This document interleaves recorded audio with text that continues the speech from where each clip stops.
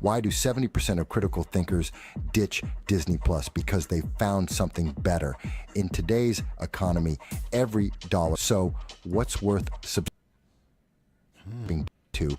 Let's compare Disney Plus and no Disney Plus. You're shelling out $140 a year for virtue signaling shows targeting mythical modern audiences. Plus, a theater visit could cost you $40 or more. Ouch. Now imagine a platform where fresh perspectives, insightful interviews, and engaging discussions are at your fingertips. That's no Soundbites Allowed. And the best part? It's free with an option to support only if you choose. While Disney Plus ticks off virtue signal checkboxes, no Soundbites Allowed offers real talk and sharp analysis. Perfect for those who crave depth and clarity. Why break the bank for entertainment? Subscribe to No Soundbites Allowed and enjoy meaningful content without the hefty price tag. All right, everybody. Hello, and thank you for joining us. This is No Soundbites Allowed. I am your host, Michael Voss, the political dragon here in our offices in the Bronx, New York. I'm happy to be here with you on, this is October 13th.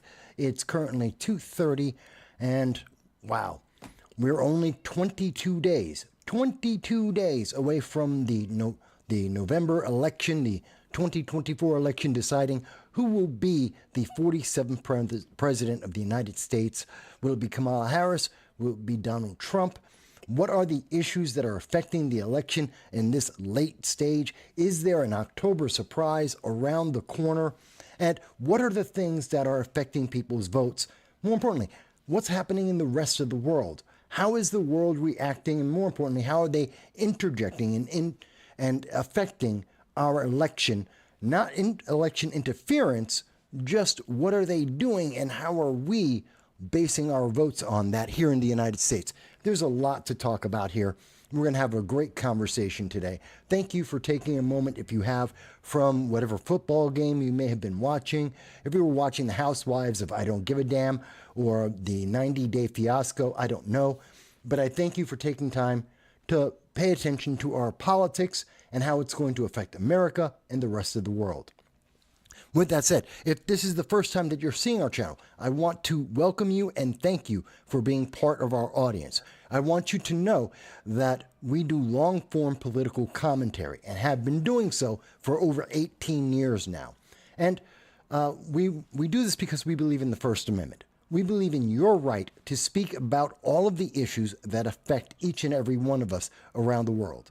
So regardless of whether your country believes in it, whether or not the internet overlords appreciate it, we want to hear your voices.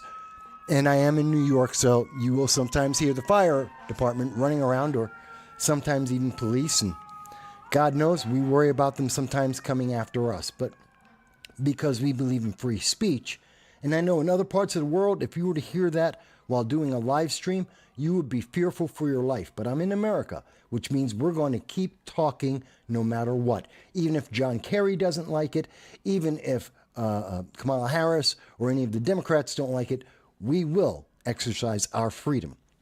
All right. With all of that said, let's get into some of the issues that are affecting us all. Now, one of the things that was breaking news, literally I just saw this before we got onto the program. And by the way, you can contact us. Let me go back a second. By the way, throughout the show, you can reach us on YouTube, on Facebook, on Rumble. You can send us chat messages or super chats if you wish, so we can respond to that.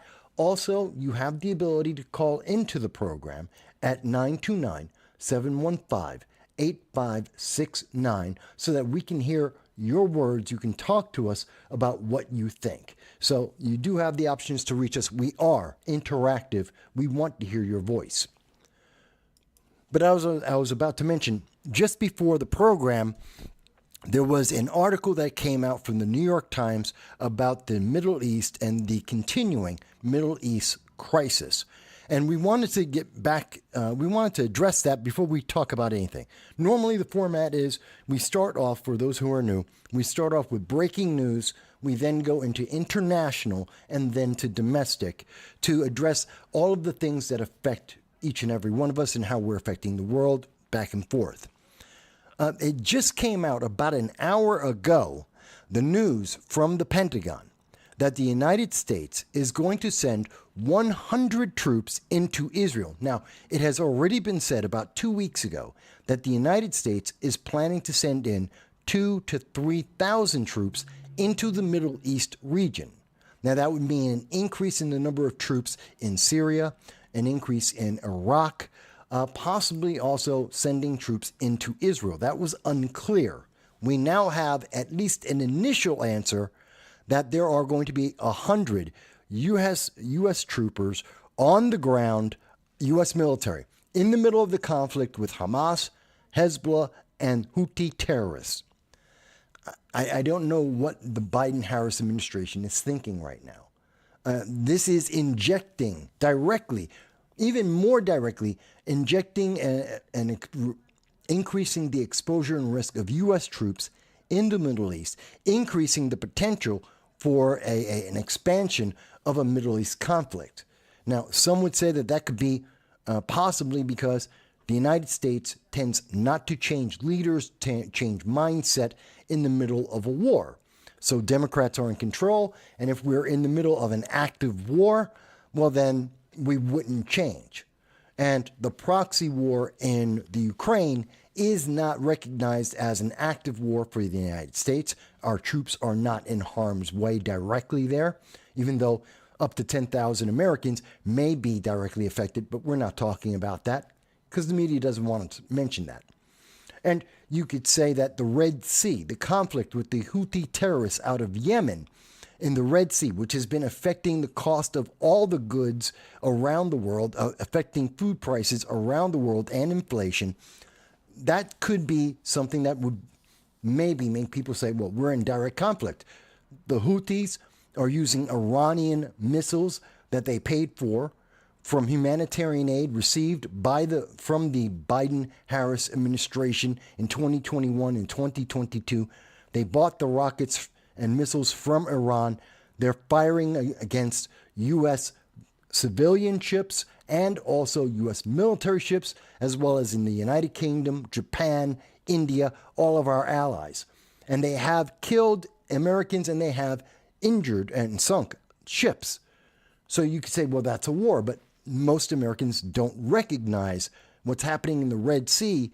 It is an undeclared, unofficial war that has been going on for 10 months. Since January of 2024, we have been fighting the Houthis. And there have been over 37 sorties amongst the United States and other nations attacking consistently. That's a war. That is a war. But no one officially will call it that, because if they did, well, then Joe Biden would have to go to Congress and get authorization, as he should have done back in March, to continue this conflict. But he has not. And as long as the news media and the politicians don't recognize it, it will be an undeclared war, kind of like how we got into Vietnam, kind of how like we got into Korea, undeclared wars that lasted for decades. But in this case, we are talking about 100 troops that are being sent directly to Israel, according to the Pentagon, reported by the New York Times. This is very unique. Now we see, we are also going to be sending in another advanced missile defense system to add to the Iron Dome that exists for Israel, that has fended off hundreds upon hundreds, even thousands of missiles being fired by Hezbollah, by Iran, by Hamas, and Yemen, all against the civilian population of Israel. And so we're going to be adding to that. They're deploying the Terminal High Altitude Area Defense System, otherwise known as THAAD, THAAD. And they're going to also have a crew. This is the 100 American troops, military troops, that are going to be going into Israel. They're there to facilitate the use of this missile system. So they're not directly in conflict. We're not talking about soldiers on the ground fighting alongside Israeli forces against the terrorist organizations of Hezbollah or Hamas or the Houthis. No, this is more technical, more like the Air Force, essentially. But yet it's still American troops in harm's way. They could be struck by missiles from Iran or Hezbollah or attacks and suicide bombers from Hamas or the Houthis. They could be injured in these conflicts along with civilians in Israel at any time. And how would that affect American politics? How would it affect America? Well, obviously, we would have to go in with more troops. We would need a response, or at least that's what you would think.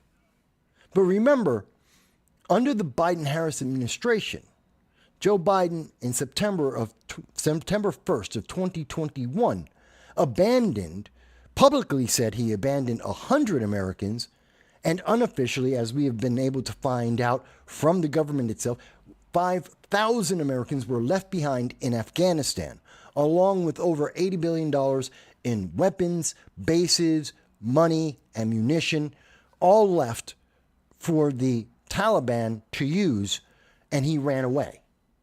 And he did the same thing in the Ukraine, leaving 10,000 Americans in the Ukraine to fend for themselves. 16,000 Americans last year in April, at the end of April 2023, Biden abandoned 16,000 Americans in the civil war prompted by ISIS in the Sudan and just told them, find your own way home.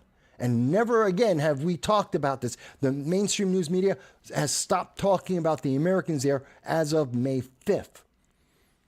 Then there's the 40,000 Americans that are in Haiti at the whims of the gangs, not even a government, but the gangs that are fighting amongst themselves in Haiti, 300 miles away from America. And the Biden-Harris administration has such little concern for those 40,000 Americans that the UN had to send Kenyan police officers from Africa, Western Africa, and send them over to Haiti to try and get some kind of calm. 3 hours away from the border of the United States, one plane flight away, one commercial plane flight away. We could easily resolve this, and yet Joe Biden doesn't talk about it. Kamala Harris does not talk about this because all of these events that we've just talked about could potentially cost them votes, no matter what decision they would make in the 2024 election. And therefore, it's not news to be spoken about. And as we will discuss, the mainstream news media has been bending over backwards to make sure that they will not say anything that is even slightly controversial. They will not say anything that is questioning the Biden-Harris and especially Kamala Harris's campaign. They don't want questions. They just want people to vote Democrat. And that should scare the world.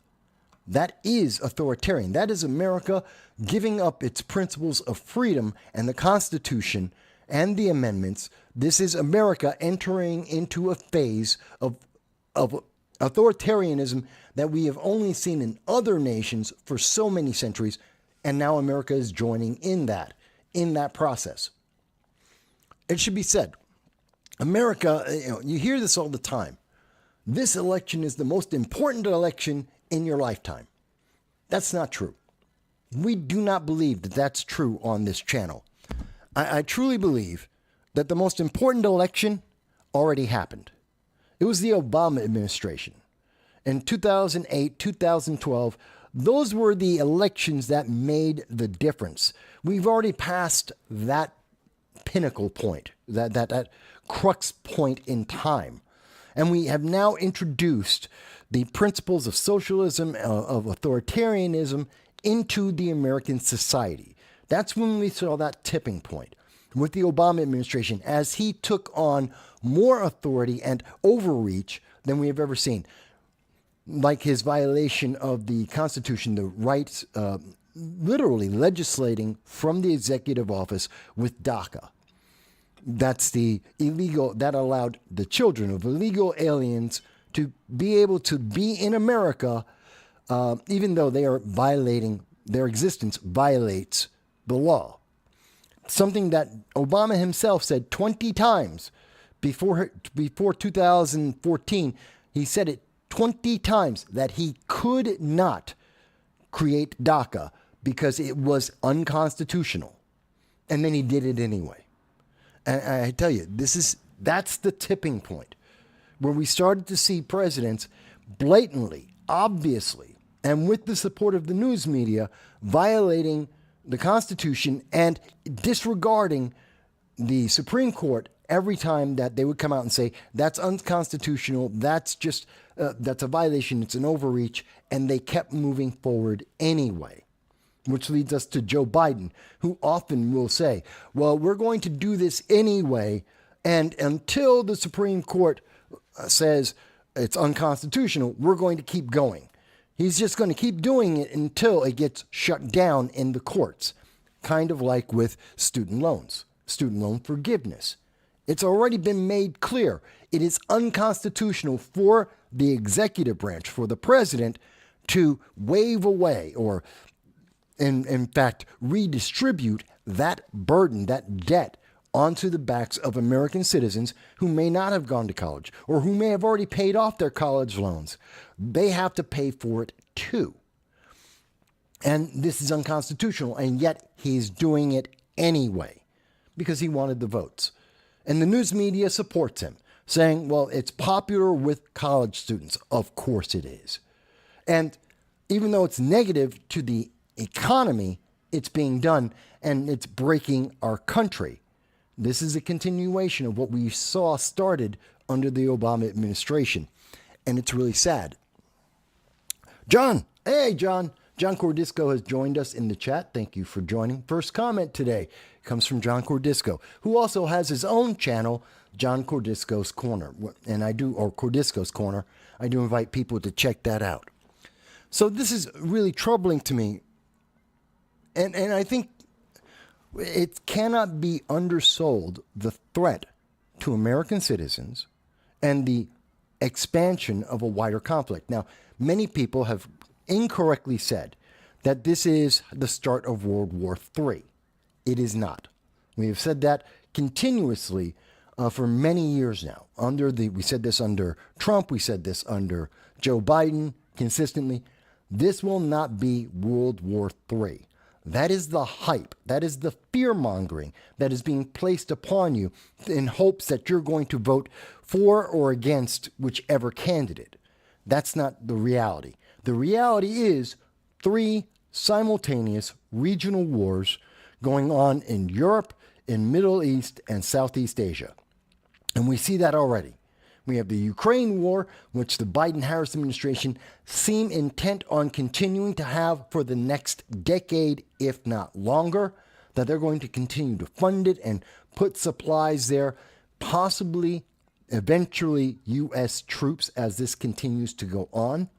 We have the Middle East, which we have American hostages held by Hamas, now troops on the ground in Israel, as it's being attacked by Hezbollah, by Iran, and by the Houthi terrorists. And then we have, of course, Southeast Asia, where China has promised under a weak president they will go into Taiwan. They will take it over by force. It is a threat to Japan. It is a threat to South Korea. They are currently on the brink of regional war with the Philippines. And the United States has done nothing to encourage our allies that we're going to support them, that we're going to live up to the treaties that we have signed with these nations.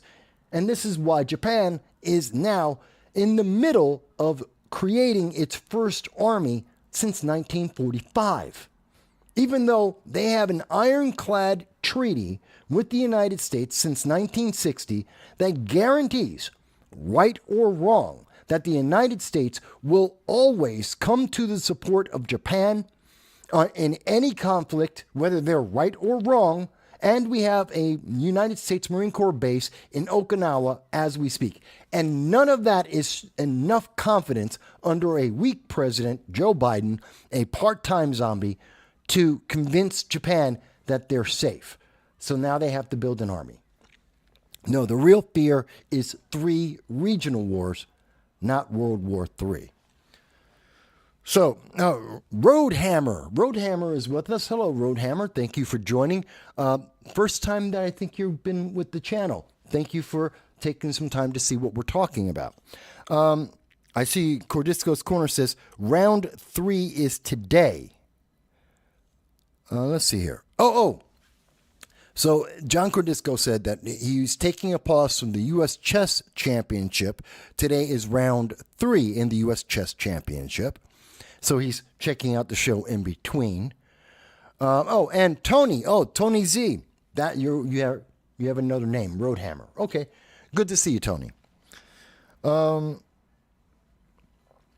John goes on to say it's been a 4-year weekend at Bernie's for the United States with.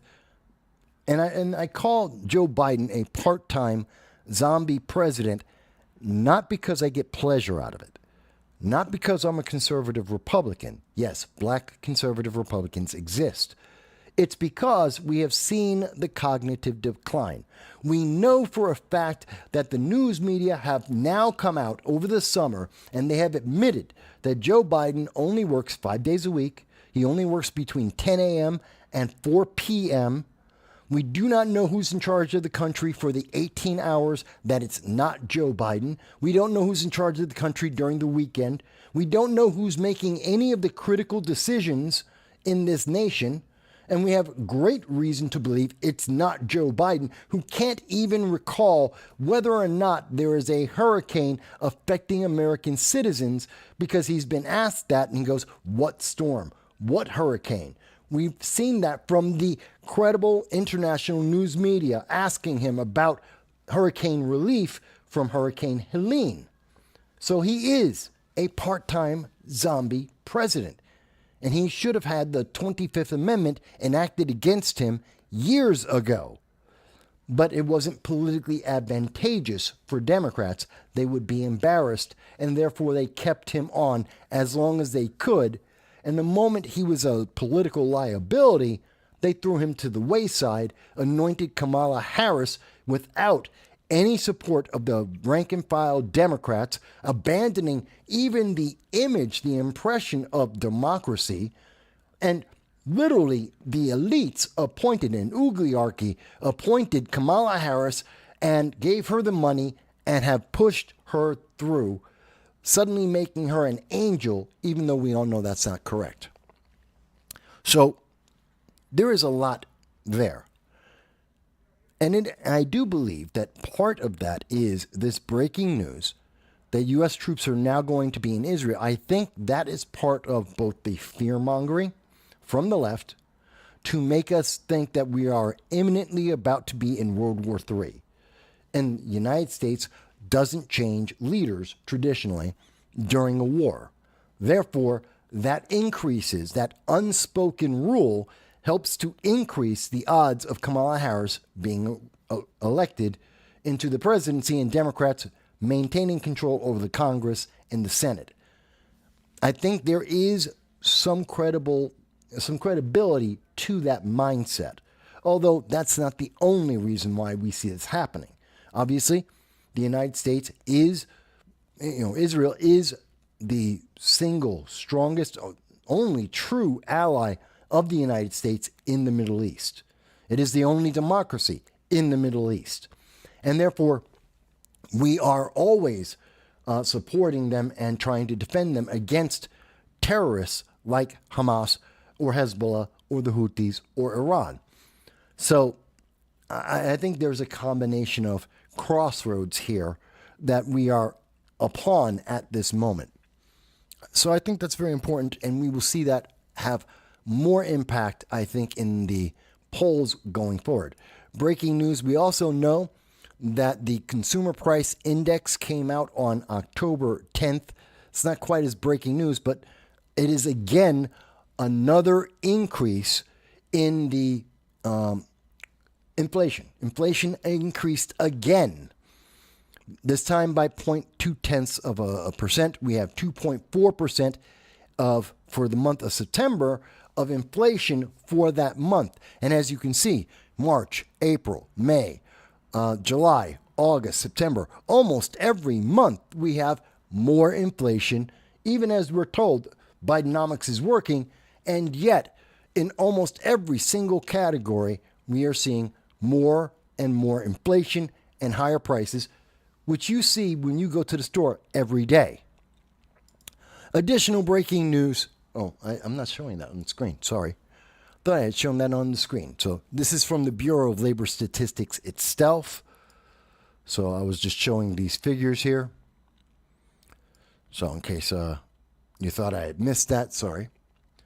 By the way, links to everything that I'm showing and discussing will be added after the show so that you'll be able to see it for yourself. There is additional news that came out on the 11th about prosecutors. The Supreme Court has said they have overreached their bounds, that they have been hyper-political and punishing people for being invited by police officers to enter into the Capitol on January 6th. That we have video of thousands of people being ushered in as police officers stand around watching people walking through the halls of Congress with no violence and no one trying to stop them.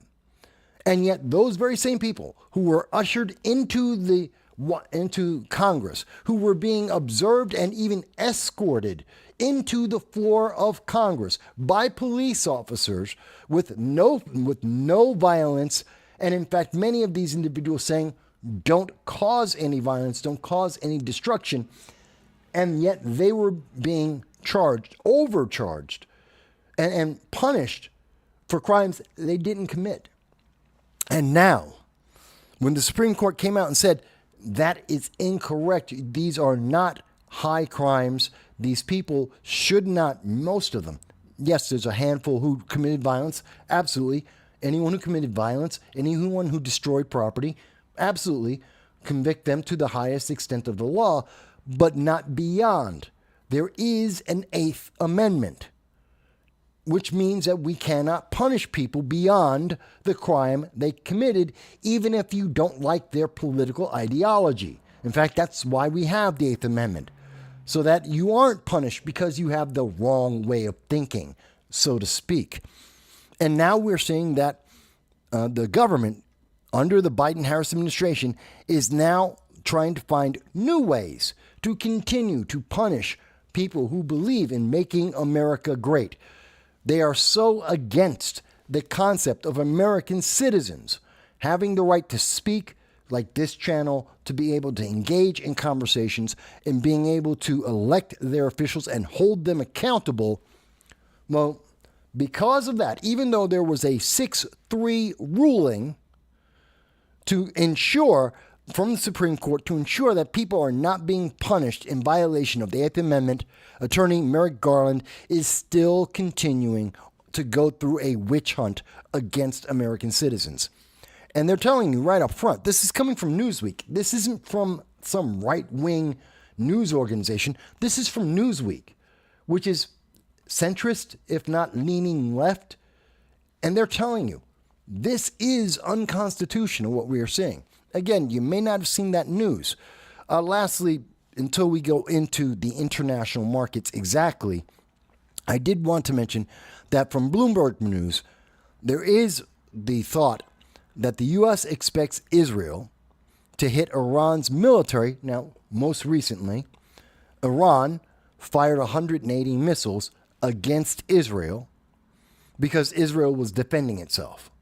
Because Israel has been attacking Hamas, a terrorist organization, and Hezbollah, a terrorist organization, and the Houthis, another terrorist organization, who have all attacked, each and every one of them initially attacked Israel first, from a year ago, October 7th, killing American citizens as well as Israelis and those from the UK and 54 different countries.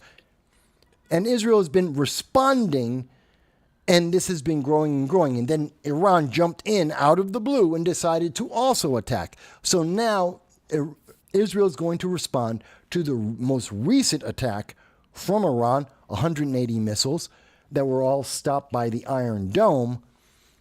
But this is looking to escalate.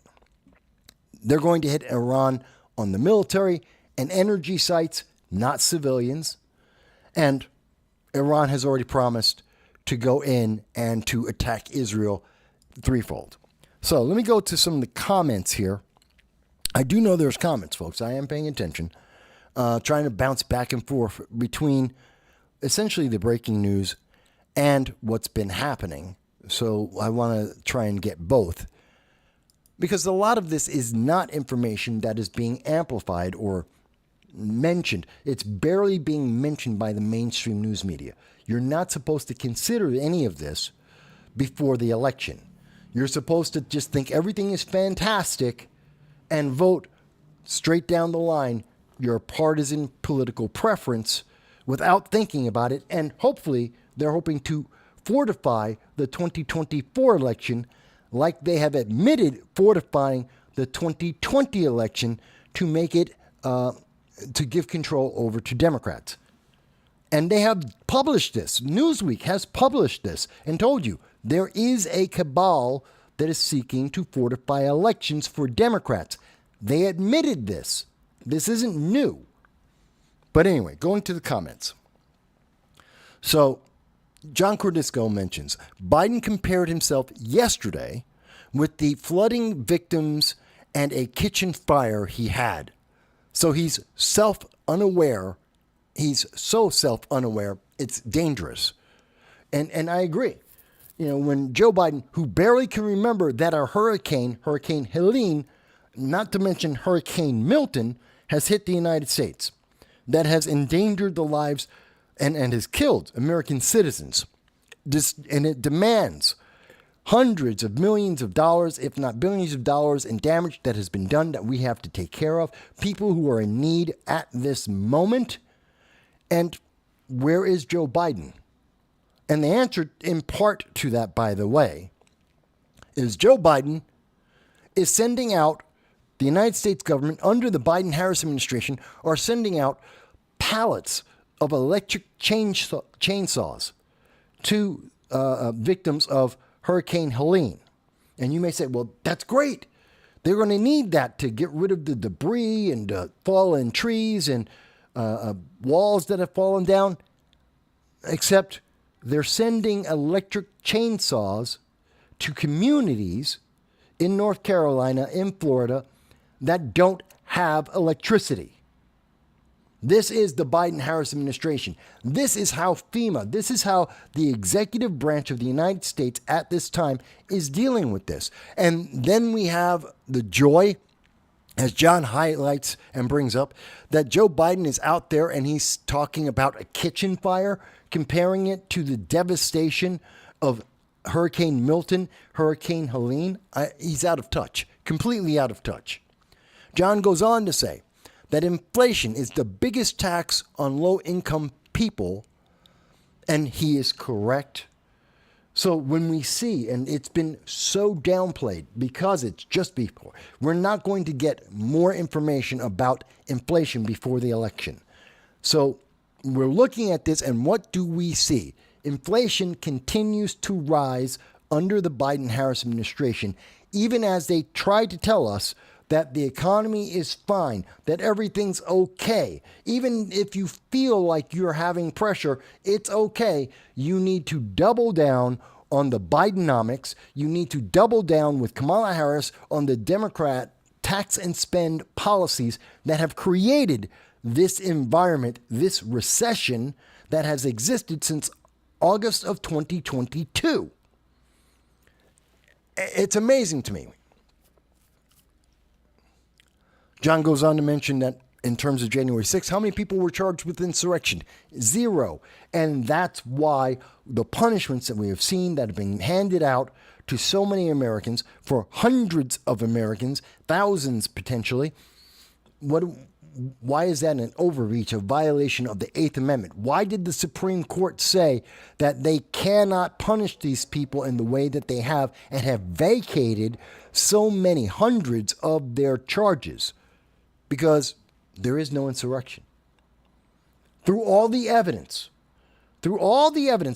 thousands, 40,000 hours of video, all of the prosecutors, all of the physical witnesses, everything put together, not one person. FBI investigations, private investigations, congressional investigations, not one hint of an insurrection. There is no evidence of it. There's fear-mongering. There are Democrats who are up for re-election. There are Democrats who are trying to get their fellow Democrats elected that are more than happy to say that there was an insurrection, yet they cannot provide any evidence for this. It's like the first 3 years of the Trump administration, Democrats, including Rachel Maddow and many members of the news media, were telling you every night. Adam Schiff would go on with Rachel Maddow and say that, oh, there was a Russia collusion in the election. And never once could they provide any evidence. Over 3 years, they just had the hype. And then we got 4 investigations, 4 costing over $35 million to the American taxpayer, and not one shred of evidence.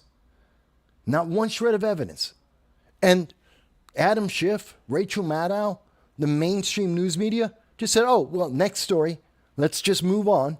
They didn't apologize. They didn't do a mea culpa telling you that they were gaslighting you for years, that they were effectively promoting propaganda against you for years. They just moved on to the next story. Oops. It's insulting. Let me go on. There's a lot more comments, I know. Let me get to them. So, Dow says, and Dow, thank you for joining us as well. Dow says that, couple that with understanding that no one that understands how money works among the top 1%, not a one are going to eat the cost of paying more in taxes. This will be passed on to the consumer, which is always true. The higher taxes that are being suggested by the Biden-Harris administration and Kamala Harris, along with Tim Walz, is going to be a higher tax, and that tax will hurt poor people because the businesses will pass that tax through every single time. It means poor people will be more poor. That's all it means. It means there will be fewer small businesses, and poorer people will have less money in their pocket because the cost will be transferred to them. It happens every single time. Let me go on.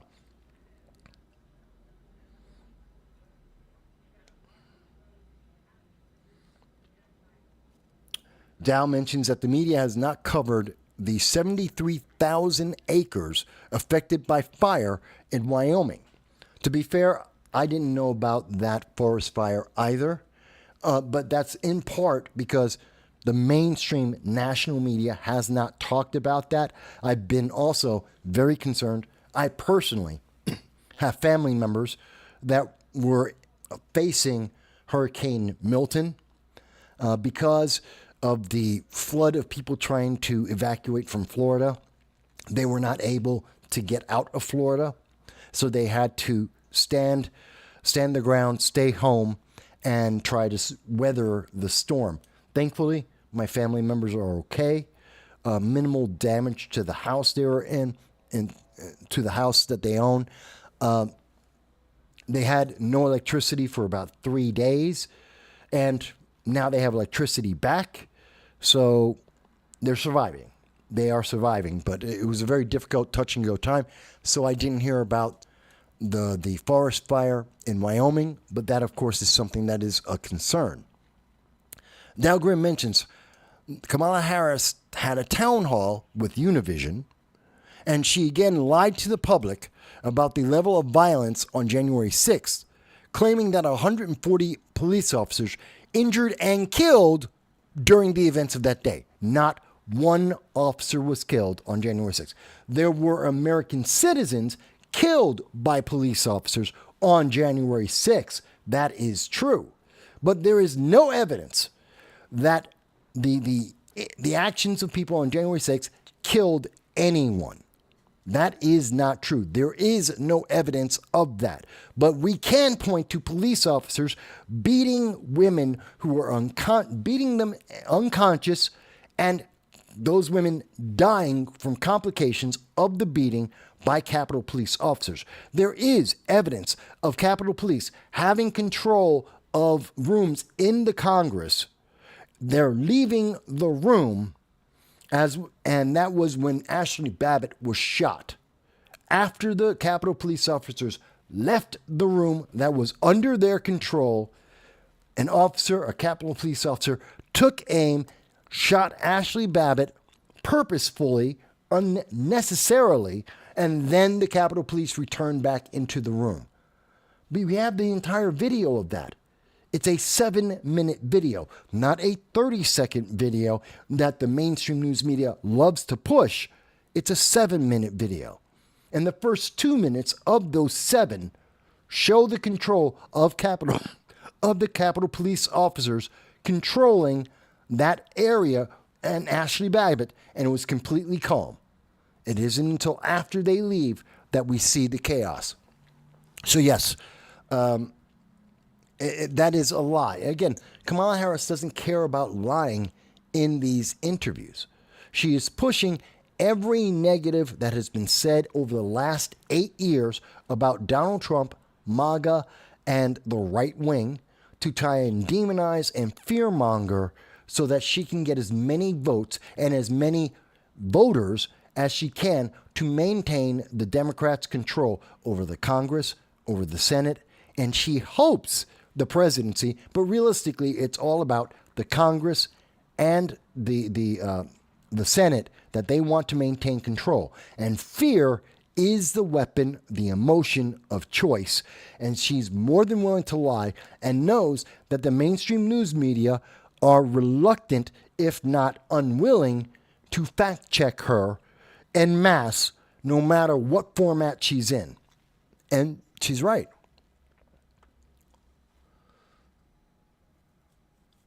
Then we go on. John Cordisco mentions that Hillary Clinton said there's evidence, but yet no one has seen it. John Cordisco goes on to say that it's wildfire season already. He still has his insurrection decorations up. You're funny. Okay. So I think that kind of brings us up to date with some of the comments. But there's a few things that the comments aren't addressing. And again, you don't have to agree with this channel. That we do not require. I am a conservative Republican. I do not require my audience to agree with me. You can disagree. You have any opinion. You absolutely can have any feeling you want. I do not try and control your feelings. I'm not going to suggest what feeling you should have. Have whatever feeling you want to have about the issues that we're talking about.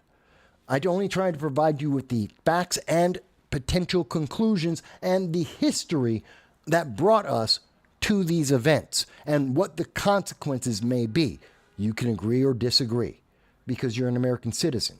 You have agency. You're intelligent. You're a member of the world. Living in the world, when you get information, you can make your own choice. That's the way I look at people. That's not how the left looks at you. They demand compliance. They demand you must agree. That anyone who isn't in agreement with them, well, that's an enemy. And if you don't believe me, just take a look at the left. Every single time, anyone who stops moving left suddenly is considered far right. Every single time. Look at every leftist, Anna Kasparian of the Young Turks, who was far left and said the left went too far. The left is too extreme for her. And she stopped. She didn't become a Republican. She's not a conservative. She's still a far leftist. She just isn't willing to continue to be as far left as the left continues to move left, to become more authoritarian, more socialist, more communist. She said she can't keep going. And therefore, the left, the very same leftists that she has surrounded herself with for years, for decades, suddenly turned around and told her, well, that means you're far right. Anna Kasparian is shocked. She's like, she's a far leftist. She's a far left advocate. And because she paused for even a moment, she is now considered right, if not far right, and they have abandoned her. They have punished her. That's not about freedom. That's about compliance. That is slavery, a political slavery. And that is offered only by the left. You don't get that on the right. There is no counterpart. It doesn't exist. Anyway, I wanted to go on. So that's some of the breaking news. And again, it has many impacts around the world. But I often talk about the American hostages in Gaza. In fact, you can do this search yourself. You'll see it here. So if you were to go in and type in American hostages in Gaza, and as we can see, we're being told there's 7 American hostages still held by Hamas. That's the most recent thing. Let me update this for you. So I've just updated this live with you because it has been an entire year. And Hamas, the terrorist organization, killed 34 Americans. They killed 1,200 international individuals from Israel and around the world. They took over 256 hostages, individuals hostage. They tortured them. They sexually abused them. We have never forgotten about them. And for a year, for 52 weeks, we have been talking about this non-stop. We remind everyone because the mainstream media won't do that. The mainstream media has stopped talking about this. Every time they refer to the hostages, they will not tell you about the American hostages. They won't tell you the number of American hostages or British hostages. Instead, they just refer to the hostages. They stopped. Because if you knew, you would expect the United States government to do something. Because if you knew, you would not support Hamas. And it would make it very difficult for the Democratic Socialists of America, Harvard, Columbia, the far left. It would be difficult for them to continue to demand support of the terrorist organization Hamas and Hezbollah and the Houthis if every American knew that those very same groups were torturing Americans and killing them. So they stopped mentioning the numbers. They stopped mentioning the existence of these hostages. But it's been a year. And as you can see on the screen, when you type that into Google, American hostages in Gaza, in other words, held by Hamas, the terrorist organization, that's the other thing they like to do. They keep talking about Gaza and Palestinians when the problem is Hamas, the terrorist organization, which is the government of Gaza. Gaza's a place. They're not, the city, Gaza, is not holding Americans hostage. The city of Gaza didn't go out and unilaterally decide to kill a bunch of 34 American civilians, 1,200 Israeli civilians. The city didn't do that. Most of the Palestinian people didn't do that. But the terrorist organization Hamas did do that. But they want to change the way you think about this. They don't want to connect Hamas, a terrorist organization that commits acts of terror, with the hostages or the politics of the region. And this allows Dearborn, Michigan, to try and convince the Democratic Party to try and get more aid to help Hamas attack and genocide Israel, to get Harvard and Columbia to raise money so that Hamas, a terrorist organization, can genocide a country because they don't like their religion. That's the honest truth. But here's the thing that I want to highlight. I know there's comments. there's something I want to highlight. We knew. Let me show it to you. We knew, according to The Guardian, this is 11 months old. And 11 months ago, October 16th, October 16th, it's almost a year, it's 3 days short of a year ago, we knew that there were 250 members of Hamas. Oh, God. And they blocked it now. But in this article, which is Hamas says 250 people held hostage, 20, according to The Guardian, on this article, the link will be in the description. You can see it for yourself. The Guardian identifies that there were at least 20 Americans held hostage. At least 20. Now, it is almost impossible to find any of the news from a year ago mentioning how many Americans were being held hostage by Hamas. Almost every single reference, every single international article, mind you, we did videos on this at the time. We have been covering this for the last 52 weeks.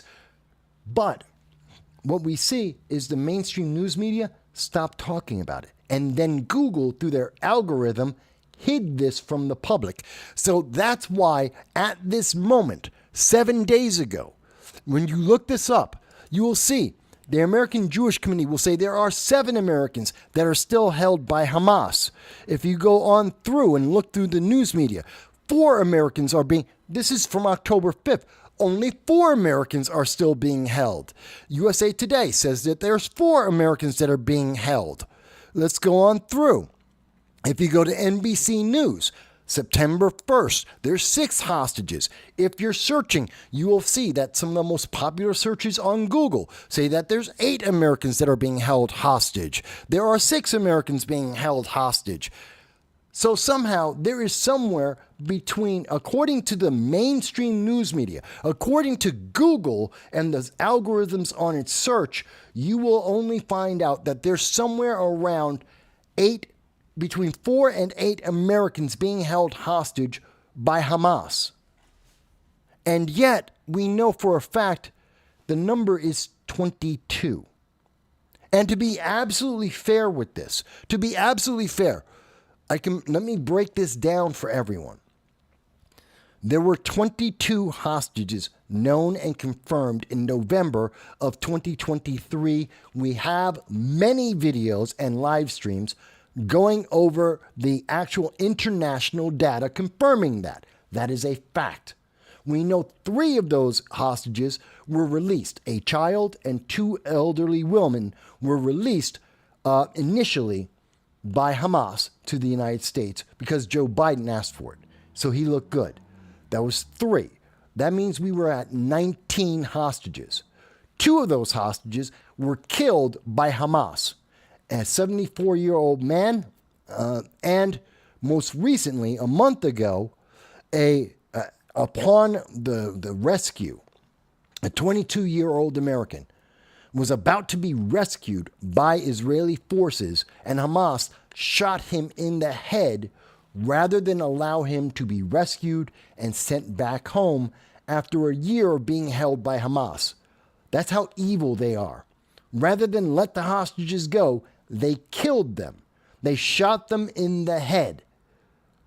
So now we're down from 19 to 17. Where are the American hostages? If we go by the average that is being told to us, if you look at that, that means there is somewhere between 15, roughly about 15, 10 to 15. The estimate, according to the various news media organizations that all have a different number, somewhere between 10 and 17 Americans disappeared. They haven't returned home. We haven't found their dead bodies. Where are those missing Americans? It's a question that the mainstream news media should be asking. We have been asking this for months, for most of 2024, and we're about to go into an election. And you're not supposed to ask Kamala Harris or Joe Biden, Where are those other 10 to 15 Americans who are being held hostage and tortured by Hamas? Why don't we even know their names? We don't know that they exist. The news media refuses to acknowledge them. We knew we started with 22. We know where 3 were released. We know that 2 were killed by Hamas. Where are the rest? You're not supposed to ask that question. You're not supposed to ask that of your elected officials. You're not supposed to ask that of the news media. You're not supposed to think about it. And in every article, they ignore the American hostages and the British hostages for the same thing. There are 9 British hostages who are also being subjected to this, who may all be dead as well, and no one will talk about them. The New York Times will not tell you the number. There's a problem. There's a massive problem with that, folks. I want you to look back. Look at the videos that we've done since October 7th, going over this week after week, doing the numbers for you, showing you the articles from international sources like Deutsche Welle, The Guardian, BBC, New York Times, ABC, CBS. We have covered it from every angle internationally. Hindustan Times, the Japan Times, even Al Jazeera a couple of times. We know the number was 22. They're now telling you it's somewhere around 6. Where are the 15 Americans that they have not accounted for that we know exist? Why won't they tell us? Because if you knew, it is my strong belief that if you know that, and you know there's 15 Americans that are probably dead, killed by Hamas, not Israel, Because if Israel killed them, Hamas would give you every single document. They would prove and show you how Israel did that so that they could get international support and aid. They would be happy to blame this on Israel if they could, if they had evidence. It doesn't exist. They were killed by Hamas. So if we know that, then the American people would demand some kind of retribution. They would demand that there be some action taken, even if Joe Biden's a weak president, even though Kamala Harris is a weak vice president. There would be an absolute demand for action and retribution. And that doesn't help the election, because then Kamala will not get any votes from Wisconsin or from Dearborn, Michigan, and she will lose both those states, and that means she loses the election. So they don't want to talk about it. That's the truth. That's the politics affecting the politics. The ability for Kamala Harris and Democrats to be elected and reelected in Congress, the Senate, and possibly the presidency is more important than trying to protect American citizens from torture and sexual abuse and murder.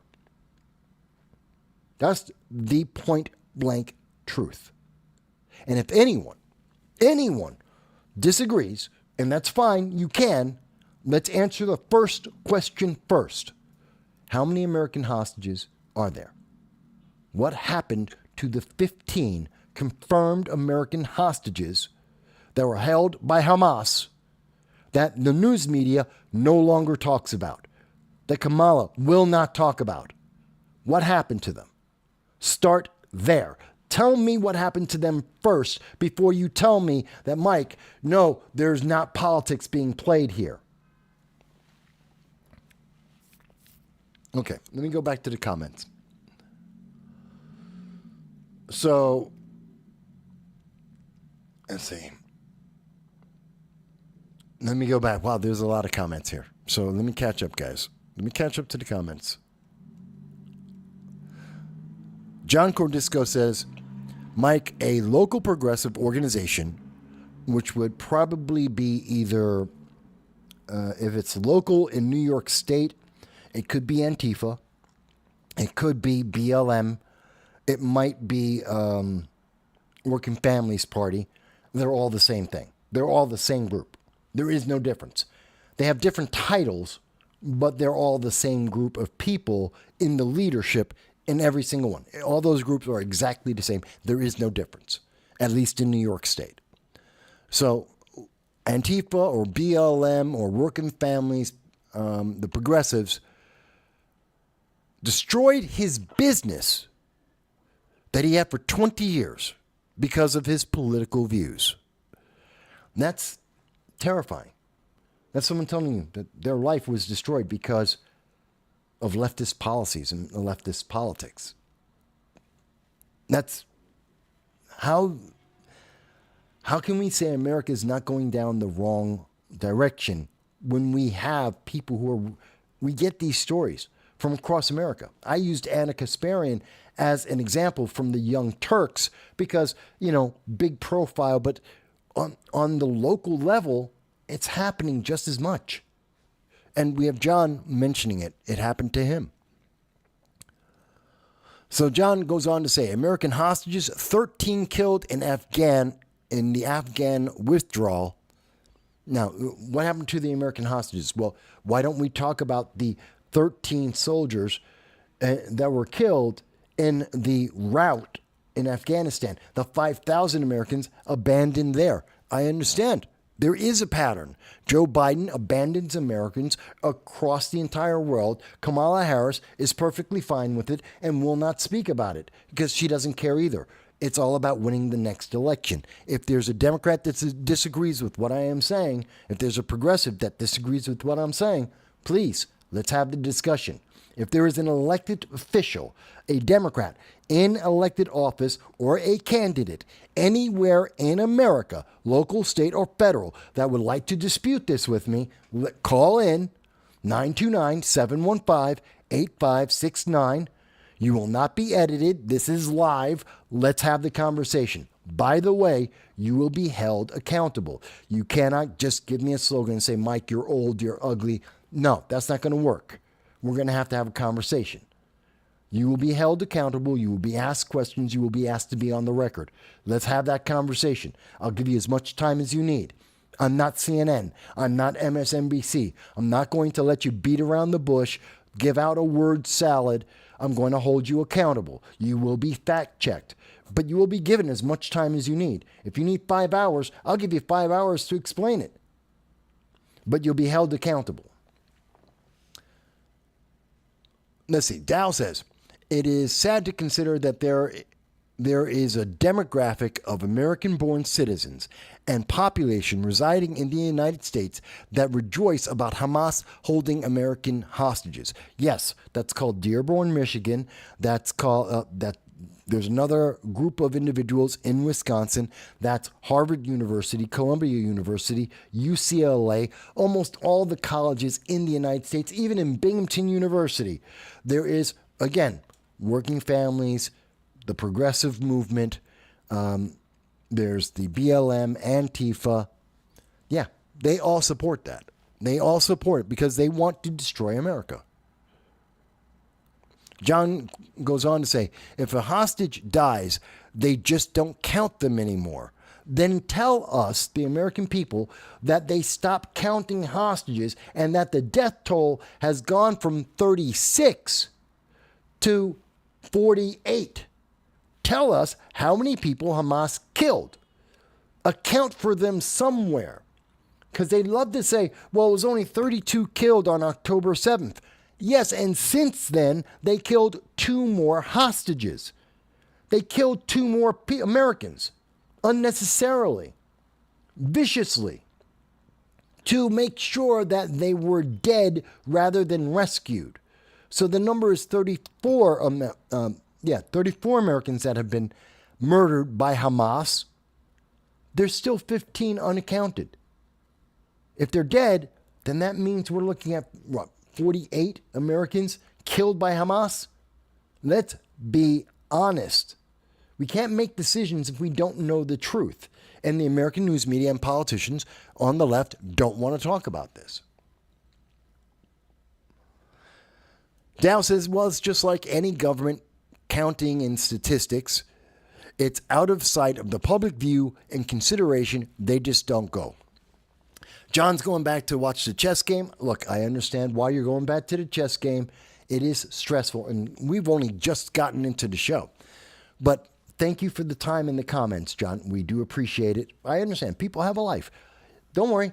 This is live streamed. You can always come back, even if YouTube decides to delete the channel, which they have been doing. They have been deleting our content recently.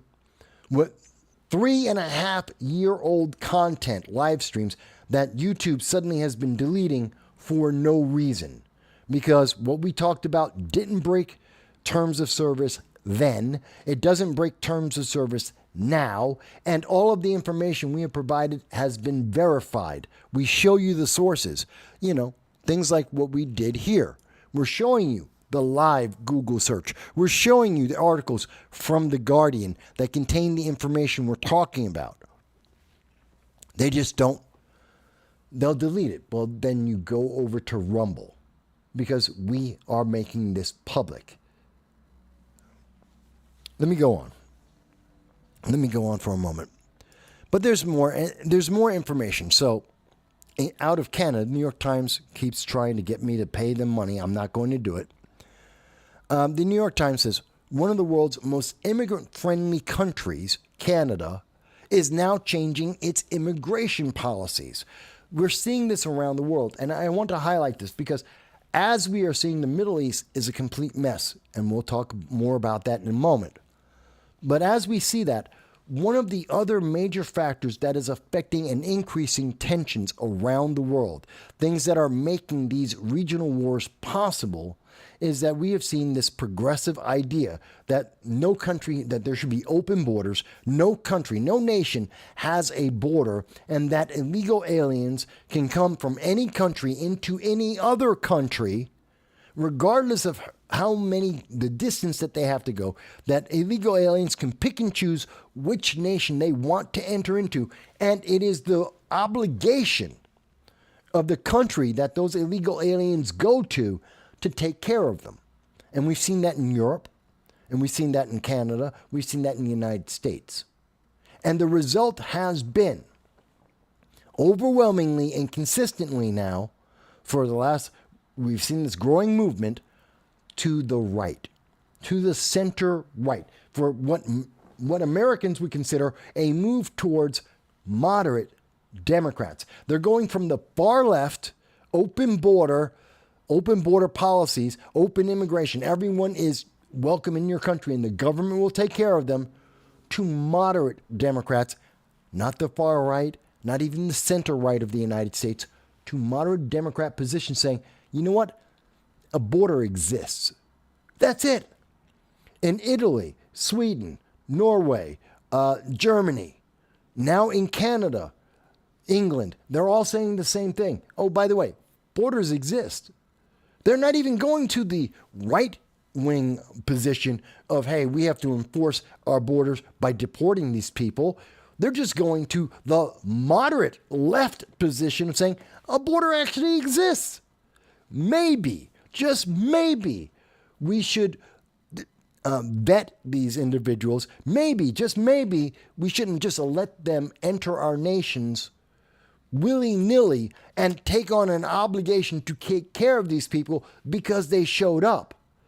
That's not the way it's supposed to work. There are laws in every one of these countries about immigration. Time to enforce them. That is a moderate Democrat position. That's not the right. That's not the far right. That is a moderate Democrat position. And these nations are losing their minds. The politicians, the far left, are losing their minds because Democrats are deciding to be moderate. They're just not being progressive. They don't want to be socialists. They just want to be a moderate Democrat, and the mainstream progressive movement is losing their mind over this. Canada. It tells you how big the backlash is when the Canadian government is saying that they have to change their policies for students and for illegal aliens coming into into Canada. They come in under work-study visas and just stay, violating Canadian law, just like they violate American law and German law and laws in Norway and Sweden and Italy, this is how they break the law. They come in as a student under a student visa and they just stay. And that is a crime. But usually Canada just let it go. They can't afford it anymore. It's breaking the infrastructure of their country. And that means in America, if Europe is doing this, if Europe is demanding this, the French people voted to be moderate Democrats. Again, we're not talking about the right stream or a right wing. We're talking about just moving to the right of the progressives to become moderate Democrats. And in America, they are losing their mind saying you cannot do that. Again, I point to over and over again, Anna Kasparian as one example, Dave Rubin, another example. There are many examples of people who are on the left and they just stopped becoming progressive. They stopped being progressive, and that was enough to label them as being right-wing, if not right-wing extremists. It's amazing. It doesn't make any sense. Again, I'm just trying to show you, and it's just because Canada just wants to stabilize their growth and to decrease the number of new illegal aliens entering their country, that they're going to cap the number at 360,000 students, to limit their workforce, their foreign workers, to 10% of the people who are getting jobs in Canada. They're not looking to overwhelm or kick them all out. Again, this is a moderate position, and the left is losing their mind. But let me go back overseas again, because again, most of this is not being discussed. And you say, well, Mike, why is that? I want you to see how other nations have figured out the problem that we haven't figured out here in the United States. And we need to, if every other nation is moving to the right, here's the reason. Let me bring this up. The reason why that's important to notice, that Europe and Canada are all moving to the right to become moderate Democrats. They're not becoming Republican. They're not going to the right. They're becoming moderate Democrats, and they're closing the borders. If America does not move to the right, back to center right, the United States is a center right nation, always has been. That's a historical fact. We've been moving more towards the left recently because of the progressives that have been elected. If we do not move back to center right, every single one of those nations that have reestablished their borders, all of those illegal aliens are going to come to the United States. They're going to come to New York and into California. They're going to go to Delaware. They're going to go to Illinois. They're going to go to Michigan and Wisconsin. They're going to go to the bluer than blue states that have open border sanctuary policies, and they're going to demand that, just like they are in New York City, they're going to demand 14,000 rooms in hotels. They're going to demand getting $13,000 on a credit card for them to buy food. They're going to demand $60,000 a year spent on them, $5 billion a year in New York City alone, similar amounts in Boston, Chicago, in LA, in Detroit, in Baltimore, breaking the infrastructure city after city. And that's the current level. Imagine what the level will become. Imagine the billions that will have to be spent on these illegal aliens when they can't go to Italy. They can't go to Sweden. They can't go to France. They can't go to Canada. The only place that has an open border for them to go to is California or New York State. Yeah, what do you think is going to happen to the infrastructure then? How do you think it's going to affect America? That's why I'm talking about paying attention to what's happening in the other parts of the world. because that is affecting the United States. The longer we continue to have a progressive outlook, we adopt this progressive mindset, the longer we allow New York and California, these sanctuary states and cities to exist, the worse the problem is going to get for America. That's why I bring it up, because no one else wants to tell you that. No one else wants you to think about it. That is the logical consequence. They can't get in anywhere else. They'll go to the path of least resistance. California has an open door. New York is putting them in 3-star, 4-star hotels. Wisconsin and Michigan are more than happy to open their doors. They are going to come in droves and break those states because they're doing it already. And that means it's going to affect your life. And no one wants to tell you that consequence. It is one-to-one logic. And the mainstream media doesn't want you to think about it. The Democrats don't want you to talk about that until after the election, if ever. I'm trying to be honest with you folks.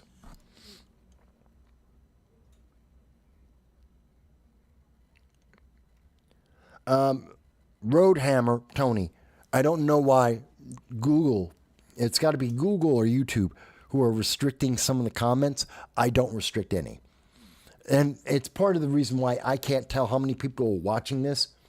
Because after the show is done, I'll find out that we've gotten dozens, maybe hundreds of people who have seen it in different channels, but they won't send it to me now. So I don't know. It's a YouTube thing. Dow says that unbridled immigration ultimately leads to chaos required for national liberation movements that give authoritarians the justification to enact an authoritarian solution. Well, basically what I said. You know, if they can't get into these other countries, they will come here. Dow goes on to say, any restraint or limitation applied to criminal aliens, illegal aliens, coming in slows down the acceleration desired before they lose the reins of power. Okay. Well, let me take a different look. Let me go back over to the Middle East, because I know everyone's very excited about that right now, because everyone is being told this is going to be World War III. It's not, but they keep being told that so that they can say, well, and the only person who will stop World War III is Kamala Harris. You know, the person who made this possible. She and Joe Biden made this possible. This wasn't happening under the Trump administration. It was happening under the Obama-Biden administration because, again, progressive politics is what makes this possible. It's not right-wing politics. You can't get to this outcome, this instability in the world under a strong leader. You don't get there under strong leaders. You only get there under weak leaders. Well, right now, for those who thought, Mike, you don't know what's going on. Remember, we're adding 2,000, possibly 3,000 troops in the Middle East. Where do we have troops? Iraq, Syria. That's where our main troops are. That's where they're going. And wouldn't you know, according to the Associated Press, being reposted by ABC News, the U.S. is striking multiple militants. ISIS is back, and we're fighting ISIS in Syria, where there's 900 U.S. troops, or at least we think there's about 900 troops. Remember, under the Trump administration in January of 2021, we had 750 U.S. troops in Syria. That's the exact number. Under Biden, on his first day in office, January 22nd, 2021, he doubled the number of troops in Syria to 1,500 to fight in the Syrian civil war. So it's not even our war. We're in the middle of another country's war. And we don't know the exact number because the Biden administration doesn't like talking about Syria and the fact that American soldiers are fighting in the Syrian civil war, which has nothing to do with the United States. at all. And there's just no way, shape, or form about it. And rather than downsizing, we have never hit in the news since January of 2021, we have never returned to the level of troops in Syria for U.S. soldiers. We have never hit the Trump era numbers of 750. We've never gone back down to that. To the best of my knowledge and all the evidence that I have seen so far, we have been always higher than the Trump era 750 troops. Joe Biden has increased and more actively pursued U.S. fighting in a foreign civil war. Gee, kind of like what we see in the Ukraine, except he has actual troops there. Or someone does. And now we're continuing. We have seen an escalation within the last month and a half. We have seen an escalation of the amount of fighting between ISIS and the United States in Syria and in Iraq. That should concern people, because now we're sending in another 2,000 to 3,000. We could see the number of American troops fighting in the Syrian civil war double, if not triple. The number of troops fighting in Iraq against Jordanian terrorists and Iranian terrorists in Iraq may double or triple. I know, no one else is telling you that. No one's telling you about the consequences of that. That Joe Biden, or whomever is in charge when Joe Biden is incompetent and incoherent, their Democrats are increasing the amount of war that the United States is actively fighting. Without Congress, without authorization from Congress. Congress did not say send in 3,000 troops into Iraq or 3,000 troops into, or 1,800 troops into the Syrian civil war. They never said that. But Joe Biden's saying it. Or at least whomever is in charge under Joe Biden's name. And Kamala Harris has no problem. She won't even speak about it. When was the last time you heard anyone ask Kamala Harris on the campaign trail, would you reduce the amount of American troops fighting in the Syrian civil war? You won't hear it. Because that would make people realize that under the Biden administration, we're fighting in several secret wars that have nothing to do with Americans.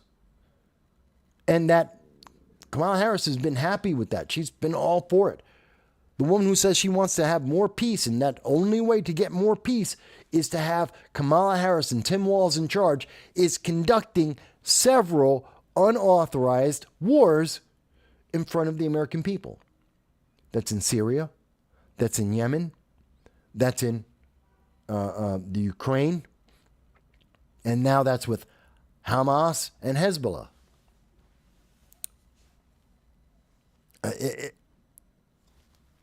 I'm just trying to let you know what's happening with our government. And you may not like that. None of this has been positive news. I'm not telling you you're supposed to like this. I'm telling you to be aware of it so you can make a decision. Because it doesn't matter whether you like it or not. It is happening. And all the pro-left, all the pro-terrorist people out there, they call themselves pro-Palestine. They are, in fact, pro-Hamas. They're pro-genocide. They're pro-terrorism. All of those pro-terrorism people in our colleges and across this country and in Dearborn, Michigan, guess what? This is the consequence of that. An increasing global instability. Even as we are opening our borders under those very same progressive ideas. Think about this for a moment in terms of consequences. And this is what the news media doesn't want you to understand. We know the evidence. Europe is closing its borders. Canada is closing its borders. At the same time that those borders are being closed down, the amount of fighting in the Middle East is increasing. And the United States is increasing the number of troops we have in the Middle East fighting those wars in Syria, in Iraq, now in Israel. And that means we're going to have more refugees coming from Syria, that are coming from Iraq, that are coming from Lebanon, that are coming from Jordan, that are coming from Gaza, that are coming into the United States. All these places, the United States is being forced to fight by the Biden-Harris administration, and without necessarily any reason.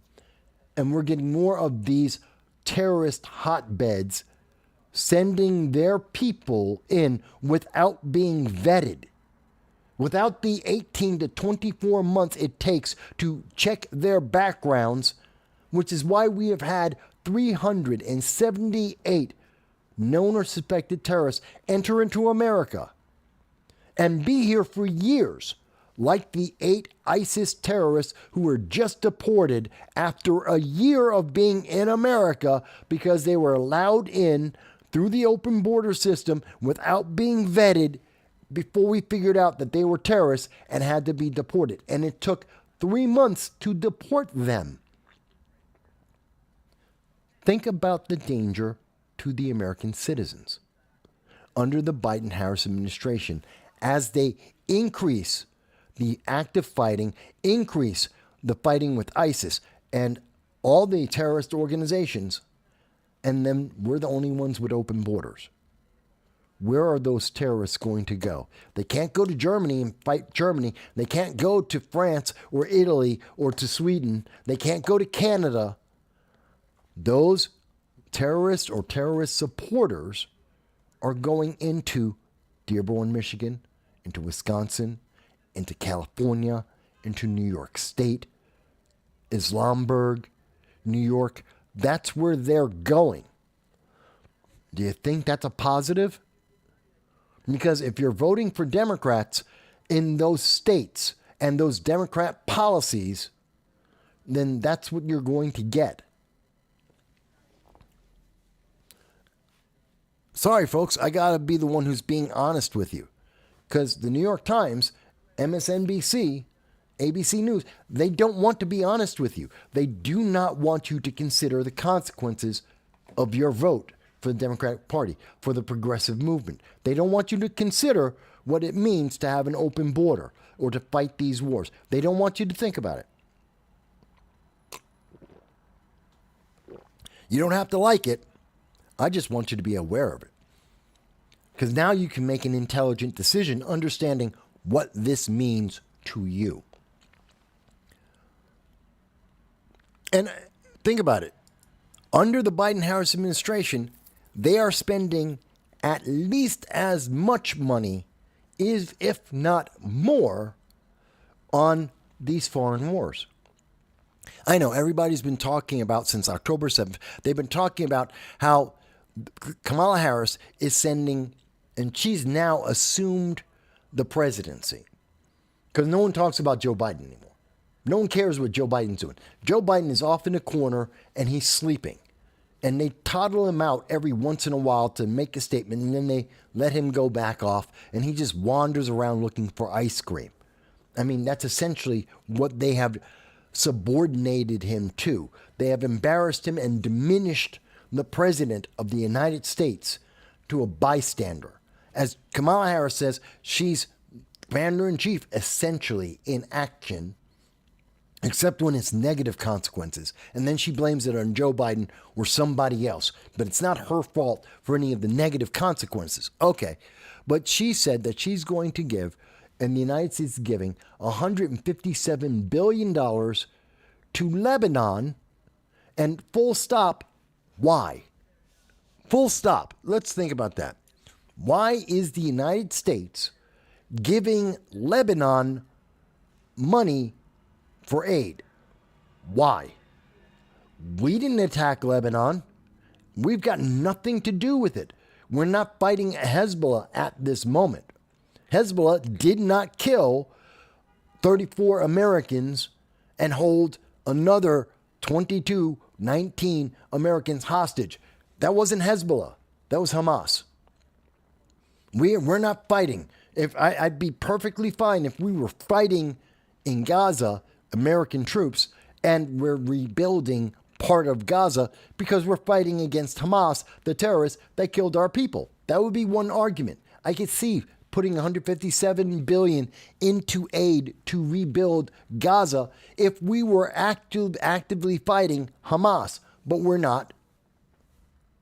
Why are we giving $157 billion to Hezbollah at the same time that FEMA has directly, that Department of Homeland Security, which runs FEMA, Anthony Mayorkas, he has told us that we don't have enough money for American citizens to get to November 30th, that there just isn't enough money.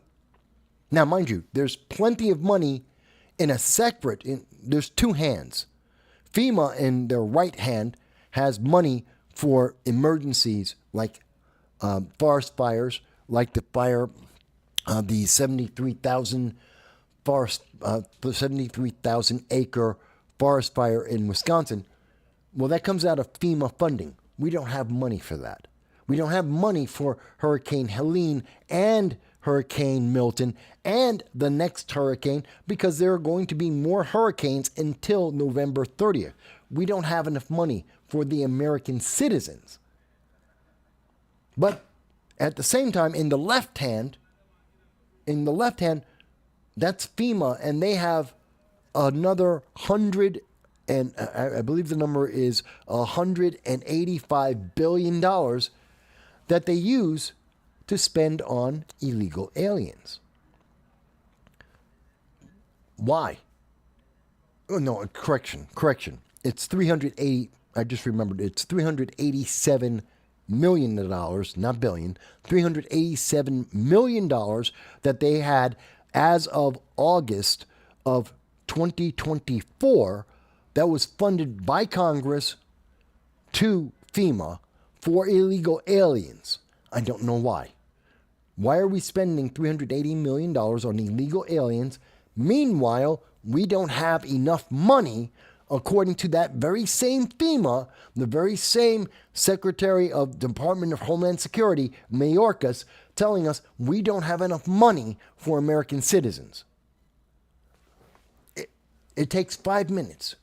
Literally, it takes one phone call from Joe Biden telling Mayorkas or FEMA, take the money from your left hand, take half the money from your left hand, $150 million, take it out of your left hand, that's money for illegal aliens, cut the money they have in half, use that money to help Americans who are suffering from wildfires in Wisconsin and hurricanes in Florida, in Georgia, in North Carolina. Not because you're trying to change the election, but because there are Americans who are in need. Whatever color, whatever the reason, don't worry about the region. It's not about votes or electoral votes. It's about there are Americans who are suffering right now. Take half the money you were going to use for FEMA and give it to the American citizens. By the way, it does not take an act of Congress to do that. It does not take a new law or legislation to do that. FEMA and Department of Homeland Security work for the president directly. They are part of the executive branch. I know we don't see our high schools teach this anymore. They're part of the executive branch. They are directly subordinate to the president. He doesn't need anything from Congress. Literally, Joe Biden can get on the phone and say, this is the money you're now going to use for American citizens. That's all it takes. If he really wants to be all official about it, he can put it in a memo. Write it out in a memo. It's one sentence. Take half the money for illegal aliens, use it for hurricane and emergency victims, American citizens. Period. It's one sentence. Sign it, done. It doesn't need any other part of government to authorize it. That's all it takes. And we would have enough money for American citizens to get through the hurricane season in November 30th, that we would have enough money for Americans suffering from Helene and Hurricane Milton as well, and have money for the people who are suffering from the wildfires, 73,000 acres of wildfires in Wisconsin. It would just take one sentence, literally one sentence from Joe Biden, and he won't do it. And there isn't a single Democrat asking him to do it. There isn't a single member of the mainstream news media asking Kamala Harris to do it. And you have to ask yourself, why? It's one sentence. This can be resolved in one sentence. Instead, they are trying to get Congress to authorize printing $20 billion as they are printing $137 billion for, $157 billion for Lebanon, and they're going to print another $20 billion for FEMA, and I'm wondering why. We don't need to print any more money. By the way, every time they print money, poor people get more poor. Every dollar is worth less, a little bit less. Every time they print a new dollar, they're printing another $200 billion is being printed for FEMA and for Lebanon, and I don't know why they need to print any of it.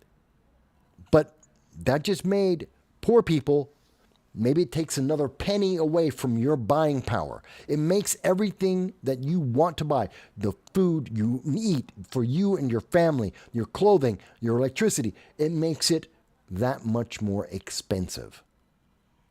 And it adds up because they keep printing new money while they are ineffective and inefficient at spending the money that already is there. And there is no one else in the news media that will tell you this. No one else that will explain this to you, that will take the time to make sure it is clear for you to understand how inefficient and how ineffective the policies are and how they are negatively affecting Americans. And rather than just having the news media tell you, don't worry, it's all great, shut up and obey, vote Democrat, rather than do that, I'm trying to make it clear what are the consequences. What is the real world impact on you? Sorry, it's not fun. It's not fun, but it's the truth. This is the reality. It's not my truth. It's not your truth. It's the truth. This is the consequences that are going to happen. If there is anyone on the left that wants to dispute these consequences, I am all ears. Let's have that conversation. How is printing $200 billion in new money not hurting poor people? Let's have that conversation. There is no one who understands economics in anywhere in the world that will have that argument and say, no, it doesn't matter. Every single economist in the world will agree it hurts poor people. It makes more people poor every time they print a new dollar. And it doesn't make sense why we're not taking money that we already have, that we're spending on people who broke U.S. immigration law, and instead of giving them a little bit less, we are instead going to hurt poor people in America and make our money worth less. It just doesn't make any sense.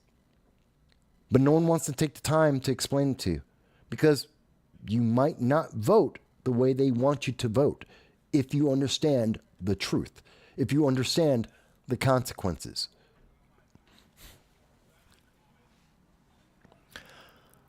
Okay, let me move a little bit further because people think, Mike, you just don't understand. And when I say these things, I want you to see. This is from the Middle East Forum. It is reviewing. This is from October 9th. Foreign aid to Lebanon for the fiscal year 2024 is $385 million. It's not 157. We're giving them $385 million to Lebanon. And I have to ask you, why? We were already giving them $220 million this year.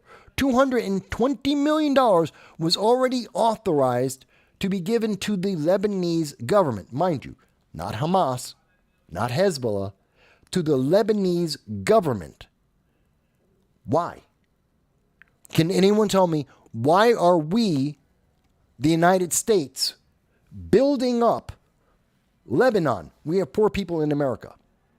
California is filled with Americans who are homeless, who are defecating on the streets as we speak. Nancy Pelosi's district, Congresswoman Nancy Pelosi, former Congressman Adam Schiff, their districts, Eric Swalwell, their districts are filled with human feces, each and every one.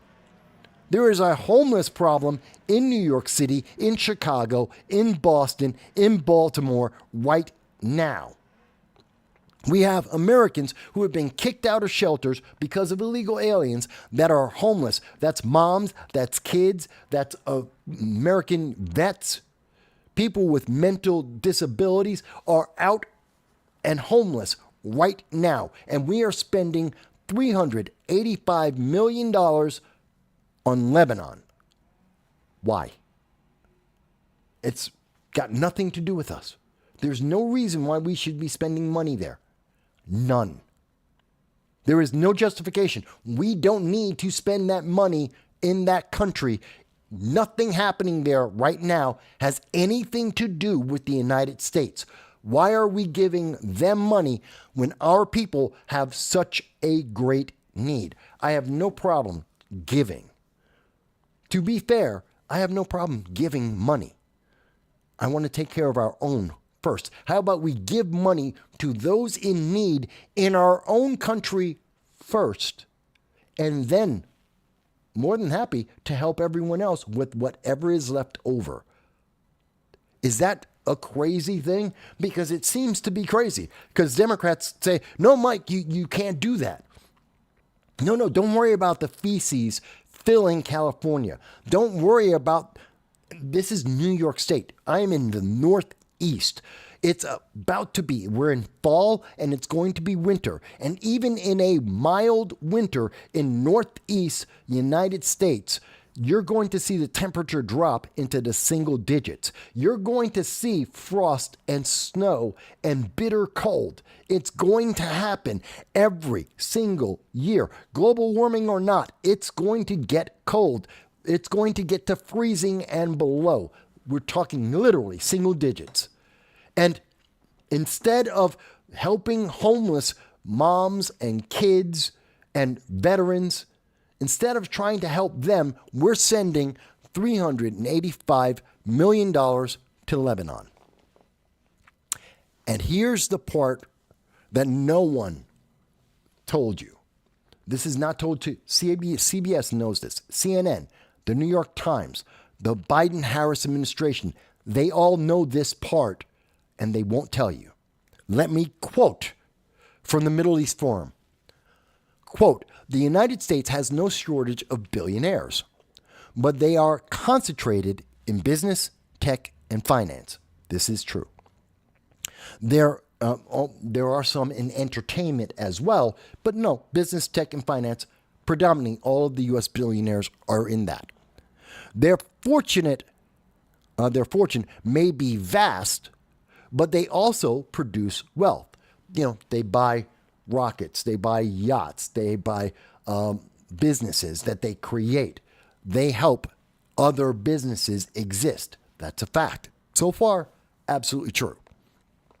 In Lebanon, the pattern is opposite. There is no shortage of billionaires. They have billionaires too. Every country has billionaires. But the Lebanese billionaires are all politicians or close relations of politicians, the friends, the brothers, the cousins, the associates of politicians. Corruption smothers ordinary businessmen. It's a fact. In the United States, if you are successful, you can be Bill Gates, you can be Elon Musk, you can be Warren Buffett. You can make money, but that means you have to work. At least part of the time, you work, whether it's an investment or your own ingenuity. You can make billions in the United States. Jeff Bezos, another great example of it. You had an idea, you built up this business, you're a multi-billionaire. But in Lebanon, you don't get to be Jeff Bezos. In Lebanon, you don't get to be Warren Buffett. In Lebanon, you don't get to be Oprah Winfrey. No, instead, in Lebanon, if you're a billionaire, you work for the government. You're a politician. You got paid money, bribes, either directly by another politician or because of a politician. He goes on, in this article they on, none of this is secret or unknown to the White House, the State Department, the National Security Council, or the Pentagon.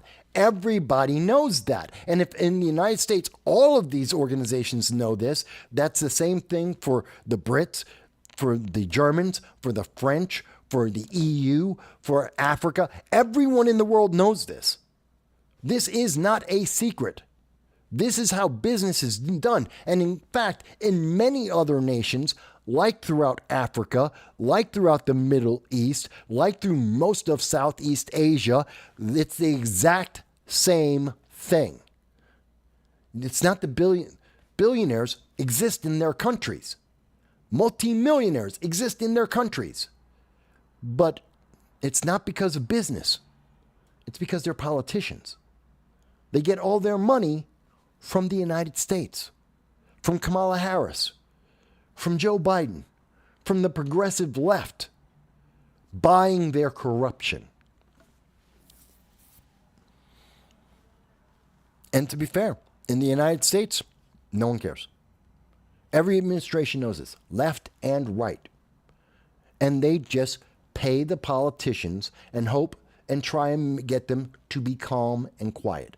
We are buying off the corruption. We're buying the corruption to do what we want, to stay mostly calm, to basically not make too many waves, and no one cares. It's the truth. It's just the truth. And this is part of the reason why more people trust Donald Trump to handle the hurricane. I love the way that this article is titled from Newsweek. Kamala Harris less trusted than Trump to handle the hurricane. They won't say Donald Trump is more trusted, because that would be a positive statement about Donald Trump. They're trying to minimize, they don't want to say Donald Trump, they don't want to say his full name, they don't want to give him a positive that more, to tell everyone else that more people actually believe in what Donald Trump can do to help in a national emergency. They're trying to make it Kamala Harris, Kamala Harris, trusted. They want you to scan through this and misread the headline. They want the emphasis to try and promote Kamala Harris even as she is failing, even as the Biden-Harris administration is failing. And everyone knows that.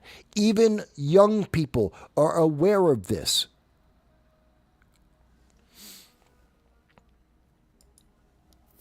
Because everyone's aware that we are wasting money buying off corrupt politicians in foreign countries rather than taking care of the American citizens right now.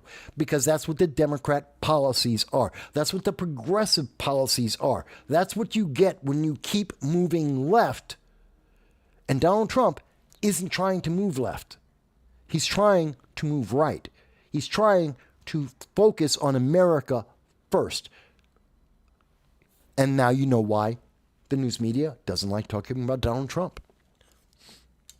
So Tony says, we do get it in Binghamton area on occasion. The weather in Binghamton, New York, which I lived in for 20 years, Broome County, yes, minus 10 degrees Fahrenheit is not unheard of or uncommon. And we have homeless people. And they're spending money on Lebanon rather than that. We are going into national debt.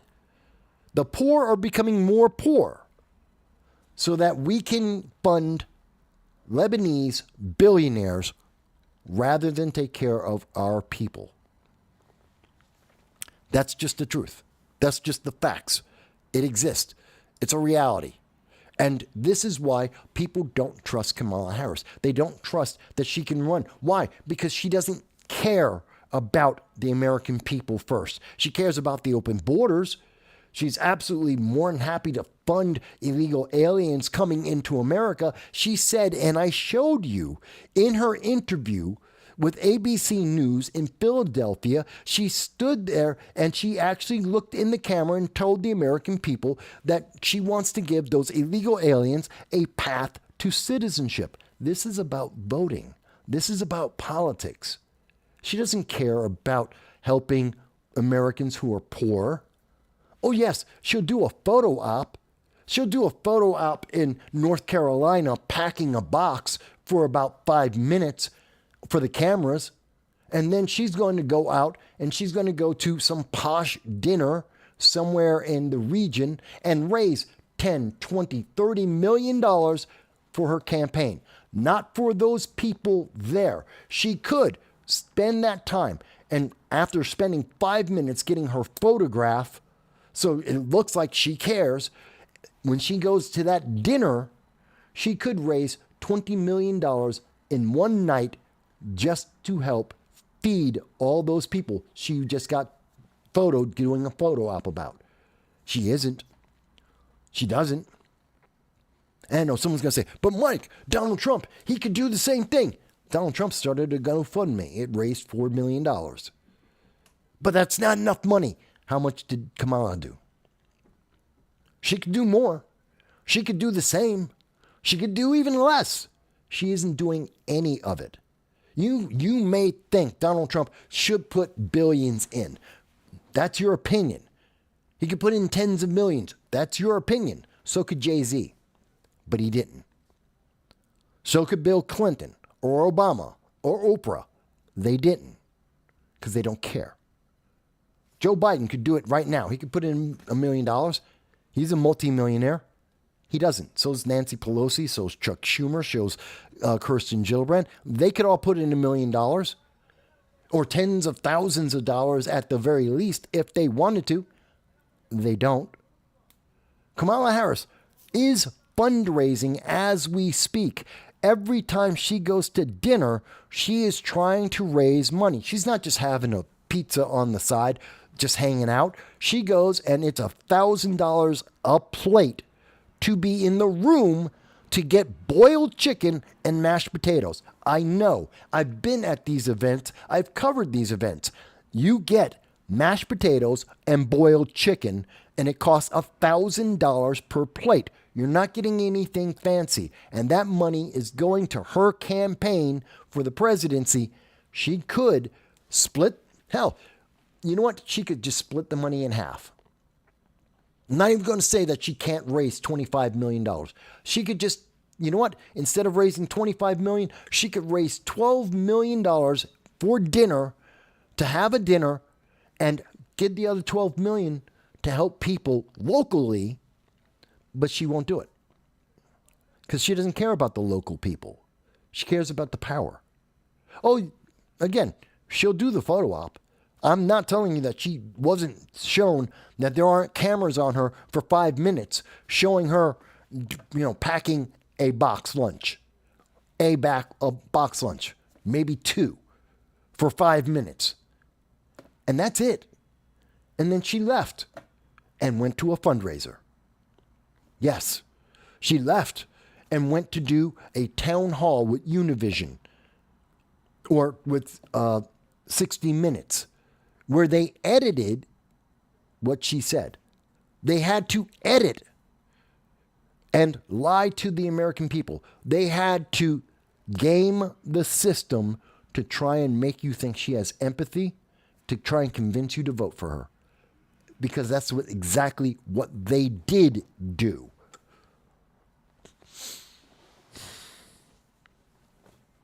That should really, really piss people off. It's not that we're going in debt. And that's true for Republicans, that's true for Libertarians, that's true for Democrats, whoever's in charge that you've elected. We're going into debt. We are almost $36 trillion in debt as we speak. That's a fact. Next year, they're going to raise the debt ceiling.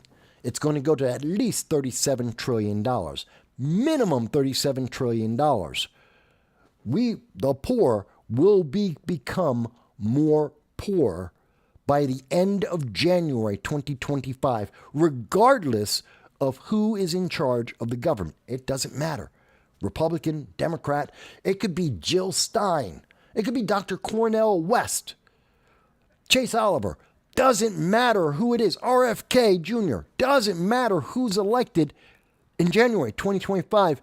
We are going to raise the national debt ceiling to $37 trillion minimum. Doesn't matter who's elected. And the poor will become more poor. We will print a couple $1 trillion on top of the money we are printing already, and they will become more poor. And prices will go higher. And it doesn't matter who you elect. That doesn't change.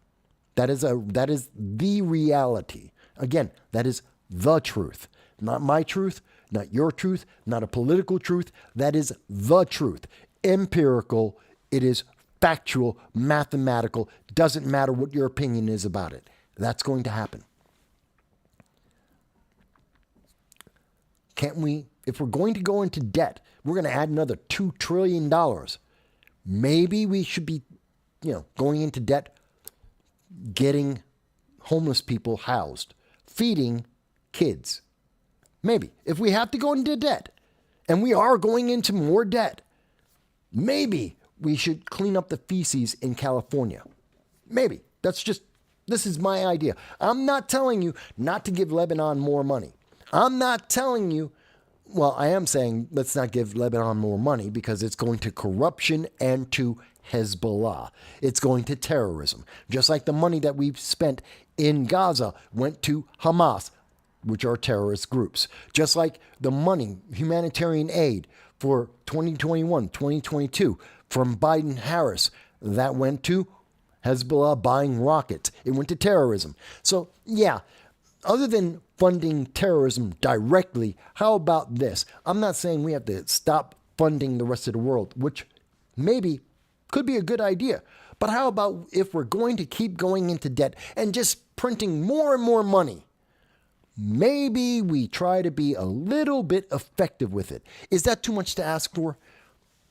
Because for Kamala, it's too much. It's too much to ask her. And why do I think that's the case? Let me show you. So this is from her 60 Minutes interview. This, as far as we know, is not part of the edit by 60 Minutes of their interview. This isn't the part where they chopped it up. But this is what Kamala Harris had to say. And forget about Tim Murtaugh. Don't think about the fact that it's a tweet from him or that they got it from the Trump War Room. This is her conversation on 60 Minutes. And the question, I want you to understand the question, which is, why should people trust you? You've changed your positions. You have flip-flopped on key issues like healthcare, like energy. You've flipped your positions 180%, 180 degrees. Why should people trust you? And then listen to Kamala's answer. Let's listen to it together from the beginning. Let me tell you what your critics and the columnists say. Okay. They say that the reason so many voters don't know you is that you have changed your position on so many things. You were against fracking, now you're for it. You supported looser immigration policies, now you're tightening them up. You were for Medicare for all, now you're not. So many that people don't truly know what you believe or what you stand for. And I know you've heard that. Before she says anything, that's all the truth. That's not right-wing rhetoric. That's not from the third parties. That's a fact. This is 60 Minutes on CBS. This is the left admitting that Kamala will say and has said anything necessary to get votes. That she has literally deceived her supporters and the public. That she will flip on a dime to get power. It is irrefutable. It's not that she didn't do this. She did. He's not asking her that, did this happen? It did happen. She did deceive her supporters. She did flip her positions, diametrically opposed directions for the ability to get more power. It happened. It's not a question. The question is, how can we trust you? If the American people are watching this and they say, she will do anything to get power, how can we trust you? That's the question. Because it happened. She did it. That's not a question. It's not even worth thinking about. The question is, how can we trust you, since that is what you do? That is what you are willing to do. You're willing to throw your supporters, your policies, your integrity. You're willing to throw it out the window for power. How can we trust that? And here's her answer. Again, I didn't edit this. This is coming directly from CBS. No one has edited this, except maybe 60 Minutes when they published it. But other than that, this is what she's saying. Here's her answer. In the last 4 years, I have been Vice President of the United States. Who cares? That has nothing to do with it. Okay, she's been and as vice president, you can believe anything you want. You can support whatever you want. That doesn't require you to flip your positions. So saying that she's been vice president, we know this. Everyone knows this. This is not a surprise to anyone. So why is she bringing that up? It's not meaningful. What is that saying from Game of Thrones? And it was Lannister, Tywin. Tywin Lannister made a great statement when he said, if you have to tell someone that you're vice president, then you're not vice president. You're not doing a good job. You suck. If you have to keep telling people that's what you did, hey, I've been vice president for 4 years. What, we didn't know that? You suck. But let me go on. And I have been traveling our country. She traveled the country. She's been vice president and traveled the country. That's why she flipped her positions. That's why she betrayed her supporters and her core values. Because she's got the job and she's been walking around the country. And by the way, what was she doing while she was traveling around the country? Raising money, getting donations. She wasn't actually doing anything else. She was getting donations from Democrats. So it was no benefit to the public, a benefit to her party, a benefit initially to Joe Biden and now to herself, but that had nothing to do with helping anyone. And that's why she flipped her positions, to raise money, to benefit her party. Think about what she's saying here. Let's go on. And I have been listening to folks and seeking what is possible in terms of common ground.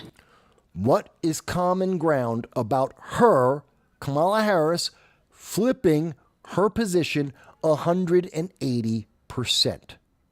Think about that. Think about that. Her answer is, I've been vice president, I traveled around, I listened to people, and I'm looking for common ground.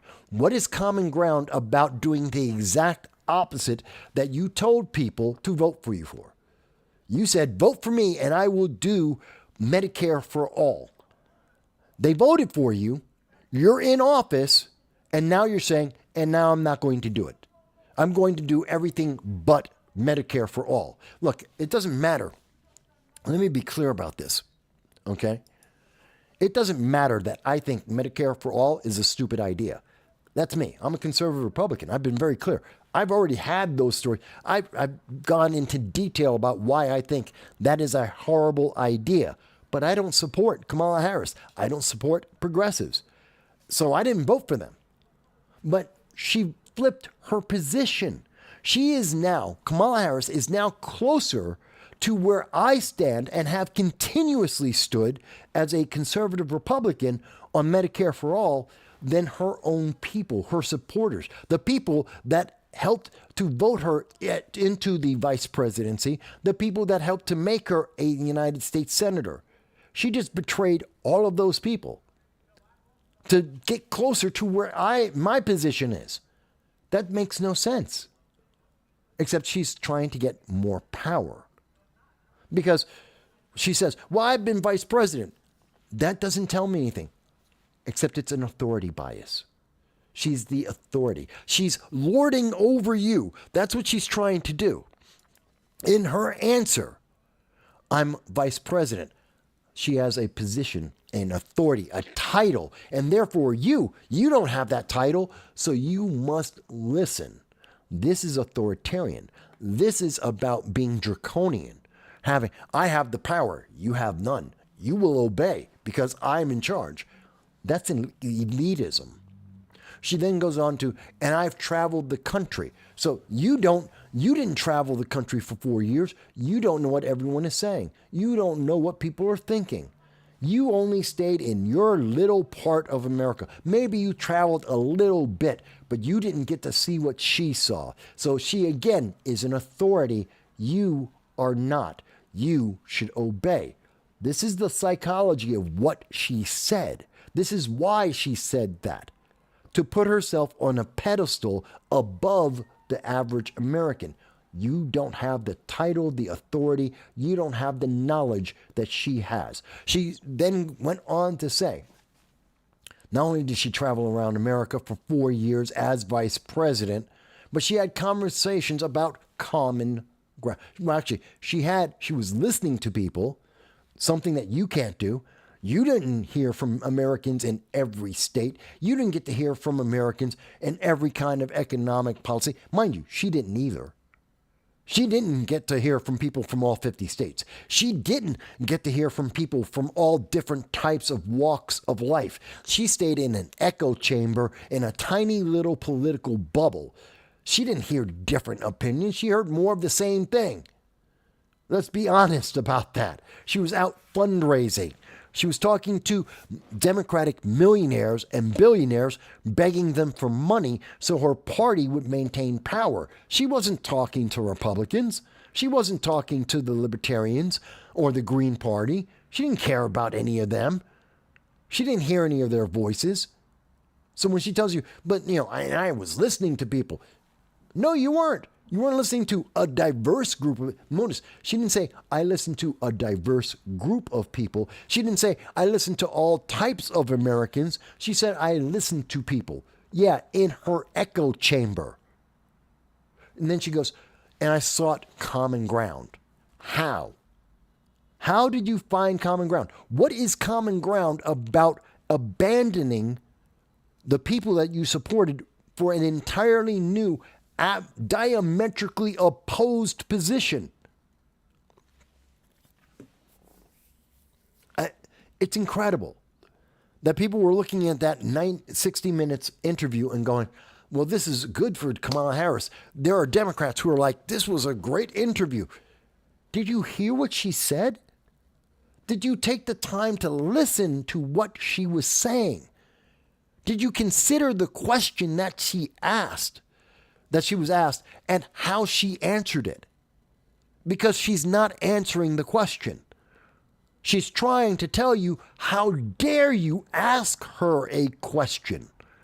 She's belittling the American people. Now, mind you, she has good script writers. She's not an idiot. She's doing it in a very nice way. But she's belittling the average American, including her own supporters. How dare you question her?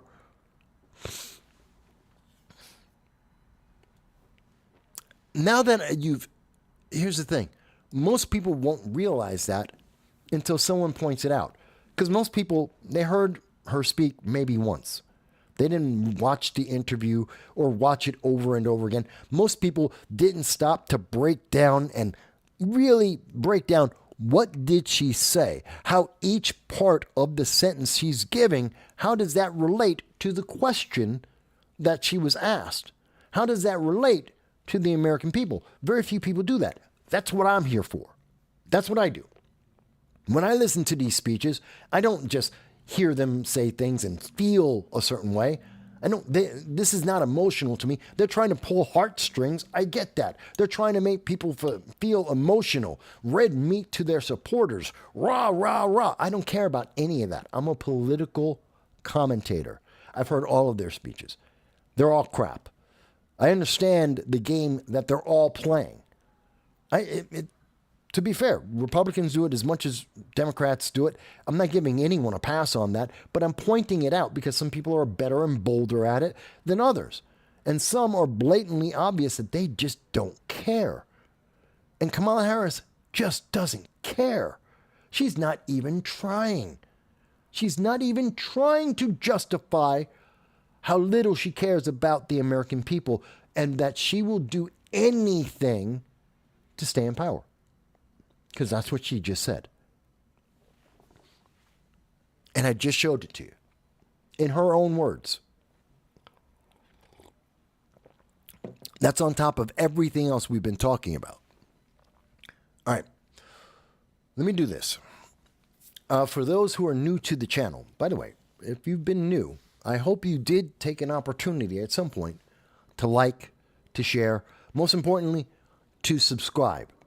Because we only survive because of your subscriptions to the channel. Your support keeps us going. And that support includes those who are part of our Patreon, who donate $1.50, who are able to support us with $1.50 a month, which is less than a cup of coffee anywhere in America. A cup of coffee costs more than $1.50. A can of soda costs more than $1.50. And for that mere $1.50, that helps us keep the lights on for me to pay my bills, to be able to keep doing what I do here, to help you understand what's actually happening in politics. So if you're new, I hope you did like, share, and subscribe. And if you can afford $1.50 a month, I know we're in a recession. If you can, I appreciate it. And if you can't, that's okay, because to like, to share, it's free. Now, don't get me wrong, we're not done yet. This is, remember, we start with breaking news, then we go to the international. Now we're starting to talk about domestic. I haven't even gotten to the prediction about who's going to win the Electoral College and by how many points. I haven't told you who's going to, the winner and what there is the number. I'm going to give you a prediction. I'm going to give you an exact number of the Electoral College for Kamala Harris, for Donald Trump. I'm going to explain why I think they're going to win or lose the way that they do. I haven't even gotten to that yet. I haven't even gotten to what's going on in New York, the investigation that we are doing right now in New York City.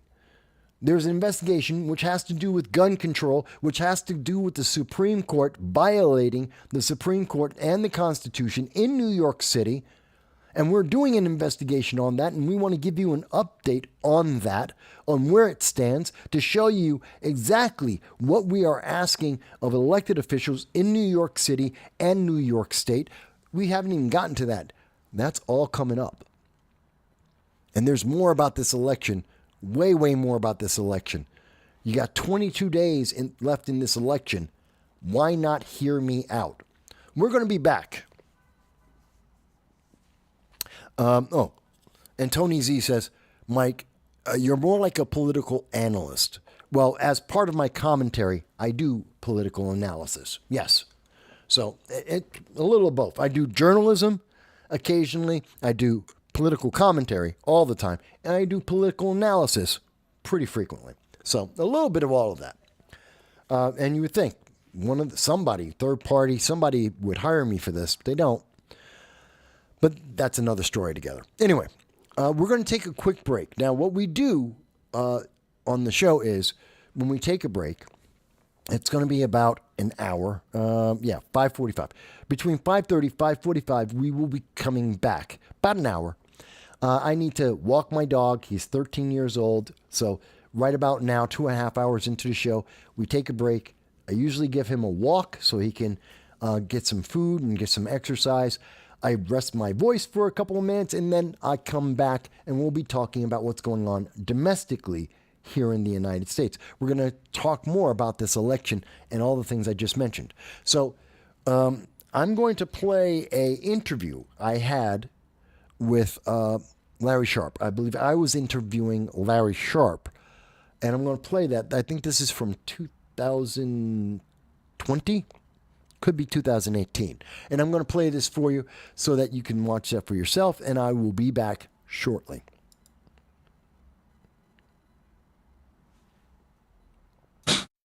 Hello, everybody. We are back. Had to reboot.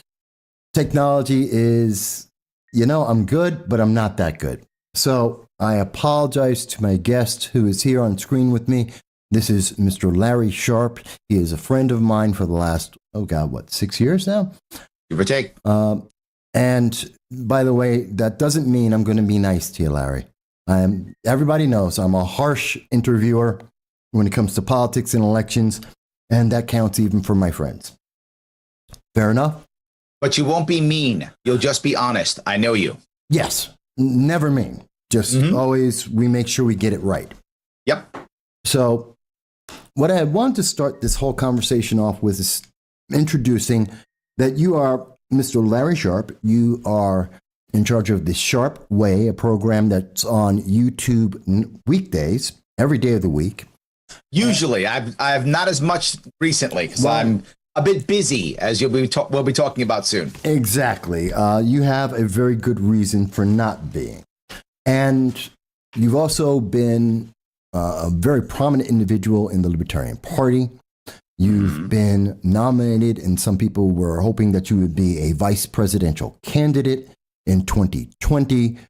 You've run for governor and actually did pretty well as a third party, one of the better third parties in the history of New York State.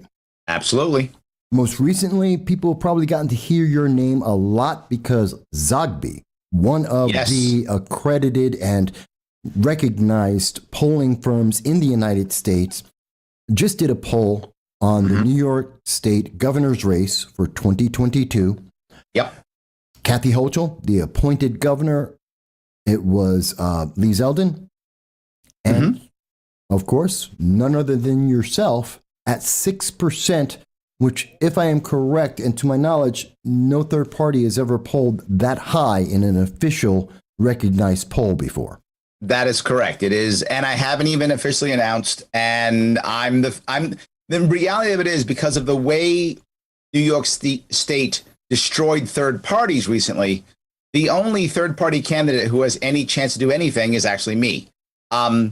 That's not a good thing, right? I mean, I guess it's good for me in a way, but it's not a good thing for the state. I mean, we really have gone out of our way to devastate third parties. And because of that, only someone like me who has a grassroots foundation, who's run before, who can take off literally a year and run. Because when I ran in 2018, of the 5 candidates, I was the only one who was not getting a government check. Sure. And this time when I run, it'll be only me, probably Hochul and probably Zeldin, but who knows, but probably those two. And they'll both be getting government checks. I'll be the only one, again, not getting a government check, which shows that this system is about either wealthy people or establishment people. If you're not one of those two, you're going to struggle. I happen to be the odd unicorn who is neither wealthy nor establishment, but can take some time off and do this. And still has people who, knows him. And the press knows me, you know me, podcaster world knows me, the infamous Joe Rogan now knows me. So all of those people, they know me. So I have the opportunity to make some impact here. And sadly, it's because New York State has been so bad to non-establishment. Well, I'm going to get into that.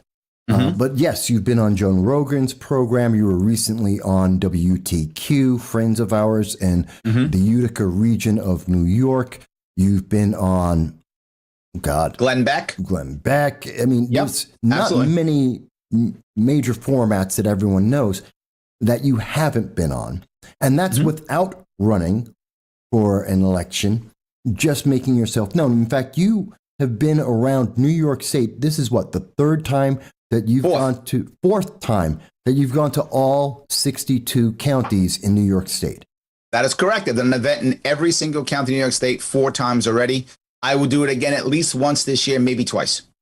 So I don't know of anyone else who's really done that much homework.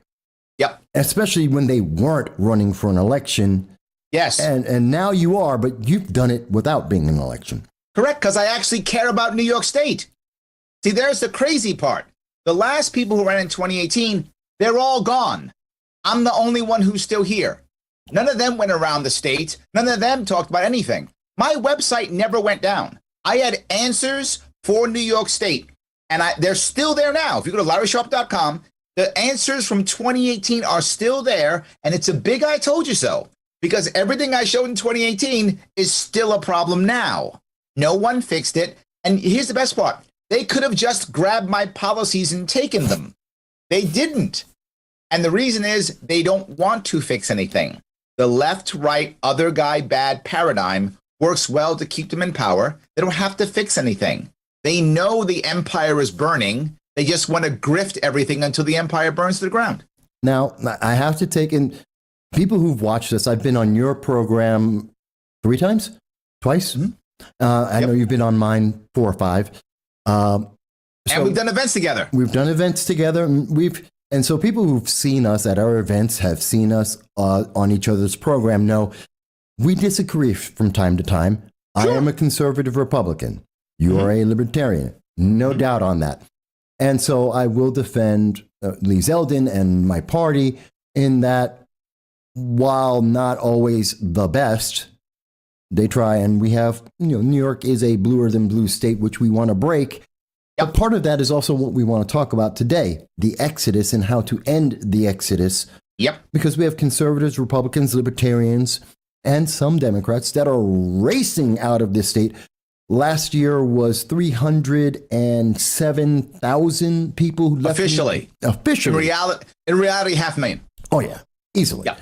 We lost in 2020. We just squeaked by because they counted illegal aliens as part of the population. And that's the only reason we didn't lose 2 members of Congress, possibly 3. I'm glad you said that. Most people don't know that and don't say that. Thank you, brother, for saying that. That's why Biden changed the rule the first day he was in and said, we're counting illegal aliens now.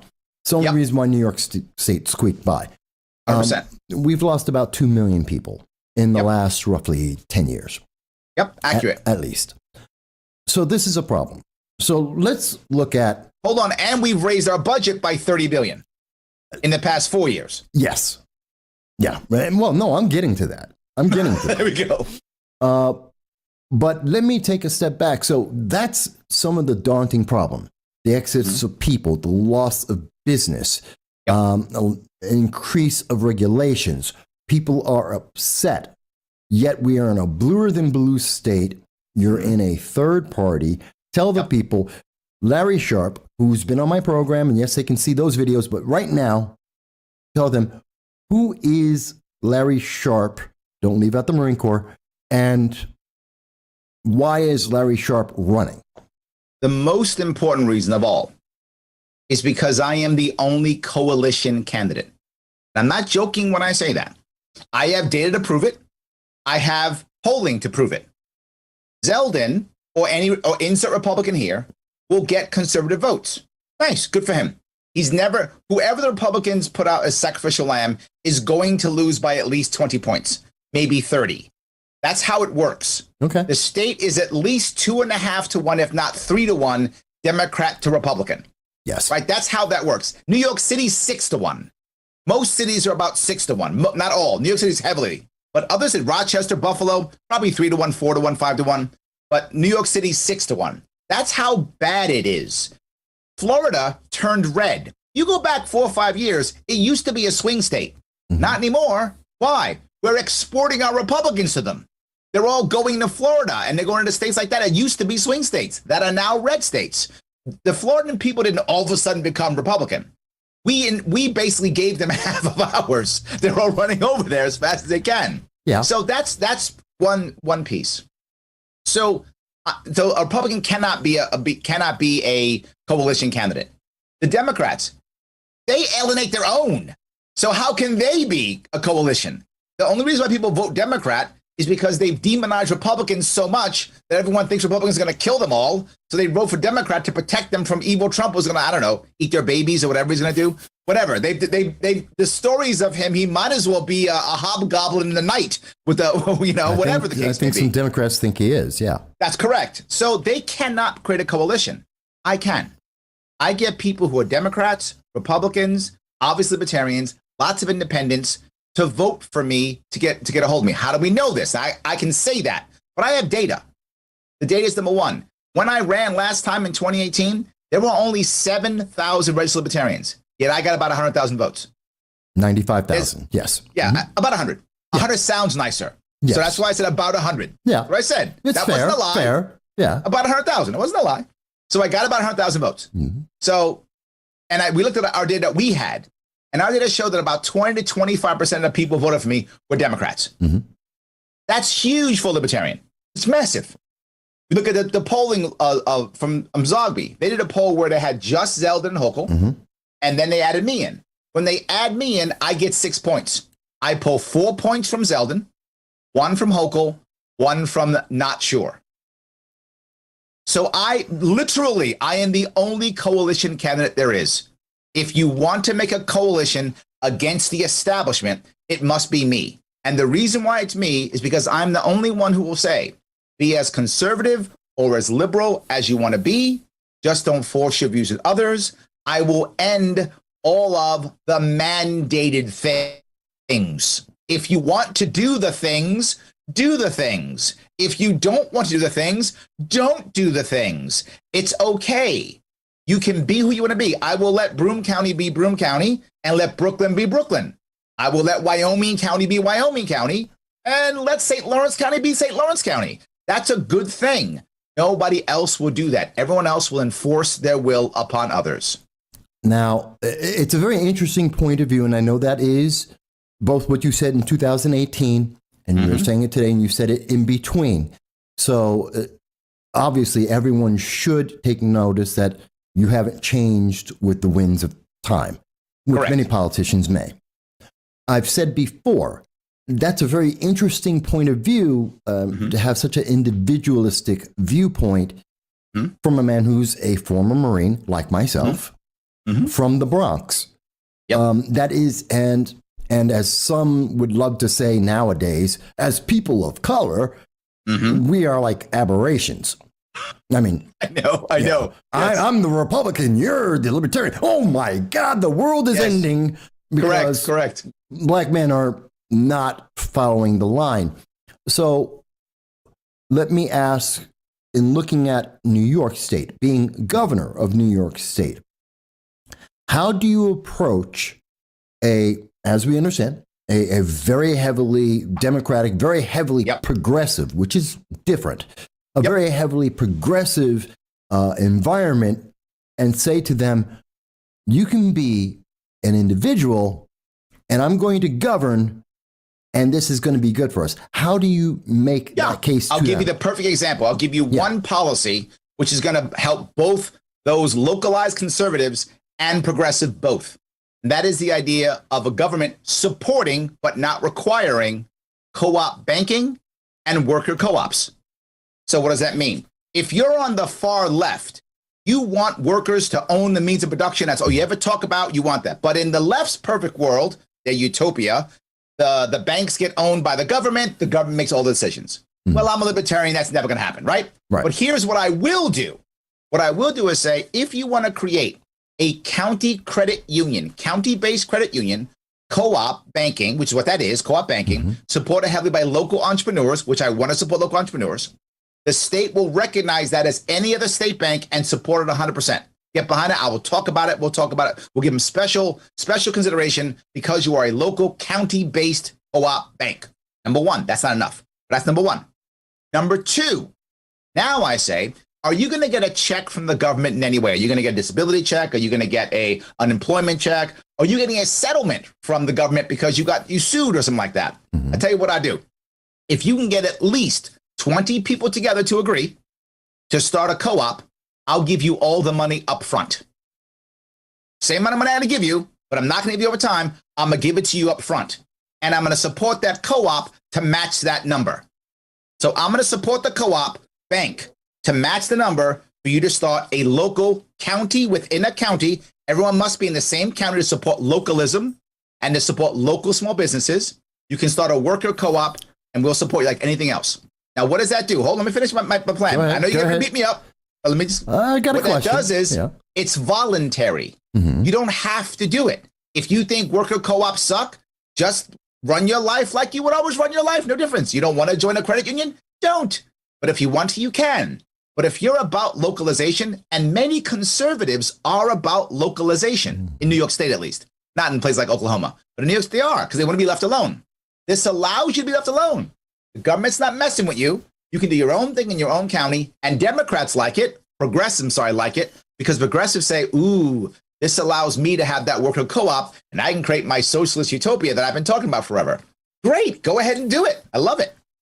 Go ahead. Let's ask a question about that specifically, because it is Please. a new idea.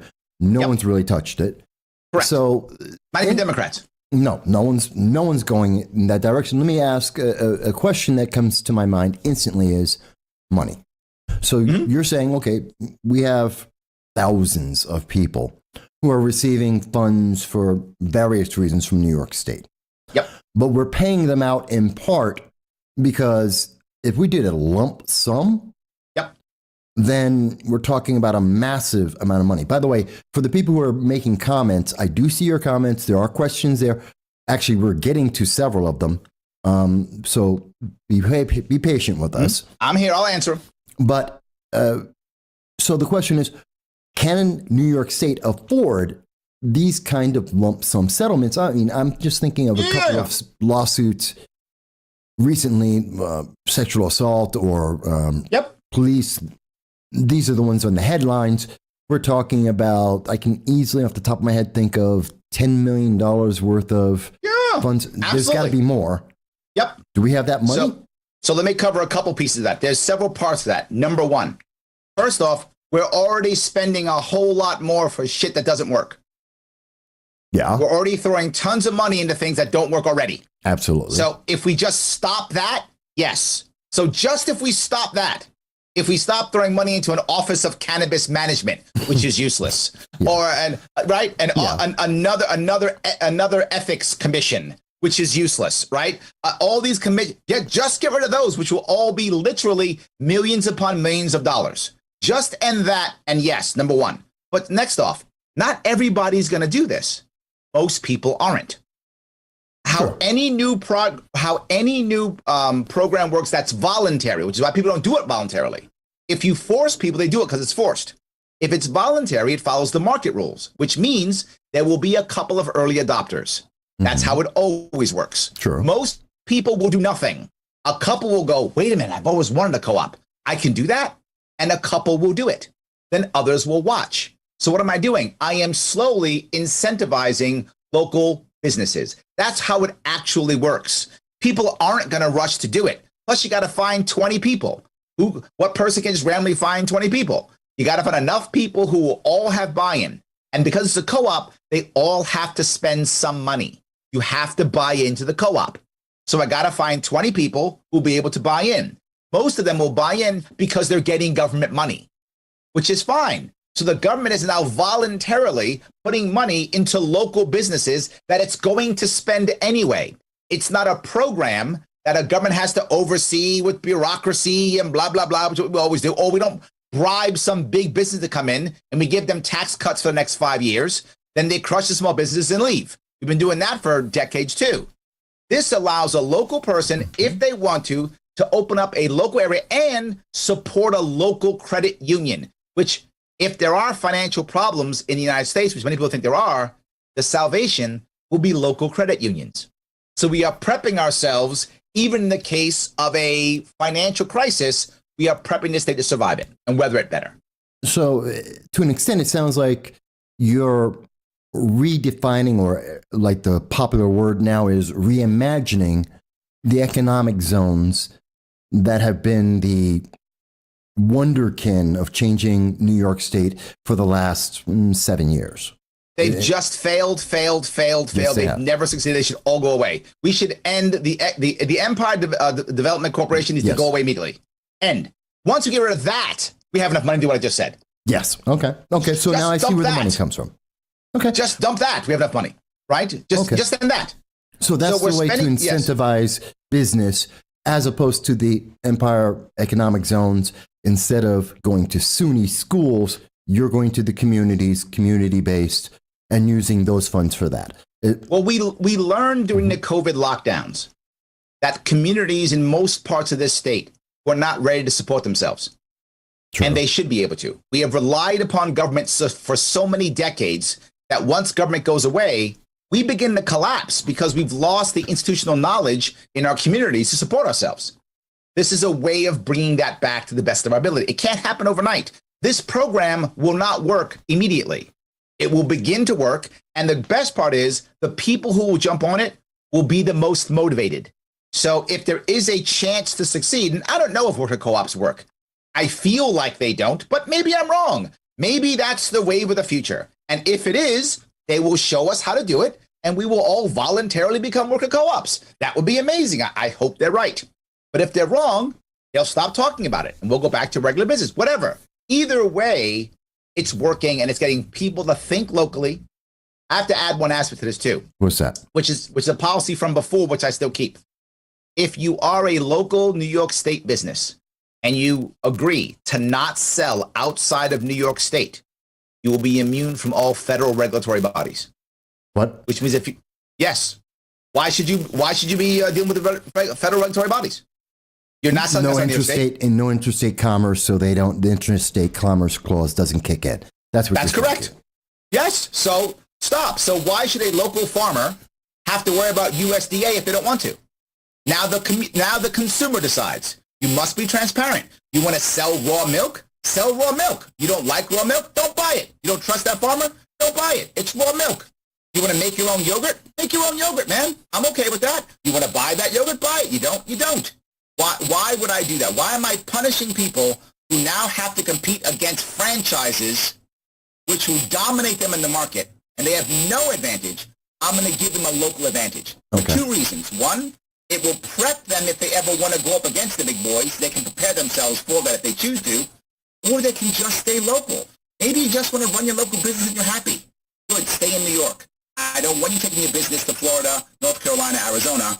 I want you taking it here. Okay, so all the supplies have to come from inside New York State. All the sales have to happen in New York State. There we go. I still think there might be a regulatory hurdle in there, considering the federal government and its love of taxes and regulations. I am happy to fight that battle for those local small businesses.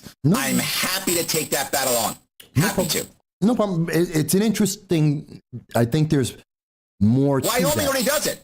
Wyoming does it for farmers. Are they? Yes, Wyoming does it, but only for farmers. Okay. I'm saying farmers and everything else. Okay, so you're basically importing their policy and just making a new application for New York State. And I'm making it bigger. I'm broadening it. I wasn't aware that there was that policy existing already. Yes. That sounds even more interesting then. Mm-hmm. Let me switch directions a little bit, because we've got a lot of stuff to talk about. You and I, we just go forever. Absolutely. Let's go to, well, I want to talk about the 800,000 non-citizens voting. You know what, let's go through that real quick, and then I want to talk a little bit about crime. I am not a fan of this idea at all. I think it is a terrible idea for many reasons. Even if you were going to go to the level of, say, resident, which I don't even like that, but if I had to take resident, I'm not sure I want to die on that hill. But do I want to die on the illegal alien hill? Yes. On the undocumented worker hill? Yes, that's a hill I'll die on. I'm not sure I would die on the green card. I mean, I don't like it, but if other things were happening, I might put that lower on my priorities. But the idea that someone can come here be here for literally 1 month and then vote is a recipe for disaster, on ethics violations. It's an attack on the people who live in the communities. It's bad, and I could be here for an hour labeling how bad that is. It's nothing but bad. There's no good to that. Again, if they went just residents, if there were other things I wasn't working on, I'd probably fight that too. But that isn't the end of the world. Undocumented workers, they get to work. They get to vote in their own country. So then why are they voting here? They get to vote in their own country. Mm-hmm. They're undocumented workers. They can still go there and vote. You might go, but Larry, their countries are beat up and terrible. That's why they come here. That's true. Maybe they should go fix their country. Well, you and I have gone over this subject individually, separately. I'm not against immigrants at all. No, we're not talking about immigrants. This isn't about 100%. This isn't about legal immigration, which is an entirely different thing than illegal immigration. This isn't even that. It's non-citizens voting in elections, which, as a candidate on a statewide election with 800,000 individuals, potentially even more, which is about a third of the voting base of New York State, possibly injected in there, I have to wonder if that makes you concerned or fearful, because it's an aberration. For me, my election? Yeah, no, not at all. No, my election's fine. For personally, just on a totally personal note, yeah, I don't care. On a personal, does it help you? Does it hurt you? For me personally, I don't think it's going to hurt me at all. Okay. Many of them will.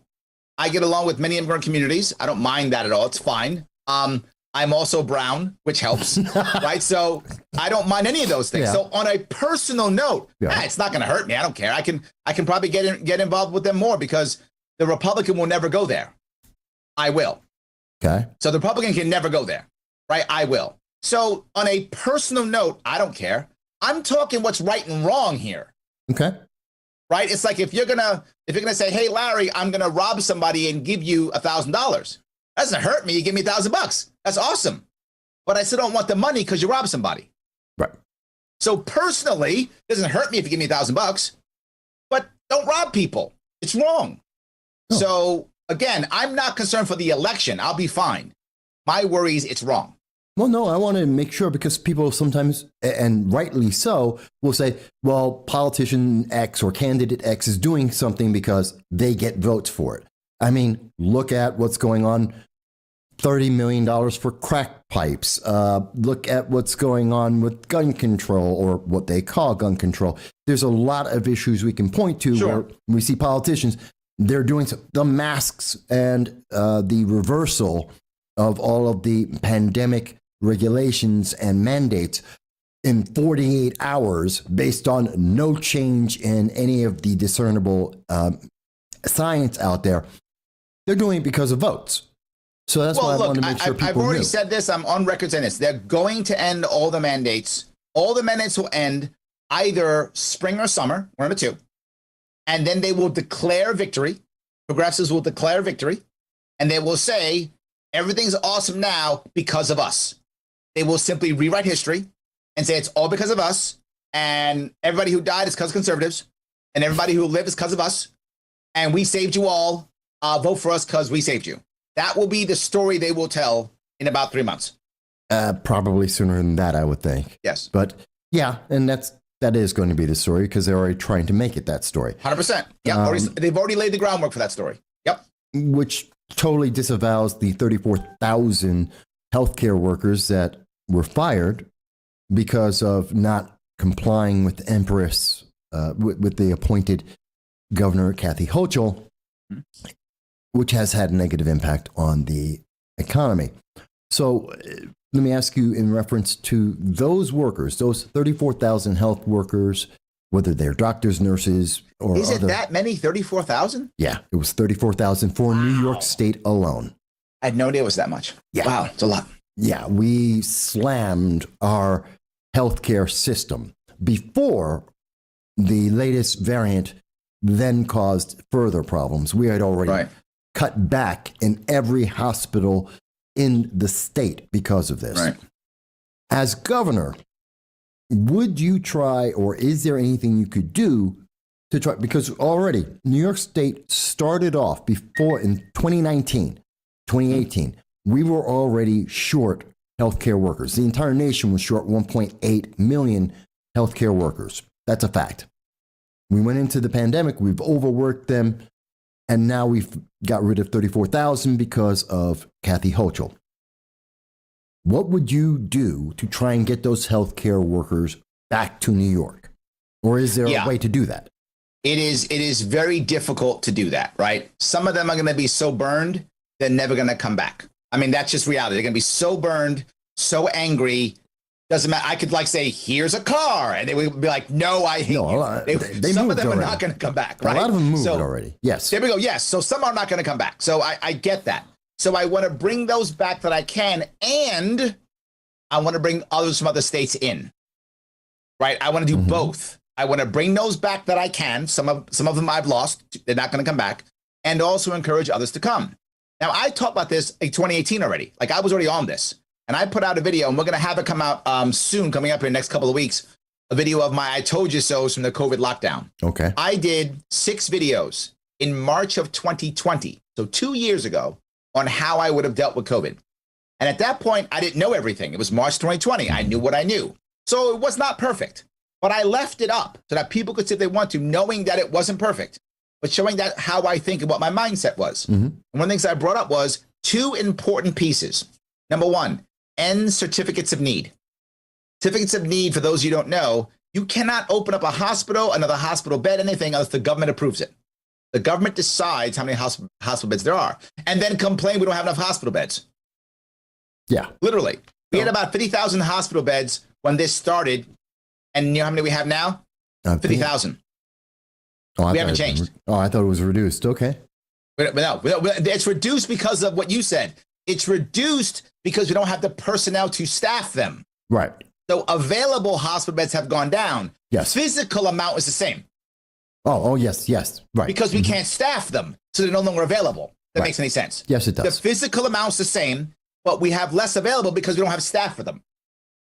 Right. So hasn't changed. So end certificates of need, allow hospitals to open up when and how they feel, to open up and to get more beds when and how they feel. When you're going to use the National Guard, you don't use the National Guard to staff up. That's a terrible idea. It didn't work now, won't work. Why? National Guardsmen are trained in trauma. They're not trained in hospitals. You and I were trained in trauma. Yeah. Right? We were trained in trauma. I can stop a bullet. You get shot, I can stop you from bleeding. That's correct. You need some kind of surgery for whatever. I can't help you. You're out of luck. Absolutely, yes. I tell people, you get hit by something, you get shot by something. All right, I'll hold you until the EMT comes. But that's all I got. Yeah. That's it. That's all I got. And that's the National Guard, which is wonderful, but they're not trained for this. The National Guard should be building out hospital beds as we started in COVID, and we ignored, and Cuomo ignored them. That's what the National Guard does well. Build out hospital beds and field hospitals so the staff can now move out into other areas. That makes sense. But not just that. Allow for people who are nurses and or any type of licensed practitioner to move up and down easier in the hierarchy. That makes any sense. Yeah. Right? Marines know this from the days of corpsmen in Vietnam, where the corpsman all of a sudden became a surgeon because the doctor was dead. Right? Absolutely need. Someone's got to do it right now. Someone's got to do it. The corpsman's the best guy there. I guess he's sewing you up. Right? That's how it's working, right? Pretty much. We know this. So we do that. But more importantly, in New York State, if you are not licensed in New York State, you may not work in New York State. Wow, is that stupid? Oh my God, is that dumb? And that rule still hasn't been changed throughout all of this. Really? Well, no, yes, actually, you're right. The governor has to make a special exception with the executive powers. No, end the rule. It shouldn't exist. Are you telling me that people trained and licensed in Connecticut are terrible doctors, terrible nurses? Stop. Because you learned your trade in Pennsylvania, now you're not good enough? Stop. So instead, encourage those to come here. You do that, it will change. Yeah, most people look at that from overseas, which is United States versus other countries, not most people don't realize there's internal states. Yes. Where Thank it's you. intrastate, Yes. like as you mentioned, Pennsylvania to New York is entirely a different question about Correct. Then And coming the problem from is, Cuba. you know what's happening already. Yeah. They did it in the 60s, and they going to do it again now, which is now we have a shortage because our system is so broken. Now we're going to import nurses. We imported millions of nurses in the 60s and 70s from the Philippines, India. That massive immigration of Asians, a huge chunk of them were nurses and doctors and medical practitioners, which because we screwed up in our own system. I guarantee you the federal government will step in and do it again. Next year, this year, massive influx of foreign nurses, doctors, medical personnel. Not that I'm against them coming. It's fine. But why are we pushing off our own people? Let our own people do it. And if then we don't have enough, then bring them in. I'm fine with that. But we're going, oh, our system's broken? Bring in foreign workers. What? How about fix our system? No, because if you have to bring in our own people, you have to reverse the autocratic decisions that forced them out in the first place. Correct. Is one argument that can be made for that, which I would strongly make and have actually already made. Correct. But not just that. We want to make it easier for people to open up smaller shops. What does that mean? I want to try to bring back the actual general practitioner, which almost doesn't exist in our state, right? They're almost always hospitals or big conglomerates buy up all the doctors' offices, right? You see that happen. They're all becoming conglomerates. Why? Because the regulation and because the insurance companies are so broken. It's so destroyed. So instead, I want to support the idea of small shops opening up and creating what's basically called the gym membership. There's a company now called Forward. That's the name of the company. And what Forward does is you pay a flat fee every month and you get to go into their doctors. That's your insurance, the flat fee every month. And their fee in case of Forward is only like $200, which is still a lot of money, but compared to other insurance, nothing. Relative to other insurance, that's nothing. You just get to go. You're not paying a bunch of extra stuff. And the big difference is in our current system, the doctor makes money because you're sick. You need to be sick for them to make money. So every single time in the current insurance model that you go to your doctor, it always ends with either a prescription, a procedure, or a test. Because they get to bill to make money. But when you're paying your $200 a month, they don't care if you get a prescription or a test or a procedure. They already got paid. That's why the wealthy go to doctors who don't take insurance. I see it in New York City all the time. It's a two-tiered system in New York City already. The wealthy go to doctors who don't take insurance. And the people who aren't wealthy get stuck with insurance company doctors. I want to encourage everyone to get that. So I want to encourage the monthly fees. Now, once we make that grow, you now have the New York State government incentivize these to take on people who are poorer. So as an example, you make a rule that says this: if you are a doctor's office and you're doing your monthly fees, if you take 10% of your population, whatever that is, at a certain minimum, and the government will decide what that means. Maybe, a sake of argument, it is families that qualify for school lunch. I made that up. We can make whatever rule we want, but that's an example of one, right? If you take 10% of those, your entire company pays no state payroll tax. Now, if you're a smaller organization, it's not going to be that much for you. You're a larger one, you're doing well, that's a savings. You're now the people who are what we consider poor, however we define that, now get great health care. It's an interesting program. Now they get great health care. That's an interesting program. And now, if they're doing that, something else happens. What? If they're doing that, guess what they're not billing? Medicare and Medicaid. Yeah. They're not billing Medicare or Medicaid. So they go there and we lower our Medicaid, Medicare costs, which are astronomical. And that's helping to bankrupt the state. I understand. Correct. There's more to that I want to get to, but let me switch gears. Again, I want to hit a wide berth of things so people have a very good understanding of what they're voting for. But be clear, I gave you actual policies. No, no doubt. If you ask any other candidate, if you ask any Republican, here's what I promise you they will say. We got to push back the Democrats. That's all they will say. They will have no policy. They will just yell how Democrats are bad. We got to back them and support them, and we got to stop the Democrats. That's all they'll say. They will have not one policy. You guys, the Democrats, all they'll say is, we're going to get Biden to give us more money. He's going to write us big checks. We'll fund everything. And I dispute that. There are certain issues. There are certain issues where that's true. Republican policy on this. One. To the extent that you're talking about? No. Anyone. One Republican who has a policy to deal with what you just said. One. Any of them. Well, the easiest Thank you. You don't have any. You have none. Stop, Michael. You have none. You have none. That's not. There are 6 guys running in the Republican primary. You know personally at least 3 of them, if not all of them. Yeah. But I know you know at least 3 of them. Yeah. I'm sure of that. You probably know all 6, but I'm sure you know at least 3 of them. Yeah. And you don't know one of their policies. Why? They don't have any. On healthcare, I will say, yeah, that's true. Thank you. Not one of my focal points.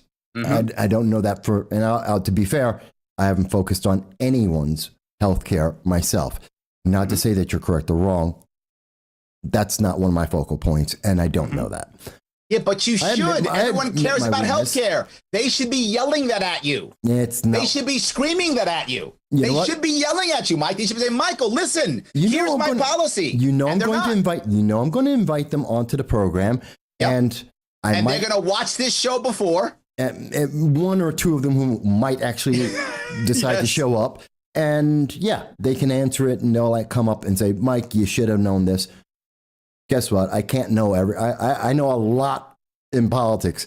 I don't know everything. If you don't know it, it's their fault, not yours. Yeah. That's my point. They should be yelling this at you. Fair enough. I'm literally yelling it at you. You are. And you've made your point, and that's, you know what? I can be wrong, and I am happy to be corrected. I've always have been. But this isn't your fault, is my point. It's theirs. I get it. And you're right. I shouldn't have to search for it. Yes. Too many other issues I don't. So this should also be one where I wouldn't have to. Fair enough.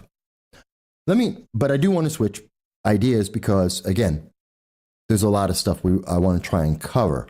A little bit more in my wheelhouse, and something that I know is a very big concern right now across the entire state of New York: crime. Yes.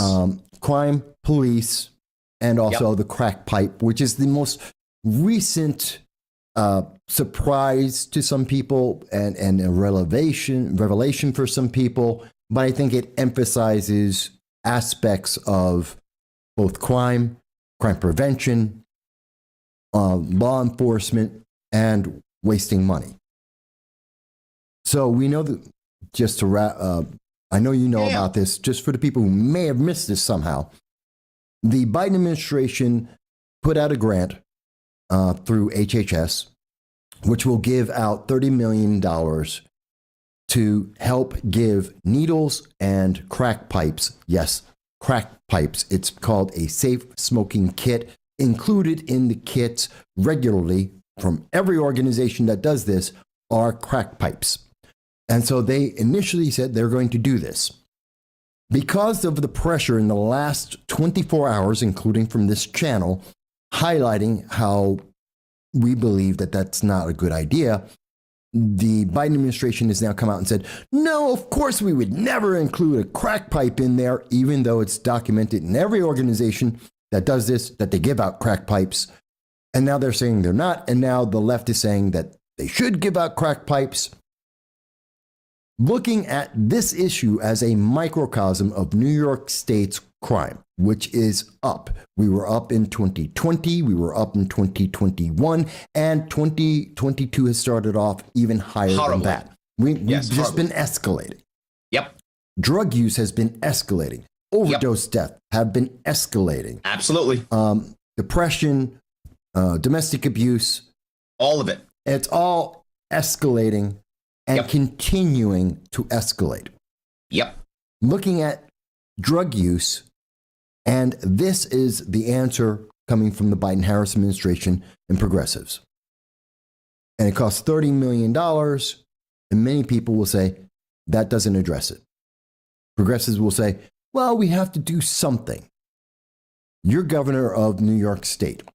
You're presented with this idea, and you have anywhere else you can go.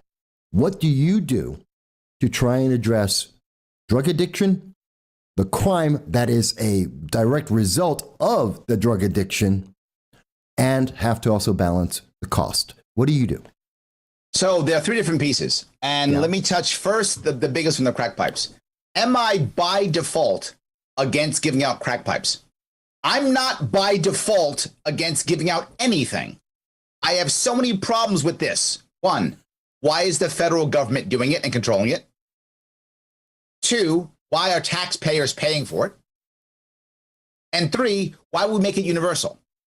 Is there a chance that if I give out crack pipes to a certain population in a certain area of New York State that it might help them? Maybe, I don't know. But why isn't that local community figuring that on their own, getting volunteers? If it's a good idea, get volunteers to give money and do it. I wouldn't stop you from doing it, but I'm never going to say, you know what, crack pipes for all. That's insane. But if you told me, if you're like, Michael, Larry, I know I got this plan. I can give out crack pipes to people. It's going to help them in my local community here, whatever, in my county. Will you stop me? No, good luck. I hope it works, man. Get volunteers. Go do it. Tell me what happens. So I'm not against it as a thing because I don't assume that I know better. I assume that local people have ideas and we should try. I'm not prepared to have you pay for it. I'm not prepared to have taxpayers pay for it. Yeah. I'm not prepared for me to control it. But if some local community gets together as a nonprofit and says, we think crack pipe's going to solve our problem, will you have law enforcement stop us? I will say no. Go ahead. Good luck. Tell me what happens. See how it works. Because I don't know what's going to work. So I'm going to be clear on the idea of crack pipes. It's, whatever the thing is, give them needles, give them whatever. I'm not against any of those things if it is done locally, your own money, and you tell me what happens. Give it a shot. See what happens. What's working now is nothing. So whatever you want to try on your own without forcing others, let me know what happens. Maybe the crack pipe is the best thing in the world. And if it is, if that's true, I get it. Obviously, I don't think it's true. But let's say I'm wrong and it solves all our problems. Then guess what? We'll all copy voluntarily. I don't have to force it. If it actually works, people go, oh my God, it's the best in the world. I don't need government force for that. I don't need taxpayer money for that. Try the things. I want to encourage innovation, encourage new ideas, even that one. So just on the concept of that, I'm at the end of the world. My concept is how it's done and let people be people. That's my issue. When it comes to crime in general, I'm going to tell you why we have all the crime. There's only one reason and only one: the black market. That's it. That's why we have more crime. I would argue that. I know you would, but I have so much data on my side on this one, brother. So much. All the crime that we see now, most of it's gang violence. Not all, but most of it's gang violence. Predominantly, yes. Yep, most of it's gang violence. And it started to go up in 2020, 2021, and 2022. Those are the 3 times it went up. What happened then? Lockdowns. Mm-hmm. We literally said, hey, young men, why don't you not go to school and not work and hang around the hood all day? That's what we just told them to do. Why don't you have absolutely no purpose in your life at all? And even those who had some purpose, we're going to shut that down too. You can't go off and do the cool thing you want to do. You're going to have no purpose whatsoever. So we had them sit there ready to be grabbed by gangs, number one. Number two, we shut down businesses, which means now there's not even part-time jobs, nothing to do. Number three, we screw up the supply chain. So now people can't get stuff. Well, people still want stuff. So what does that mean? The prices went up. So now there's a black market in everything, which means that the prices go up for lumber, anything. So was it worth it to rob a lumber truck 3 years ago? No. Now, maybe. That's expensive lumber. It might be worth it now. So maybe I'll do it. But not even that. I'll add one more. We made the perfect storm. We wrote people massive government checks as long as they weren't working. So people took checks for literally years to not work legally. Yes. Many of them wanted to work. So it created a black market in labor. Now, let me tell you what happens, Mike. When I say, hey, Mike, do me a favor. Do this work for me. I'll give you $400. You go, great. You did the work for me. I go, I'm not giving you $400. What are you going to do? You got nothing. You can't call the cops. Black market labor. You can't sue me. Black market labor. You're going to get your friend with a bat and come visit me and get your $400. That's what you're going to do, right? Now, I'm not going to like that. So I'm going to get my friend with a gun. And then you're going to, and you know who's ready to go do that? Yeah. All the young men who are literally on the corner waiting for that. We set up every single situation to create this, then it happened, and we're shocked. What? I can't believe we made desperate people desperate, and then they acted desperately. How? My God, I can't believe it. It's completely government fault. And how do I know this for sure? Mm-hmm. I'll tell you. Prohibition. Prohibition in the 20s, exactly the same thing happened. Oh, yeah. And here's the worst part. In New York City, and I bring this up, cops, being a cop in New York City prior to 2020 was a very difficult job, but it wasn't a particularly deadly job. Not usually. Most cops rarely got shot in New York City prior to 2020. It happened, and it's a dangerous job, but it wasn't that deadly relative to other jobs. We have 40,000 cops in New York City. Yeah. And before 2020, maybe one got killed every 2 years. That's how rare it was. Before it was 2015, I'd say. But yes, Yeah, your point is correct. that. Your point is correct, yes. Now we're shooting cops every week. Oh my God. Yeah. Being a cop in New York City is a deadly job now. Now it used to be only hard. Now it's hard and deadly. So we've made it worse for the cops. Why? Because desperate people do desperate things. When is the most time, the time in American history where the most cops were killed? During Prohibition. Exactly the same thing. The most cops ever killed across America was during Prohibition. Because when the stakes become so high, when people have no other options, that's when they shoot cops. Otherwise, they don't. You go back 4 years, people would see cop, they throw the gun in the garbage and run. But see, now they shoot back. So are we saying the answer to, are we looking at Prohibition as the answer, as in Prohibition, we made alcohol legal again? Right. Are you looking at drugs in the same way? I'm saying make work legal. Okay, I just wanted that clarification because the example you're using may lead people to think of a different conclusion. I want to be very clear. What we're prohibiting is work.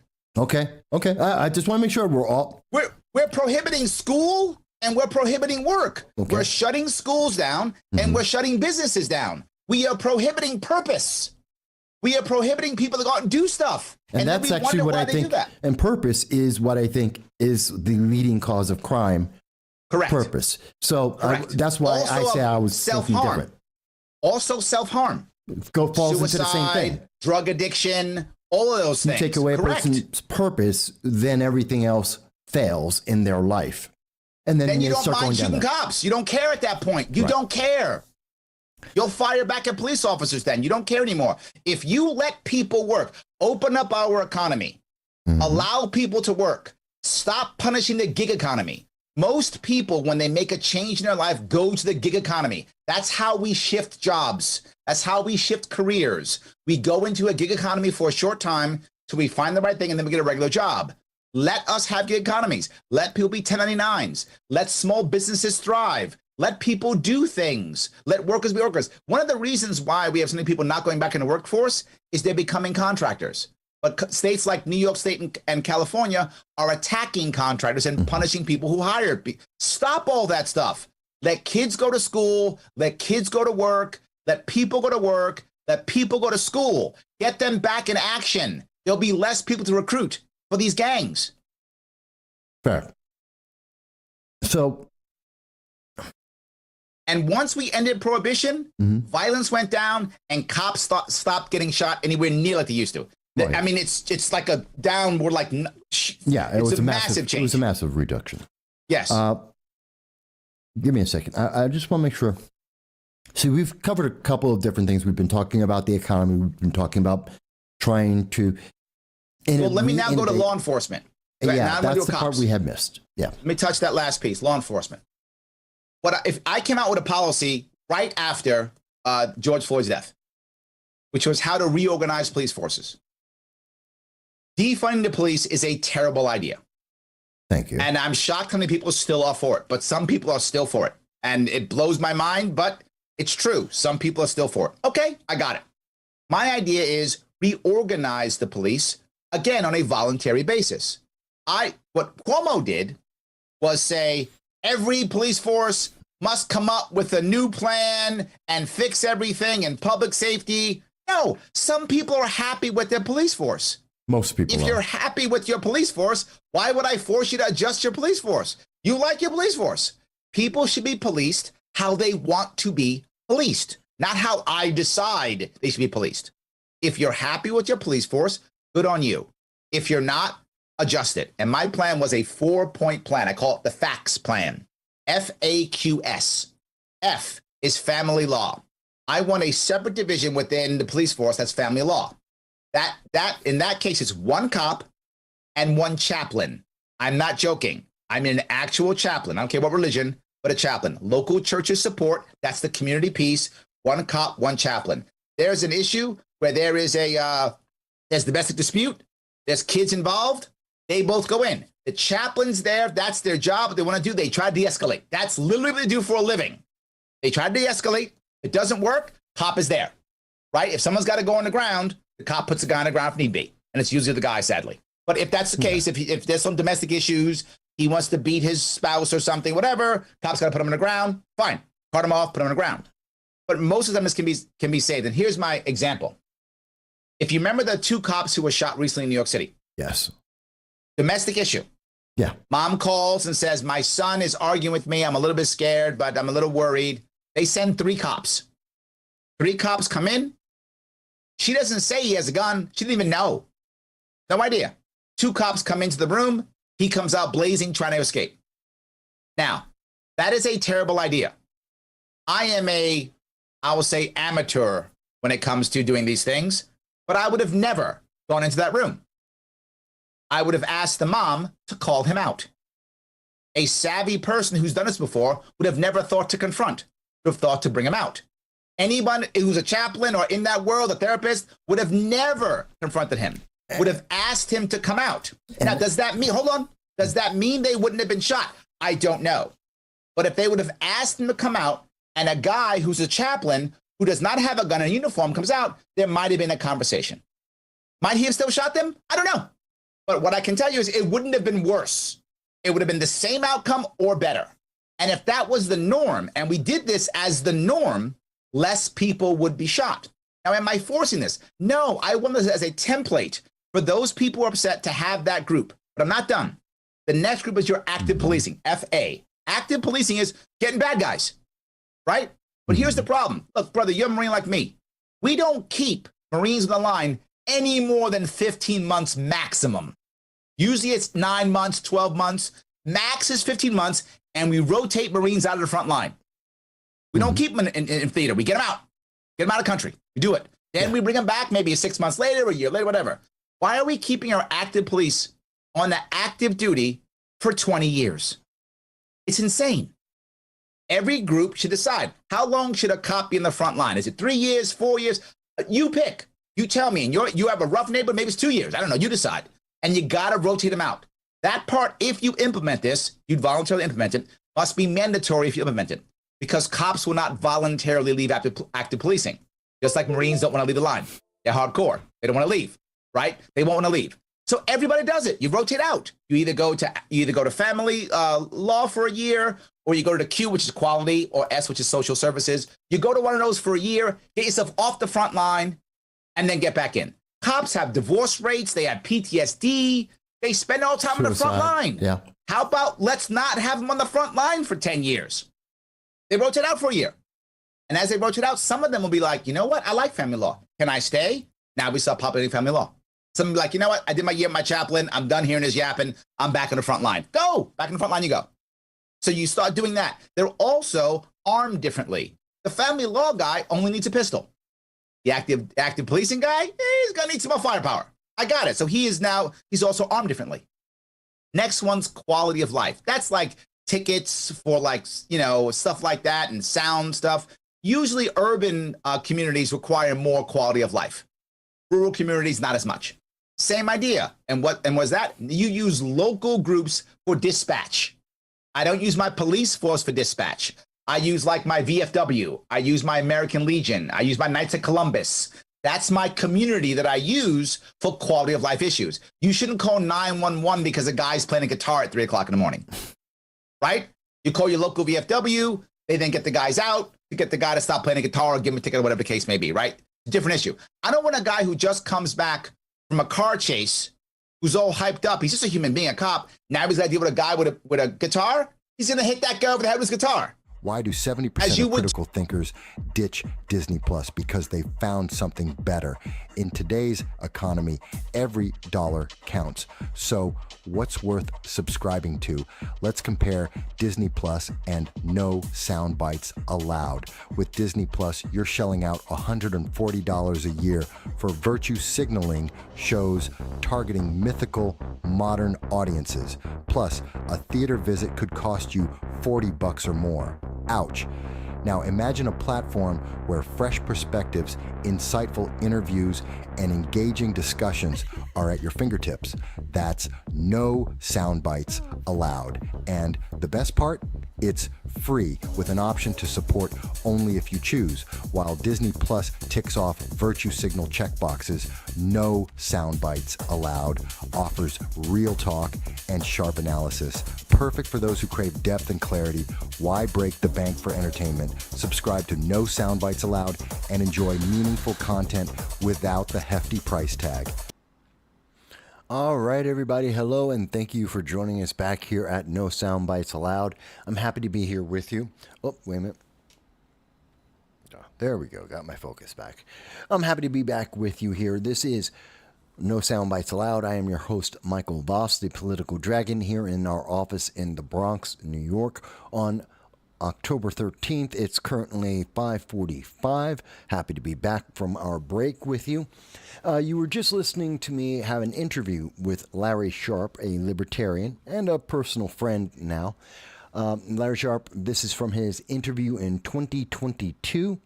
And again, we've always made it available for anyone of any political ideology to be able to have an interview. We are more than happy to have candidates that are third party, that are Democrats, progressives, that will speak as well as conservatives and Republicans. And I don't lie when I say I will interview any candidate and give them the opportunity to share their voice with the public. Whether I agree on any issue or no issues whatsoever, it doesn't matter. It's about making sure the public gets to hear your voice. And we have, I've interviewed Larry before. I've been on his show and he's been on mine. We've spent hours arguing before. I've given every kind of candidate as much time as they need to express their views. So that is something we always have done and always will do. That being said, and if you want to see the rest of that interview, please do check it out on YouTube or on Rumble to see the rest of that interview with Larry Sharpe, as well as other conversations and interviews we have done. Now, when we left before, we were beginning to talk about the 2024 election in specifically, and we were talking about Kamala Harris. We were talking about her actions in regards to Hurricane Helene, her actions in regard to Hurricane Milton and the United States, how she's been very much a proponent of sending $157 million over to Lebanon, not as interested in providing funding for American citizens through FEMA. Rather, she would promote printing more money, which is inflationary and hurts poor people. Rather than actually just convincing or telling FEMA to take the money, cut in half the money they have for illegal aliens, and use that for American citizens to get through the hurricane season, which lasts until the end of November. You would think that's the simple solution. That would be the easy thing to do. It is something that doesn't require Congress, doesn't need a debate or any kind of deal. It's just a matter of just do it. But that isn't what's happening. Fair enough. So we were talking about that, but before I go further with that, while we were on break, a couple things happened. One, I wanted to point out, and I mentioned it, this is Kamala Harris from the Kamala's Wins. This is a promotional Twitter account trying to promote Kamala Harris for the 2024 election. And as you can see, this is her in 12 seconds. It's a 12-second photo op showing Kamala Harris trying to help get supplies for people who need it in North Carolina, Georgia, areas affected by the hurricanes. But I want you to understand, when you look at that, notice that every single person there, they're dressed in suits. They're dressed in formal dresses. There's only one person, one young woman who's in camera frame, she's wearing a t-shirt, but it's a Kamala Harris t-shirt. This is a setup. This is a photo op. This isn't real. This is meant to get your emotion. And I know that every candidate does this to some extent sometimes. That's why they're called photo ops. And it's meant to pull your heartstrings. But it's so disingenuous. These are no one there in this image. I've volunteered to help pack stuff for people who are in need, homeless people in particular. I'm an advocate for the homeless. And you know what you don't see? You don't see people in three-piece suits. You don't see women in pantsuits or in formal dresses. You see people in jeans, wearing sneakers, and any old t-shirt because it could be dusty, it could be dirty, they could spill things. They're not trying to be dressed to the nines. This isn't a dating service. It's not a nightclub. They're not trying to impress anyone. And the press, if they show up, aren't looking for you to look like you're some kind of superstar. They're regular people. And they take photos of real regular people. I've also covered various events where people are trying to volunteer to provide aid for the homeless and other events.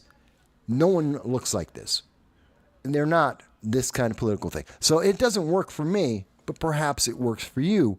But when I was talking about that earlier and saying she's just doing photo ops here, she could do something far more important, talk to Joe Biden, convince him to make a one-sentence memo telling FEMA to take half the money that they have allocated for illegal aliens and spend that on hurricane emergency care for American citizens to get them through the hurricane season. It would not cost any new money. We would need to print more money, which means it wouldn't be inflationary and it would not reduce the value of dollars that exist. She could be doing that. It would be far more important. After Kamala Harris finished this, she went off to have a dinner, a fundraiser, raised millions of dollars, and she didn't give any of that money to those very same victims that need the help, that she spent 12 seconds helping. She could have gone to that dinner, raised money, and split the money halfway and gave the money to help those local communities. But she didn't, because she doesn't care. She was there for a photo op. She cared as long as the camera was on, and then she left. And then she went back to helping herself. You got to keep these things in perspective. Now, before we had left, we also had, there was some breaking news, and Sarah had come on and she made a comment because she jumped into the show a little bit late, and that's perfectly fine. We're happy to have you here. Whether you're watching the entire show or part of it, we're always happy for the audience that we have, and I know you're all out there watching the program, even when you don't make comments. It's okay. Just like, share, subscribe. But during the break, there was a breaking news, came out at about 4 p.m. Eastern Standard Time, that there was a potential third assassination attempt against Donald Trump. Donald Trump is currently in California, and he's talking to voters at Coachella, which is an annual event, which is fine. And it's very much a Democrat, left-leaning kind of event in general. But this is interesting because, again, this is Donald Trump going to the belly of the beast, unlike Kamala Harris, who barely is willing to go on to friendly things like the Colbert Report or on to, the Colbert Show, Stephen Colbert, or ABC, NBC, the news media. She's barely willing to do that. She doesn't actually want to interact with the public. I know she did do Univision. We'll get to it. But this is Trump, and he's been to Bitcoin. He went to the Libertarian Convention, talked to them. He's been going, he went to the National Association of Black Journalists. He's at Coachella, places that Republicans traditionally don't go. Introducing people, letting them hear his voice and his ideas, whether or not they necessarily agree. Now, it's kind of interesting because this is in California. And according to the Riverside County Sheriff, Chad Bianco, who was speaking to the New York Post, he believed that this was there was an assassination attempt. An individual was stopped, and he had a shotgun, a loaded shotgun, a handgun, and high capacity magazine. Now, going directly to the New York Post, who broke this news story, this breaking news story, when you look at it, you'll see that the individual, the suspect, Mr. Vem Miller, don't know who that is, but Mr. Vem Miller, who's 49 and is from Las Vegas, so he traveled from Las Vegas into Coachella Valley in California. He had with him fake press passes. He had with him fake VIP passes. He had unregistered weapons, which included a loaded shotgun, a handgun, a high capacity magazine. All of this is illegal in California. So he committed multiple crimes. By the way, he also had no real ID to identify himself. Now, this would make many people think that sounds like someone who didn't expect to be going back home. This is someone who was up to something. They were nefarious. They were trying to get into the event under nefarious means, especially with the fake press pass, and could be a danger. Now, the FBI has said they don't believe that this was an assassination attempt. So you have local law enforcement saying it could have been, and they believe they stopped an assassination attempt. You have the federal government, the FBI, saying they don't believe that's the case, and they're not investigating it as an assassination attempt, at least at this moment, according to the breaking news. But I just find it interesting that in California, entering California, being in California, well, they have all kinds of gun laws. This was supposed to protect people. So, concealed carry permit was required. This man didn't have that. The extreme risk protection laws didn't work. There was no safe storage on his firearms. That didn't work. That he had a high capacity magazine. That's illegal. That didn't happen. He didn't have his handguns micro-stamped, nor were they even registered. So a lot of illegality that was at fact, and no guns at demonstrations. Coachella is a demonstration. So this guy broke all kinds of California laws on gun control that are supposed to make people safe, and technically, it would seem they weren't. Not one of those laws stopped this man from trying to get to the Trump event and potentially a third assassination attempt. I point this out because this is gun control. This is what you have been promised across this country by Democrats for 50 years. They constantly love to tell you, if you just pass this law, you will be safe.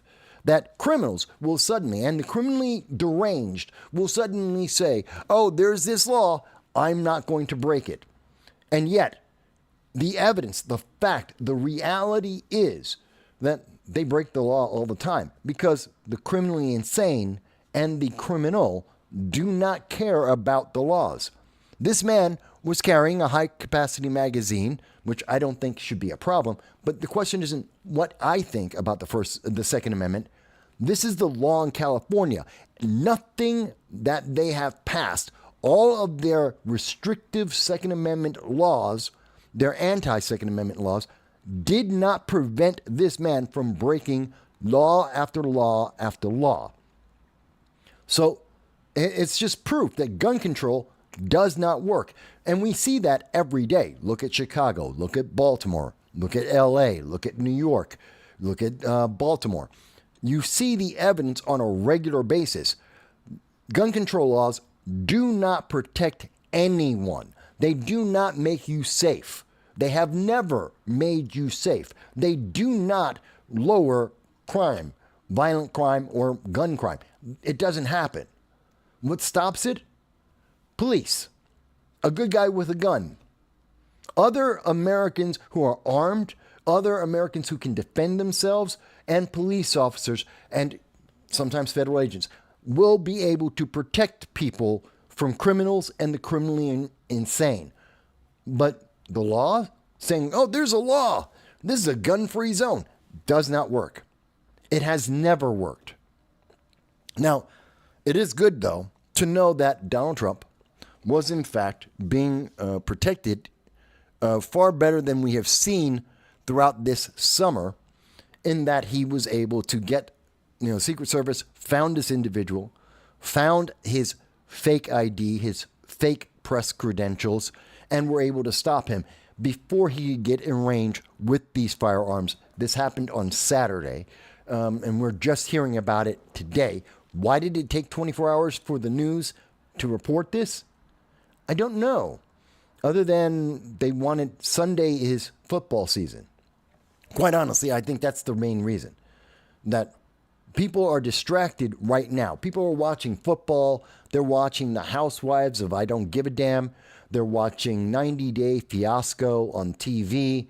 They're watching reruns of Friends and Star Trek, the original series. They're watching everything except the news on a Sunday. And that's why Sunday afternoon, that's when we get this news breaking, even though it happened Saturday. So we should have known about this maybe first thing in the morning, late last night, first thing in the morning. This should have been bigger news all day. Instead, it's been presented to the public when they are the most distracted, so it has the least impact. We may hear more about it on Monday, but I think you're going to see this story minimized and disappear, just as the first and second assassination attempts are no longer talked about. They're no longer news. They should be. This should be critical. This is important. This is history that we have seen over this summer. The things that have happened in this election are historic events over and over again every single month. And this would be historic as well to a lesser extent. It should definitely be news and in the news cycle for several days. And instead, you're not hearing about this from the New York Times. This isn't being talked about on ABC, NBC, CBS. This isn't getting left-leaning press. They're ignoring it. They ignored it. They knew this yesterday. Saturday, they've had 24 hours to talk about this, to put this information out in front of you. And the reason why they're not is because it's proof that, one, gun control laws don't work, and two, because it again emphasizes the extremes that are willing to try and silence a presidential candidate, and that would help Donald Trump. It lifts his image, and they don't want to do anything that might potentially allow Donald Trump to get a single extra vote. That's the main reasons why you're not hearing about this until now. It's crazy. It is just crazy. Sarah mentions that she's still way behind, but she's enjoying the show. Well, that's good. I'm glad. That's the only thing that's important. Doesn't matter if you come into the show late or when it's after it's live and you see it afterwards. I don't care. I'm always happy just to have people watching and to have your comments. Please remember that you can comment just like Sarah did. You can reach us on Facebook, on YouTube, on Rumble, D-Live. We're always happy to hear your voice. No, I'm not live on Twitter anymore because I don't want to pay for the blue check mark. I'm just not going to do that. So that's why we're not live on Twitter anymore. But we are live on LinkedIn at this time as well. So we wanted to talk about that breaking news to make sure that everyone was up to date about what's been going on. Something else I wanted to mention, which I thought was kind of crazy. Okay. While we were on break, I went outside. I was talking. Well, actually, I was just outside, and I live in the Bronx. We have a lot of aliens, immigrants in the Bronx. Some of them are legal. Many of them are illegal aliens in the Bronx. And we have a lot of crime, a lot of drugs in the Bronx. That's just a reality of it. I'm not in the South Bronx. I'm in the North Bronx, but still, that doesn't change anything. And I just found it interesting that while I was out, I was having a cigarette, and what are we hearing? Illegal alien individuals that I have high probability to say are illegal aliens are talking about the fact that they deal drugs, they're on the corner, they're upset because one of their associates was talking to a police officer. Now, the police officer didn't arrest them, should have. They're drug dealers. And these individuals spend 8 to 10 hours a day on the corner every day just being there, loitering. So they could easily be arrested. But this individual was talking to a police officer. They weren't being harassed by the police. They weren't being frisked, or thrown against the wall.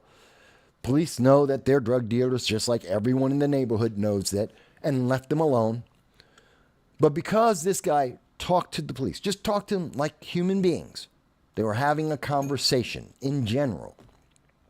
This illegal alien and this likely illegal alien and likely drug dealer, let's say it like that, was freaking out. He was pissed off because the police were talking to people he knew, and they shouldn't be talking to the police because police are bad guys, and he doesn't like the police because he's a criminal, and he's upset because there's no difference between being in America is like being in jail. This is a quote. He actually said that. There's no difference. Police are just crazy butty boys, and there's no difference, whether it's I'm in jail or if I'm in right here out on the street, it's the same thing. Then go home. You're not from America. You are an immigrant, legal or illegal.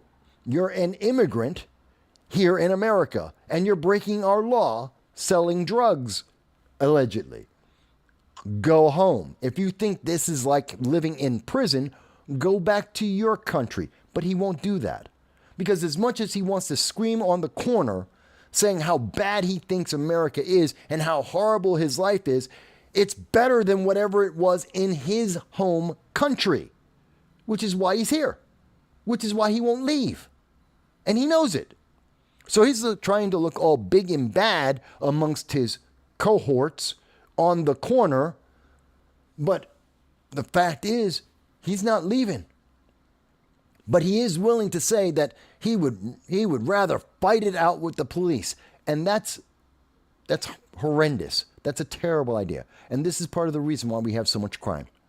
You have individuals who are foreigners who don't respect our police, don't respect our laws, because they were allowed to enter the country illegally. They were allowed to break laws in our country, so they have no respect for our laws or our people. And that's why we have so much crime in cities. That's why we have so much gun violence. You want to start addressing gun violence? It's not, let's pass another law, anti-Second Amendment law that impedes and restricts the rights and freedoms of someone, an American citizen, who wants to protect himself from those criminals. No. Let's actually deal with the criminals themselves. Let's enforce the laws that exist. If they're legal migrants and they're breaking the law, enforce the law. If they're illegal aliens breaking the law, enforce the law. It's just that simple. And guess what? They will have a very different opinion, because in the Bronx, we've always had migrants, legal migrants, for most of my life. My family grew up in this neighborhood for 50 years. We've always had migrants. But I can tell you, in the 70s, the 80s, the 90s, in my personal experience, firsthand, those migrants, those legal migrants entering into America, they respected the law. They respected their neighbors. They didn't break their law, and they didn't allow their kids to break the law either. There was respect. And the community didn't have high crime and high violent crime or gun crime. That wasn't a reality. But somewhere along the way, we stopped enforcing the laws, and suddenly the crime came. I'm not telling you that it's a direct connection. I'm not telling you what's cause and consequence, but I can tell you what the reality is. I can tell you they respected the law in the past. They came here legally, and things were more peaceful and more prosperous. Now they don't respect the law. They come here illegally, and the place is turning into a hellhole, and it is low income. It went from middle income to low income. There are just certain things that tend to happen together. Call it what you will. Hey, Miss K is with us. Hello, Miss K. I haven't seen you in a while. Thank you for having your comments. Miss K is down in Australia, so it's Monday morning for you. Early Monday morning for you. Miss K says, I say deport them if they're going to not go and respect the governing laws. Yes, I agree with you, Miss K. She says, so I agree with you. If they're not going to follow the law, deport them. You're right.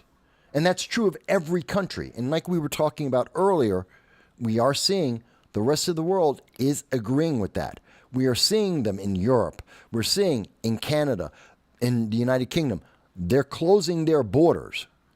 And those illegal aliens they're trying to find somewhere to go, and they're more than willing to come to America, where New York, California, the bluer than blue states, the sanctuary states are opening. They have open door policy, and they're coming in, and there's going to be more of them. Just so you're aware. Oh, I'm glad that you have been listening to the show. Thank you. I appreciate that. Now, I did leave off in the program. We were talking about Kamala Harris and her 60 Minutes interview. In particular, with her not answering the question and just telling people she doesn't care about them. That's her answer. She doesn't care that she flip-flops. She was willing to say anything that will get her elected. And it doesn't matter if you're a supporter or not. It doesn't matter about left or right. Now, I know 60 Minutes had a few problems of their own in terms of their edit of what she said in their interview, which we're going to get to in just a second. But there was another interview as well. And I think this is important. It's very important for people who are going to vote in the election. And God help you if you was doing early voting. This is why I don't like early voting. I don't like early mail-in votes. I don't like this because imagine if you made your vote already and now you find out that Kamala Harris, she's in the 60 Minutes interview, they're editing and lying to you, trying to boost up Kamala Harris by hiding from you the truth. And then you go and you see Kamala Harris, she goes to Univision, and then you heard that she's reading off a teleprompter. Now, I need to debunk this. To be fair, she did not apparently read off of a teleprompter. And I know a lot of people heard about that. And I know a lot of people don't trust things like Snopes for debunking or providing the truth because they're usually not accurate. They're very much politically biased, and what they say is true and untrue. We see that with a lot of the fact checkers. So when I saw that there were fact checkers that were coming from NBC News, I didn't have a lot of faith in it, especially after NBC News, ABC News, CBS.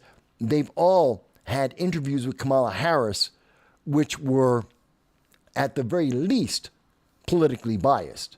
And at the very most honest, were absolute propaganda. So I didn't have a lot of faith in this. And they were saying, well, no, there's several times throughout the entire conversation with Univision where she was talking. Now, they even gave a couple of timestamps. Again, I didn't trust them. I actually went, and this is from Univision itself, with 9.6 million subscribers on YouTube. I went into their video, and as you can see on the screen right now, this is Kamala Harris. This is their live stream coverage. This is at the 26 minutes, 18 seconds mark. And you'll see that this is the teleprompter, which earlier did in fact have some writing on it.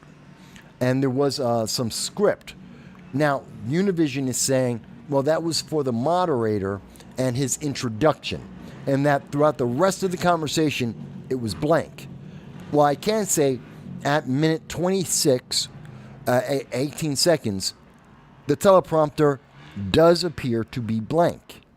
It does seem like there is no other words on there, and this wasn't scripted. That's what we can see, but I don't know.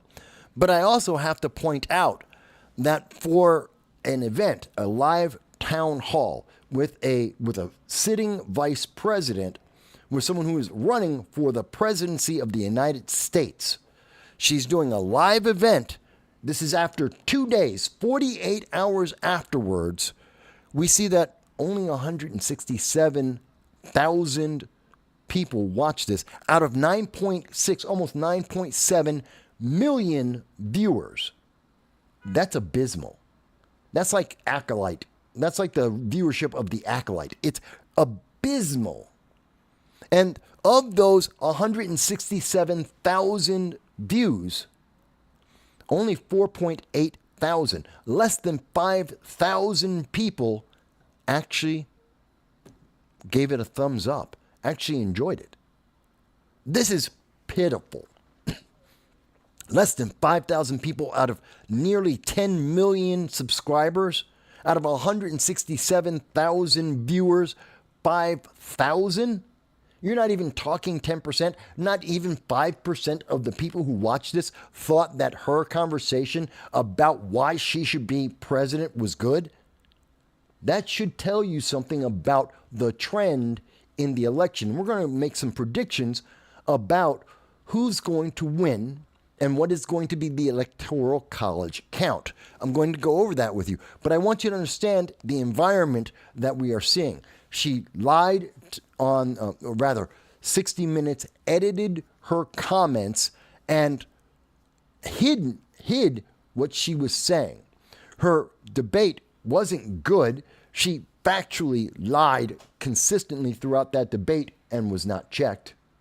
She's lied in several of her interviews. She can barely make a 20-minute interview, and every single time she's asked a question, she's dodging it, trying to get back to her 3 talking points. A one-time child tax credit of $6,000, a one-time small business tax credit of $50,000, and building 3 million new homes. Basically, projects. She's going to make a project in your neighborhood. That's it. These are her 3 talking points that don't really resolve anything, and every economist has questions about.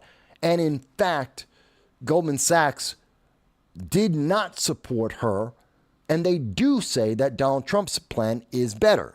So this is the environment we are in. I went to go into. And when I say that 60 Minutes cheated, they denied the American people. They were propagandist in what they did. They did an interview with Kamala Harris, and instead of presenting that interview in full to the American people, they chopped it up. Now, if they did one edit in this interview, there was reason to believe they did multiple edits. Or perhaps they asked the question multiple times, giving Kamala Harris the benefit to redo her answer and come up with a different answer.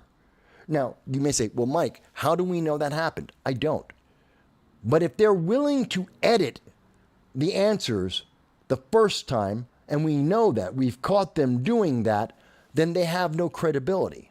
And just like ABC and NBC and CBS, they've all thrown away, MSNBC, they've thrown away their credibility to be propagandists. It's so bad that even Kamala Harris's campaign is saying, hands off, we had nothing to do with it. We didn't edit this. We had nothing to do with the edits. We didn't ask CBS or 60 Minutes to make the edit. They did it on their own. They decided to become propagandists and to throw away their credibility on their own. It wasn't Kamala Harris's fault because they're caught red-handed. And there is no positive spin on this. Even if you're a Democrat, you have to look at this negative. Even a progressive looks at this and says, that's bad. They know her answer is so bad. Her answers to this were so bad and so useless and so non-productive that they had to edit her. They had to change the answer. They had to try and prop her up to fortify the 2024 election. And that means they're not credible. And she's a weak candidate. Because you don't do that for strong candidates. You let them say what they have to say. And their words carry the day. But with Kamala Harris, that's not the case. That's not the case at all. So, just to make sure you understand, in this coverage from the Independent, from the United Kingdom, they did eventually, after telling you how Donald Trump is terrible, Donald Trump, orange man bad, he's so horrible. They focused almost the entire first half of this entire article telling you how terrible Donald Trump is. That's not important. It doesn't matter whether you like or dislike Donald Trump. Has nothing to do with what was hidden from the public by CBS and 60 Minutes. It has nothing to do with the lack of credibility and integrity of 60 Minutes and CBS. That the first half of this article is meant to distract you. This is the Independent doing exactly what 60 Minutes did, being propagandist, trying to bias the public, and because some people just won't read all the way through an article. So they want to bias people as soon as possible, as much as possible. They don't want you to read the entire article. They don't want you to see the facts. They want you to have a feeling of orange man bad so that they fortify the 2024 election. That's why they spend the first entire half of this article talking about orange man bad. And only after doing that and essentially burying the actual news, do they finally get to it. And they say, the question that was asked of Kamala Harris is that the U.S. has no sway over Prime Minister Netanyahu. The actual answer from Kamala Harris is the aid that we have given Israel allowed Israel to defend itself against 200 ballistic missiles that were just meant to attack Israelis and the people of Israel. What does that have to do with the sway over Israel, over Prime Minister Netanyahu? They're not related. She's giving us history. That's not about politics. That's not about political influence. Yes, we gave aid to Israel. Israel used that aid to defend themselves. We understand that. That has nothing to do with what will Netanyahu do as a response. Will Netanyahu, now that 180, it wasn't 200, it was 180 ballistic missiles were fired by Iran unilaterally against the civilian people of Israel, and they were shot down, what is he going to do? That's the question. Can Kamala Harris influence Netanyahu so that he does not attack Iran? Does she have the capability? Does she have that relationship? Does the United States put that much fear or respect into our ally to stop them from going and retaliating, which Israel has said they will do? She doesn't have an answer. She goes on to say, and when we think about the threat that Hamas, Hezbollah present, Iran, I think that is without any question our imperative to do what we can to allow Israel to defend itself against those kinds of attacks. Again, The question is, can you influence Netanyahu to not attack? She has yet to answer that question. She has yet to even get close to addressing that. She has yet to say that she has a good relationship with Netanyahu or a bad relationship with Netanyahu, that she has any influence on him, that he pays attention to her, that he even knows her name. She has yet to address any of that.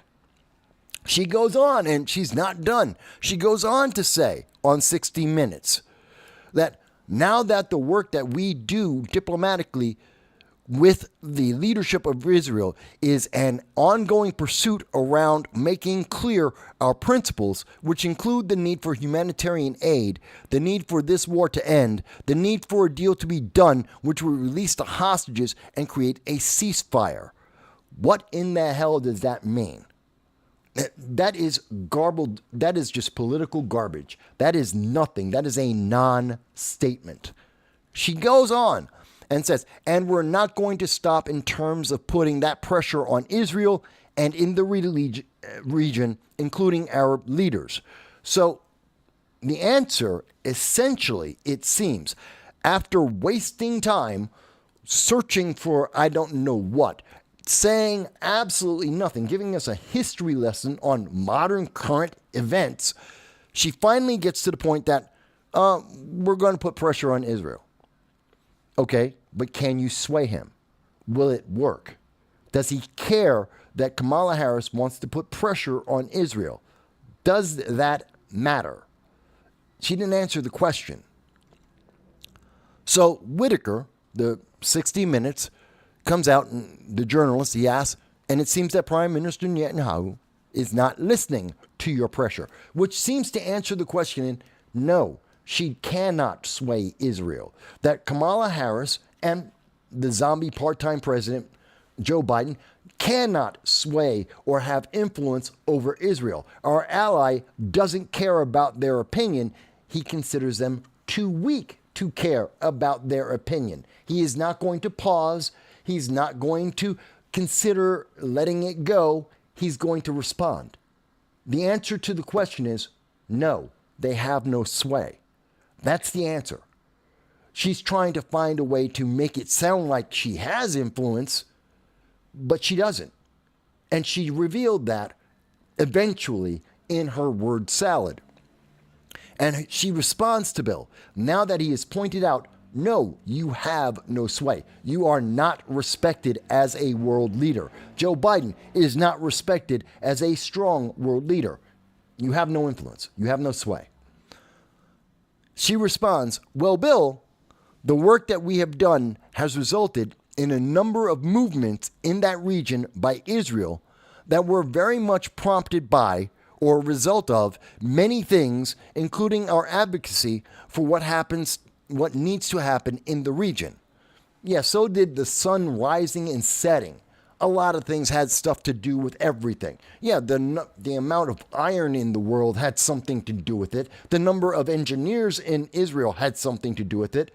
The number of people in the Israeli military had something to do with it. Nothing. She has no influence. She's trying to make it seem like she's powerful and that Joe Biden is respected, and they're not. They have no influence on Hamas, on Hezbollah, on the Houthis, on Iran, or Israel. They have no influence on anyone that is involved in the conflict at this time, even though the United States is sending over up to 3,000 troops. We have 100 that will be landing in Israel itself. We have 3,000 troops going into the region, most notably into Syria and Iraq, and the fact that we have an undeclared war against the Houthis in the Red Sea.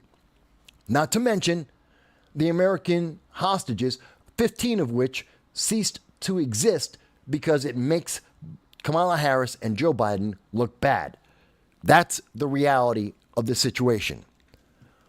But on October 7th, in the broadcast, just under a week ago, what we saw is what 60 Minutes actually showed the voters in America. Their actual This is what they based their credibility on. They said her answer to, does she have any sway with Netanyahu? The work that we do diplomatically with the leadership of Israel is an ongoing pursuit around making clear our principles. Full stop.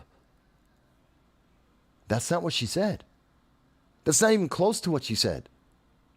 That is lying to the American people, because that isn't what she said. What she said wasn't confident. What she said wasn't concise. It wasn't clear. And it did reveal that she had no influence and she has no respect coming from Netanyahu and Israel to her and Joe Biden.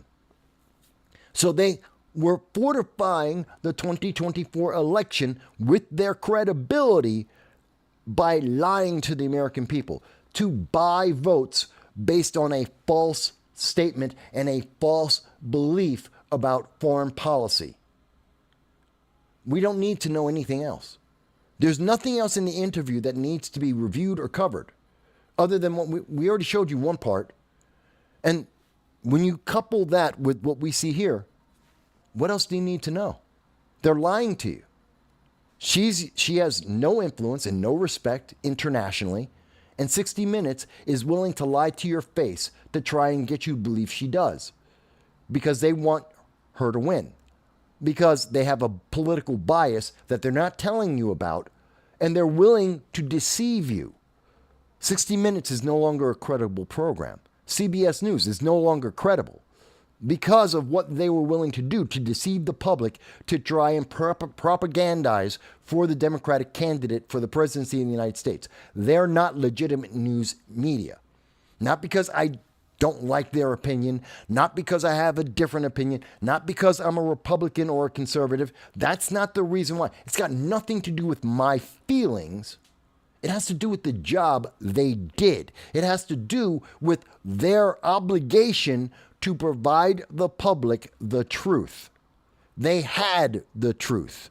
The truth was that Kamala Harris is not respected and has no power and no sway over an American ally.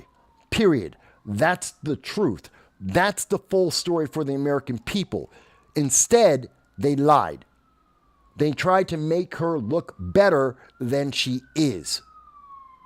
And that means they have no credibility. That's not just making a mistake. That's not misquoting someone. That's not a misstatement by Kamala Harris or their campaign. This is why Kamala Harris and her campaign do not want to be associated with this, because this is lying to the American people, because this is deceptive, because what 60 Minutes did is in fact, I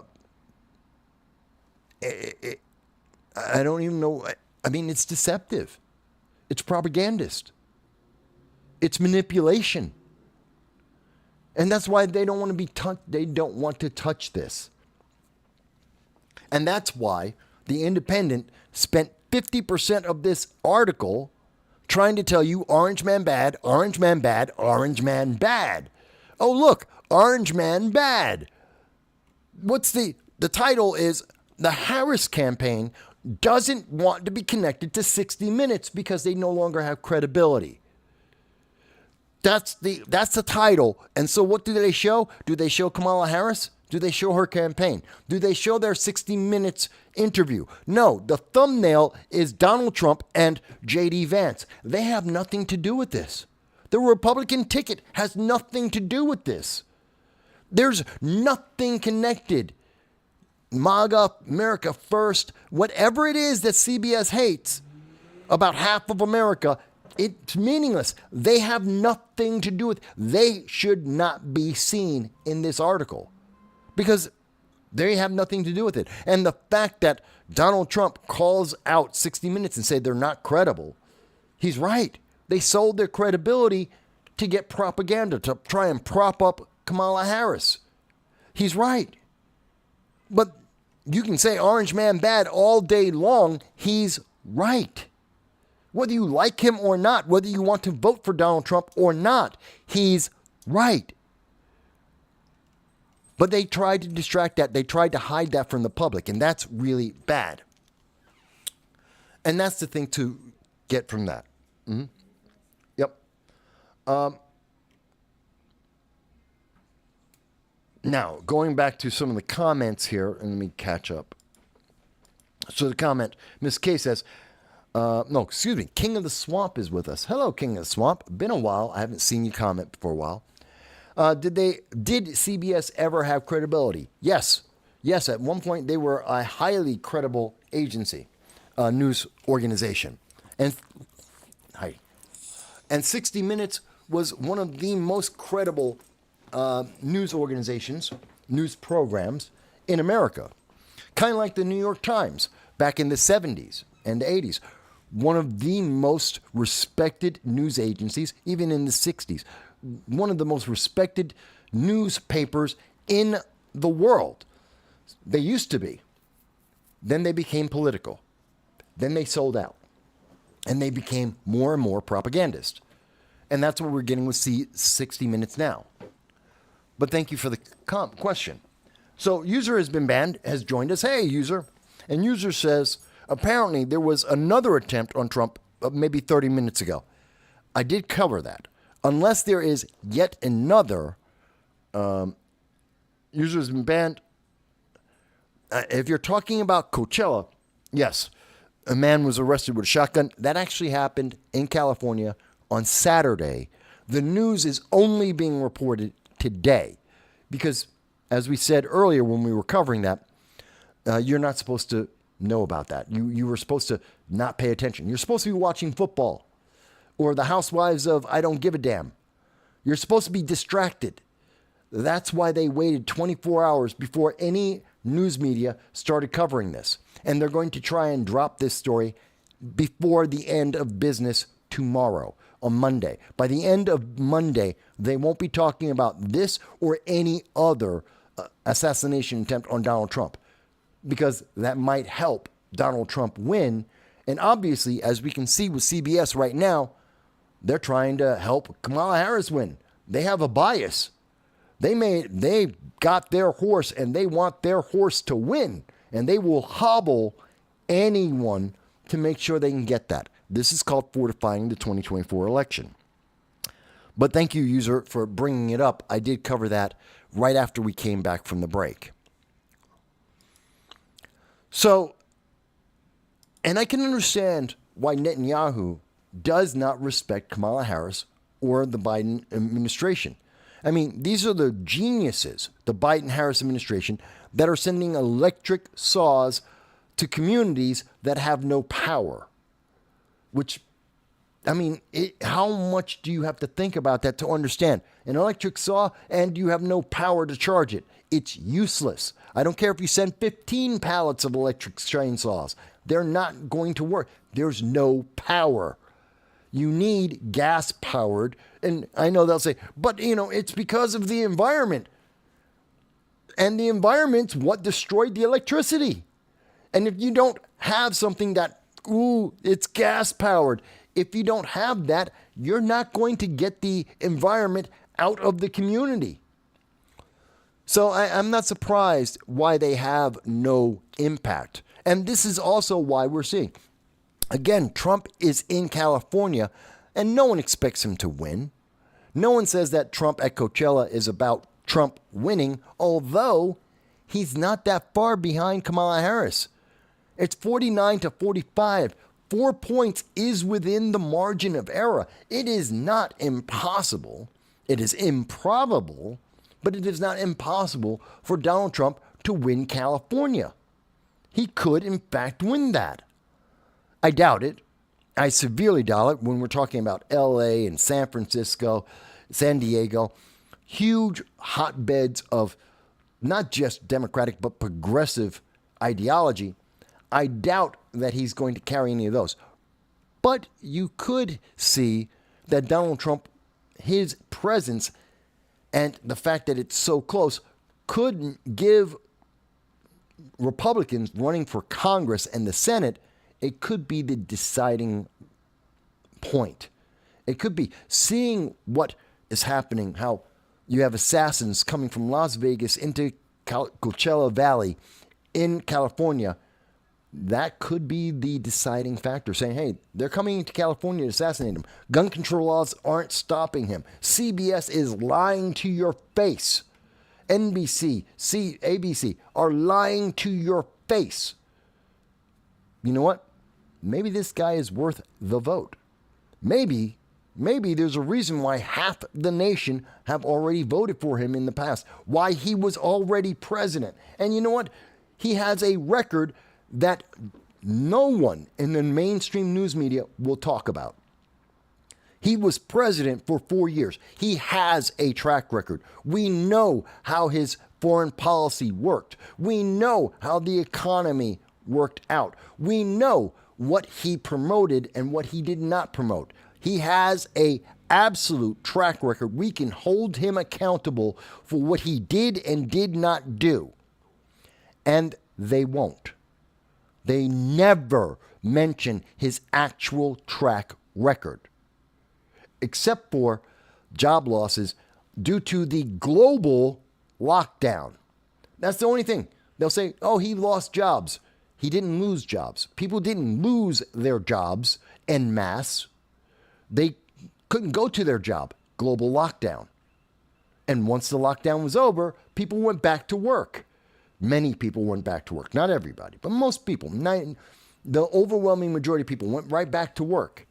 And we've seen that Biden and Harris, they take that and they're saying, oh, well, see, those are brand new jobs. Those are jobs that no one had ever worked before. No one had ever done that, except the people who were working there every day for the last 20, 30, 50 years.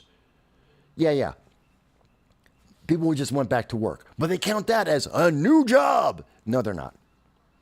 Oh, we created more jobs in manufacturing than anyone before. And Trump, he lost jobs. Not true. The math, the actual factual numbers don't hold up. So they've been lying a lot. And I think it's very interesting. I mean, even Dennis Quaid, even in Hollywood, where actors are terrified to let anyone know about their politics.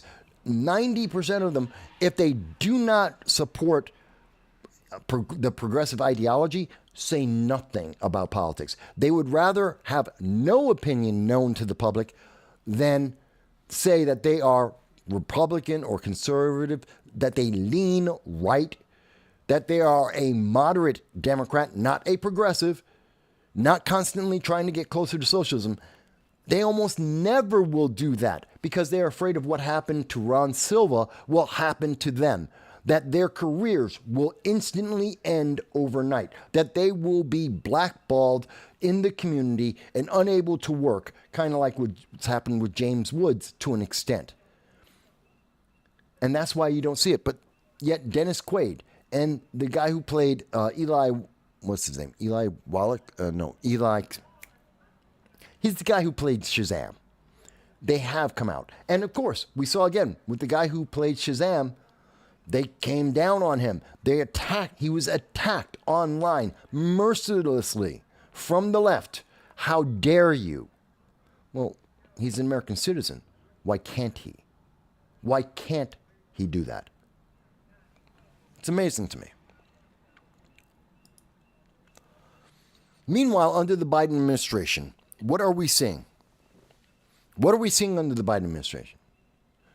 Not only are Americans being held hostage by Hamas for an entire year, we don't even know what happened to all of the hostages. They just stop talking about them. They disappear. Not only 70,000 Americans have been abandoned in 4 different countries under the Biden-Harris administration. Not only is inflation up, yes, down from the peak, but up under the administration. Not only is unemployment increasing, but we also got this. Langley, where the CIA is, where there's a military base where we train officers. We know that there were a swarm of drones We don't know whose drones. We don't know where they came from, who was in control of them, what they were doing. We just know that there was a swarm of drones flying around Langley, including the CIA, flying around the entire base for 17 days. The Wall Street Journal finally came out with an article about this on October 12th. They came out with this at October 12th at 9 p.m. 9 p.m. they came out with this story. That was yesterday. Saturday night at 9 p.m., they told the American people, oh, by the way, there are drones hanging out over U.S. military bases right next to D.C. with the CIA right next door. We don't know who did it. We don't know why they were doing it. By the way, we're only going to tell you this at 9 p.m. on a Saturday night because we do not want you to pay attention. We do not want you to know this. We do not want people to base their vote because this is an indication that the Biden-Harris administration is weak, that they do not know how to. You mean to tell me that some of the most sensitive national security in America is being violated, and there was no reaction by anyone in the Biden-Harris administration? Kamala Harris didn't have any input. Joe Biden, well, he is a part-time zombie president, but there was no one in the administration, no one in the Pentagon that could say, hey, shoot down that drone. That's secret, that's sensitive information, that's national security violations. Shoot down the drone. Nobody could think that up. Nobody could authorize that action. No one in the entire Biden-Harris administration had the balls or the ability to make that decision, that thought process. For 17 days, this is like with the Chinese spy balloon flying over America, and no one in the Biden administration wanted to shoot down. They let the spy plane go across America from the isolated zones and the empty woodlands of Montana all the way across America until it got to the Atlantic Ocean, spying on American citizens and American bases all the way through. Because the Biden administration didn't know what they were doing. This is the same thing. Would I be surprised that these were a swarm of Chinese drones? Or maybe they were from Iran? Or maybe they were from Russia? I don't know, I don't know what kind of secret or sensitive information about the American government. And they allowed it to happen. Just like they allowed the spy balloon to fly over America. Because their concern wasn't national security. Their concern wasn't protecting the American people. No wonder they have been, we see CBS and 60 Minutes and NBC and ABC, why they are doing so much to try and prop up Democrats and Kamala Harris. Why they are so desperate to try and convince people that they are better and more respected than they actually are. And why they don't want to talk about the nonstop failures, inefficiency, and ineffectiveness of the Biden-Harris administration. There is no sector, no subject about American politics where you can point to and say, this is Biden-Harris, either by Joe Biden or Kamala Harris, and they were a success at anything other than raising money. Kamala Harris was very successful running around as vice president for 4 years, raising money for the Democratic Party. She was successful at that. There is no other success in the Biden-Harris administration. And I dare anyone, I don't care what your politics are, show me one other positive impact of the Biden-Harris administration. Something that was a benefit for the United States and its people. Something where they were respected internationally, because it doesn't exist. Their international policies are failures that raised the amount of instability in the world, that reduced the amount of peace in the world. That is a fact. The U.S. economy is devastated by the Bidenomics and his policies. There's just nothing that's been positive. And there's nothing that anyone can point to, which is why Kamala isn't running on the record of Joe Biden and herself. Instead, she's got 3 things.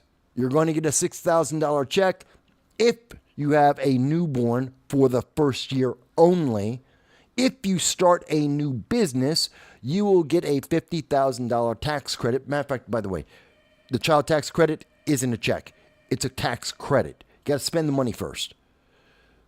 If you're starting a new business, you'll get a $50,000 tax credit if you start a new business for the first year. And, you might get lucky to be able to move into, eventually, a brand new government project. And we know, go to LA, go to New York, go to Chicago, check out all the other government buildings, the other projects that have been built. And tell me if those look safe and those are welcoming communities. You're going to be, if you don't know, if you live in the middle of America and you've never seen the projects, it's ghetto fabulous. And that's not a compliment. That's not a good thing. Nobody wants to live in the projects because they're the projects. At the same time, in New York City also, with Eric Adams trying to silence all of the naysayers, anyone who was questioning the illegal aliens. Why? Because they don't want to have this conversation. On October 9th, New York City is trying to spend $2.3 billion on illegal aliens to provide them with 14,000 hotel rooms. $2.3 billion to give illegal aliens, people who violated the United States law, to give them a hotel room. Not to the homeless people in America. There are homeless veterans that are on the street right now. Temperature outside is 50-ish, 58 degrees and dropping. We're entering into winter. There are American citizens, members of the armed forces who fought and bled for America, some of them who have gotten PTSD and other mental illnesses because of the service they provided for the United States, and they're sleeping on the streets because 14,000 hotel rooms are being paid for by your taxes. Yes, federal taxes means everyone in America, as well as state and local taxes, are paying for some illegal alien who broke the law to sleep in a hotel, but an American citizen will sleep on the street.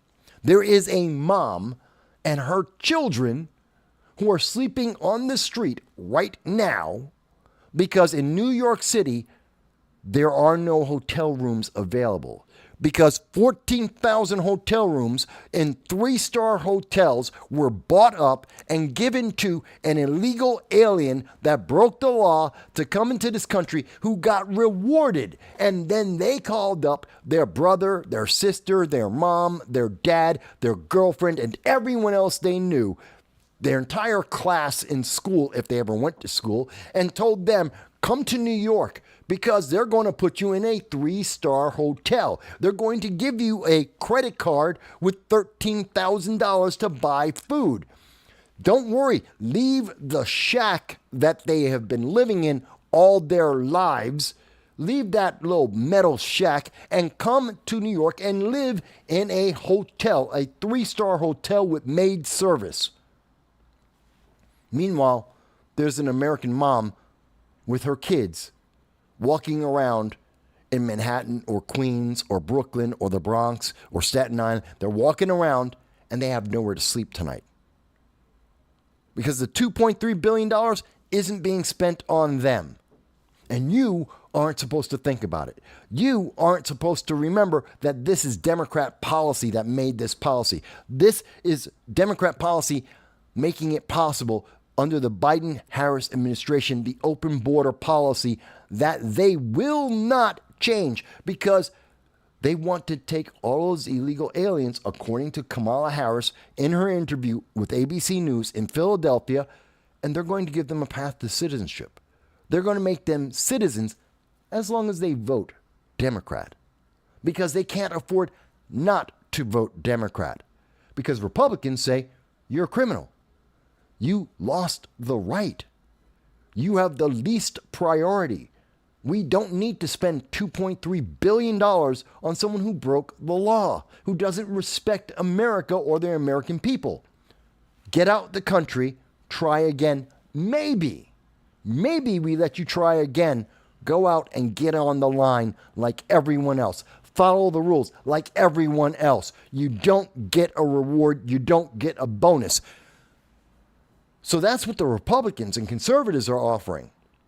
So do you think they're going to vote these illegal aliens, if they get a pathway to citizenship that Republicans and conservatives don't want to give them, do you think they're going to vote Republican or Democrat?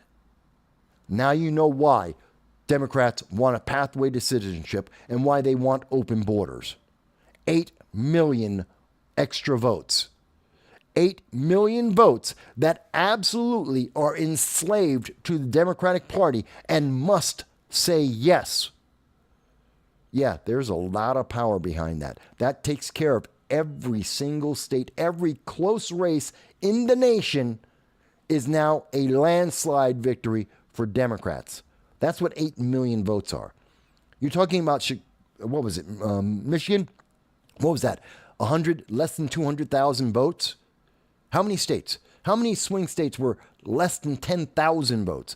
Less than 100,000 votes? You're talking about 8 million new voters. Yeah, landslide wins for Democrats. That's what they're looking at. It has nothing to do with compassion.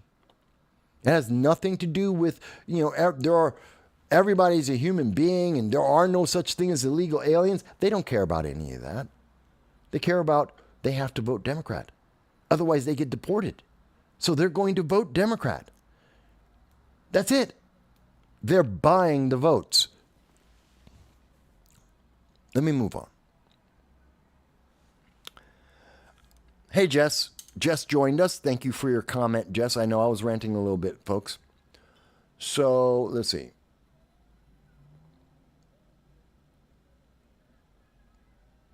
User has been banned, was highlighting the fact that, yeah, they have no power lines. They have no power. They have no power lines. It's not just that they didn't have power down in Florida, down in North Carolina, in Georgia. It's not just that they don't have power lines to get the power in. They don't have the power and they don't have the power lines. And yet they're sending them like chainsaws. It made no sense. And I stand corrected. I do stand corrected. User has been banned, corrected me. The Biden-Harris administration did create jobs for the IRS to find ways to take more money from the American people. They hired more IRS agents so that they could armed IRS agents so they could take away your money, that they could find out whether you have money on PayPal or Patreon or any other cash app so that they can go into your private accounts and make sure that they take all your money. That's why they hired 86,000 IRS agents. So I stand corrected.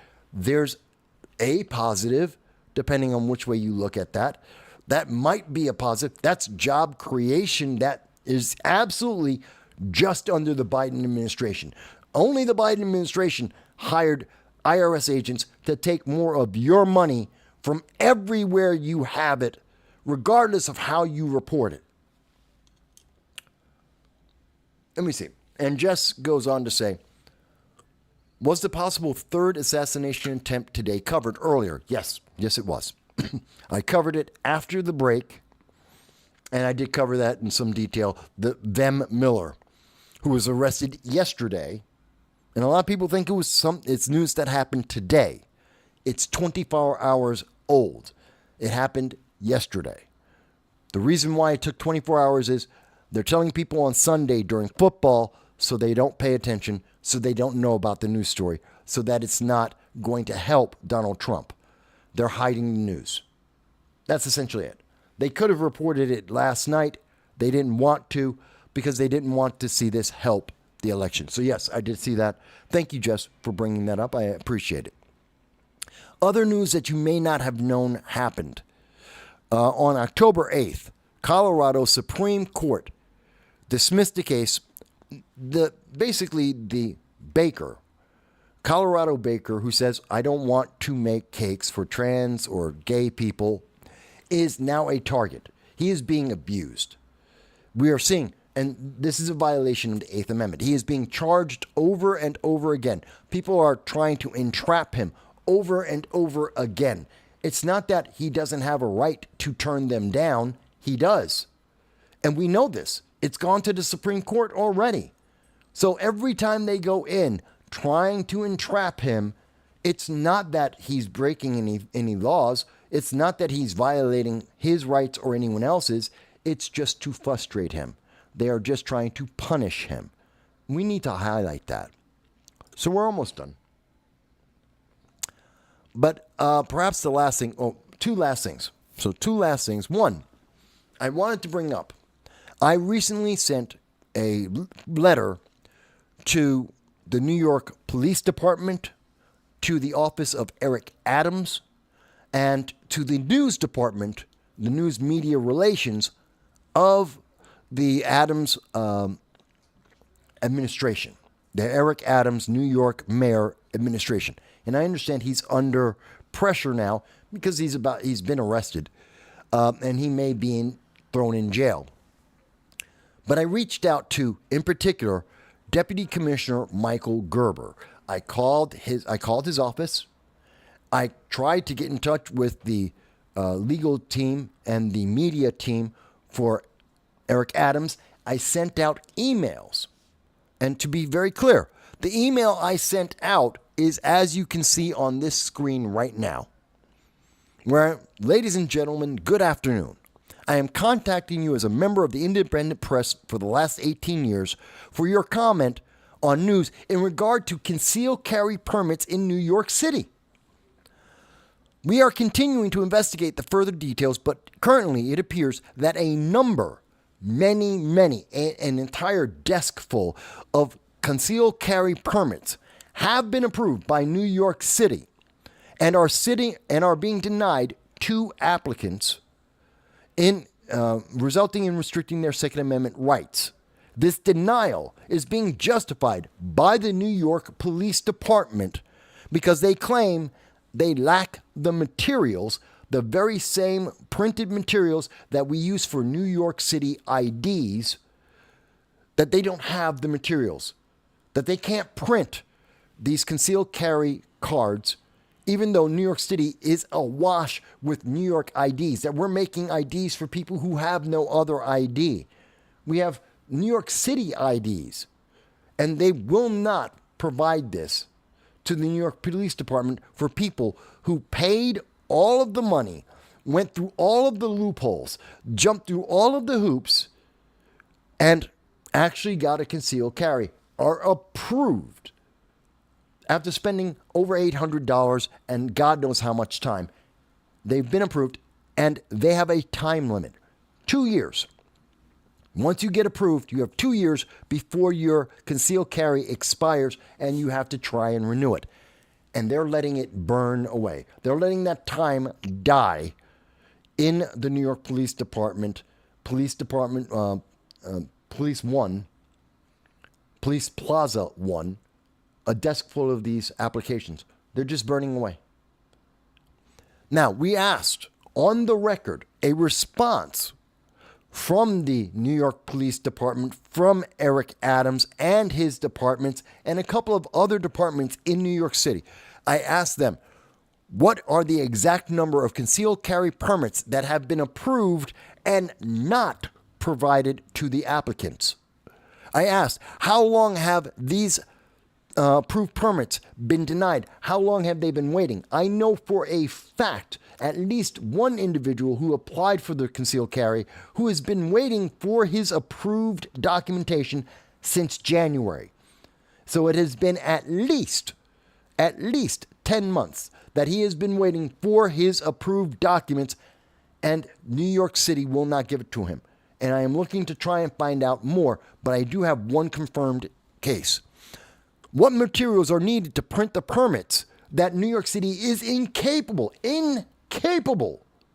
of acquiring?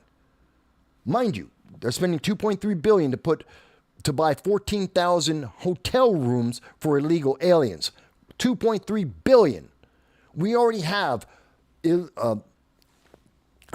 for illegal aliens and people without documentation. We have stacks and stacks of these forms. I don't understand this. So the fourth thing I asked, does Mayor Adams or any authorized member of the administration have any comment on why the rights of citizens in New York City are being denied? In asking all of those questions, the response I received from Mayor Adams, from the New York Police Department, from the legal department, from Michael Gerber, is ask for a FOIA report. I asked for a comment. They said, get a FOIA, Freedom of Information Act. I have to research this. I have to get a form and wait 30 business days before they're willing to tell me anything. They will not even comment on it. They're not saying that I got it wrong, that any of the information I provided was incorrect. No, they're not saying that anything I said is wrong or incorrect or inaccurate. They don't deny that this is happening and it's purposive. No, instead they're going to say, ask for a FOIA, give us 30 business days to delay answering you. By the way, one of the individuals, and I pointed this out because I called his office directly, Deputy Commissioner Michael Gerber is in charge of the department, which is, here it is. He's in charge of the Deputy Commissioner of Legal Matters. That includes, there it is, which includes the Pistol and Firearm License Division, which is responsible for firearm licensing in New York. It is a Byzantine labyrinth to try and find phone numbers for anyone in the New York City administration. It is meant to make it near impossible to find out who is responsible for what and to get an answer from them directly. But I did find that Michael Gerber is responsible directly for the pistol applications and getting that information out. He is responsible for that. He is the contact person for New York City and the New York Police Department. I did reach out to him. On the phone, his department said he's not responsible for that. They said that the New York City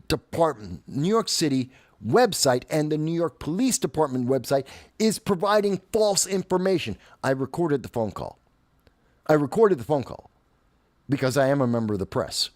And I do know how these phone calls go. They denied that this ever happened, that he had any responsibility, that he has no connection to it at all, even though the public information says he is directly responsible for this and he should have an answer and he should be accountable to the American people, as well as Mayor Eric Adams, which he serves under.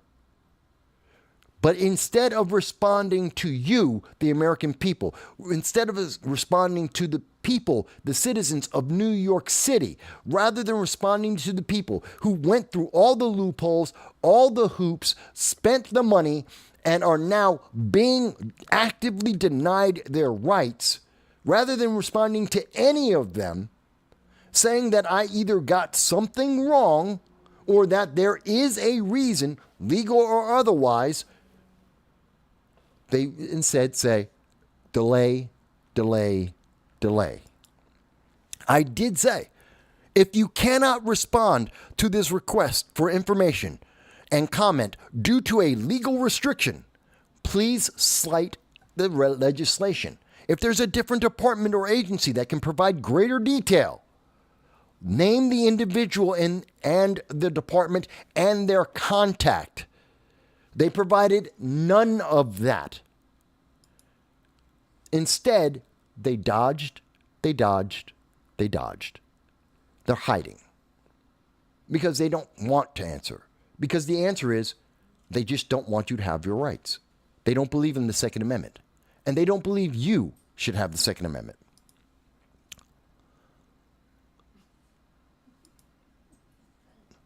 Not unlike what we've run into, and as we had mentioned earlier in the show, we see this happening with YouTube, randomly deleting some of our stuff. Final thing. We promised that we were going to make a prediction on the show for the Electoral College. We believe Donald Trump is going to win, but we think it's going to be an incredibly strong win by Donald Trump. We now know that Kamala Harris is starting to lose ground. According to Real Clear Politics 2024, the full candidate range, that's Harris, Trump, Kennedy, Chase Oliver, Jill Stein, and Cornel West, all 6 candidates. When looking at the polling, they are now showing that Kamala Harris has a 1.4% lead, 1.4, which is diminishing. She was at 2.2.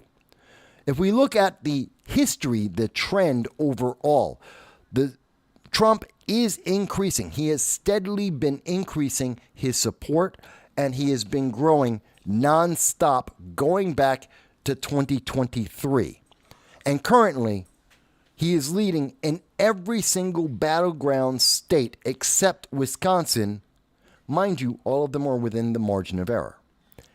Given these things, given the current things that are happening right now, as we have discussed throughout the entire show, we believe that you will see the Electoral College will be 312 for the Trump-Vance ticket, 226 for Kamala Harris and Tim Walz. We believe that the only states that are truly in question, possibly Nevada, which is 6 points, 6 electoral votes, and Wisconsin, which are 10 electoral votes. That's it. Every other state is accounted for. Every other state. The West Coast is going to the Democrats. The Northeast, going to the Democrats. Virginia, probably going to the Democrats. Other than Illinois, obviously, corrupt, going to Democrats. Colorado, New Mexico, corrupt, going to Democrats. And everything else is pretty much going to Donald Trump. That's what we believe. Those are the numbers we think you're going to see. 312 to 226. And there's a pretty good chance Donald Trump's going to get Wisconsin too. Because just like in Dearborn, Michigan, a lot of the Wisconsin progressives support Hamas, and therefore they're pissed off at Kamala Harris, which means they'll vote for Jill Stein. Mark my words. Okay, with that all said, we're finishing up because I got to go walk my dog. He's a little upset. Let's see. User has been banned. The permit lasts for 2 years. New York City concealed carry permit 2 years. Jess, she agreed. She didn't see it until today. She's talking about the attempt on Trump's life. Grace, hello, Grace. Always good to see you. Caught me at the end of the show. No problem. Grace says, well, the Biden-Harris administration has done wonders for peace in the Middle East, as opposed to the Trump administration that had the Abraham Accords. You are right. All right, folks. So we've covered a lot of ground today. Jess does ask the question, I can tune in on my phone for a bit longer. I'm happy you subscribed as well. Thank you very much for that. And it's good to see you as well, Grace. So, guys, you can hear my puppy starting to call me now. I'm going to take off. Please, I look forward to seeing all of your comments. Like, share, subscribe. That is the big thing. Subscribe, but do like and share as well. I look forward to seeing all your comments. I appreciate that you spent however long as you did on Sunday with me, and I hope that you're going to have a great week. Again, to my family and friends and everyone else who's in Florida, I want you to be safe. I'm glad that almost everybody was safe. To those in North Carolina, Georgia, South Carolina, I hope we can get the aid to you as soon as possible. We're trying to put pressure on the government to take care of you. And I don't mean electric chainsaws in areas that don't have electricity, but to really provide help for you rather than trying to help Lebanon. We don't need to help them right now. We need to help our own people. But with that all said, let me know, do you think the Electoral College should be 312 for Trump? Do you think it should be something else? Do you think I got anything wrong today? I look forward to seeing your comments.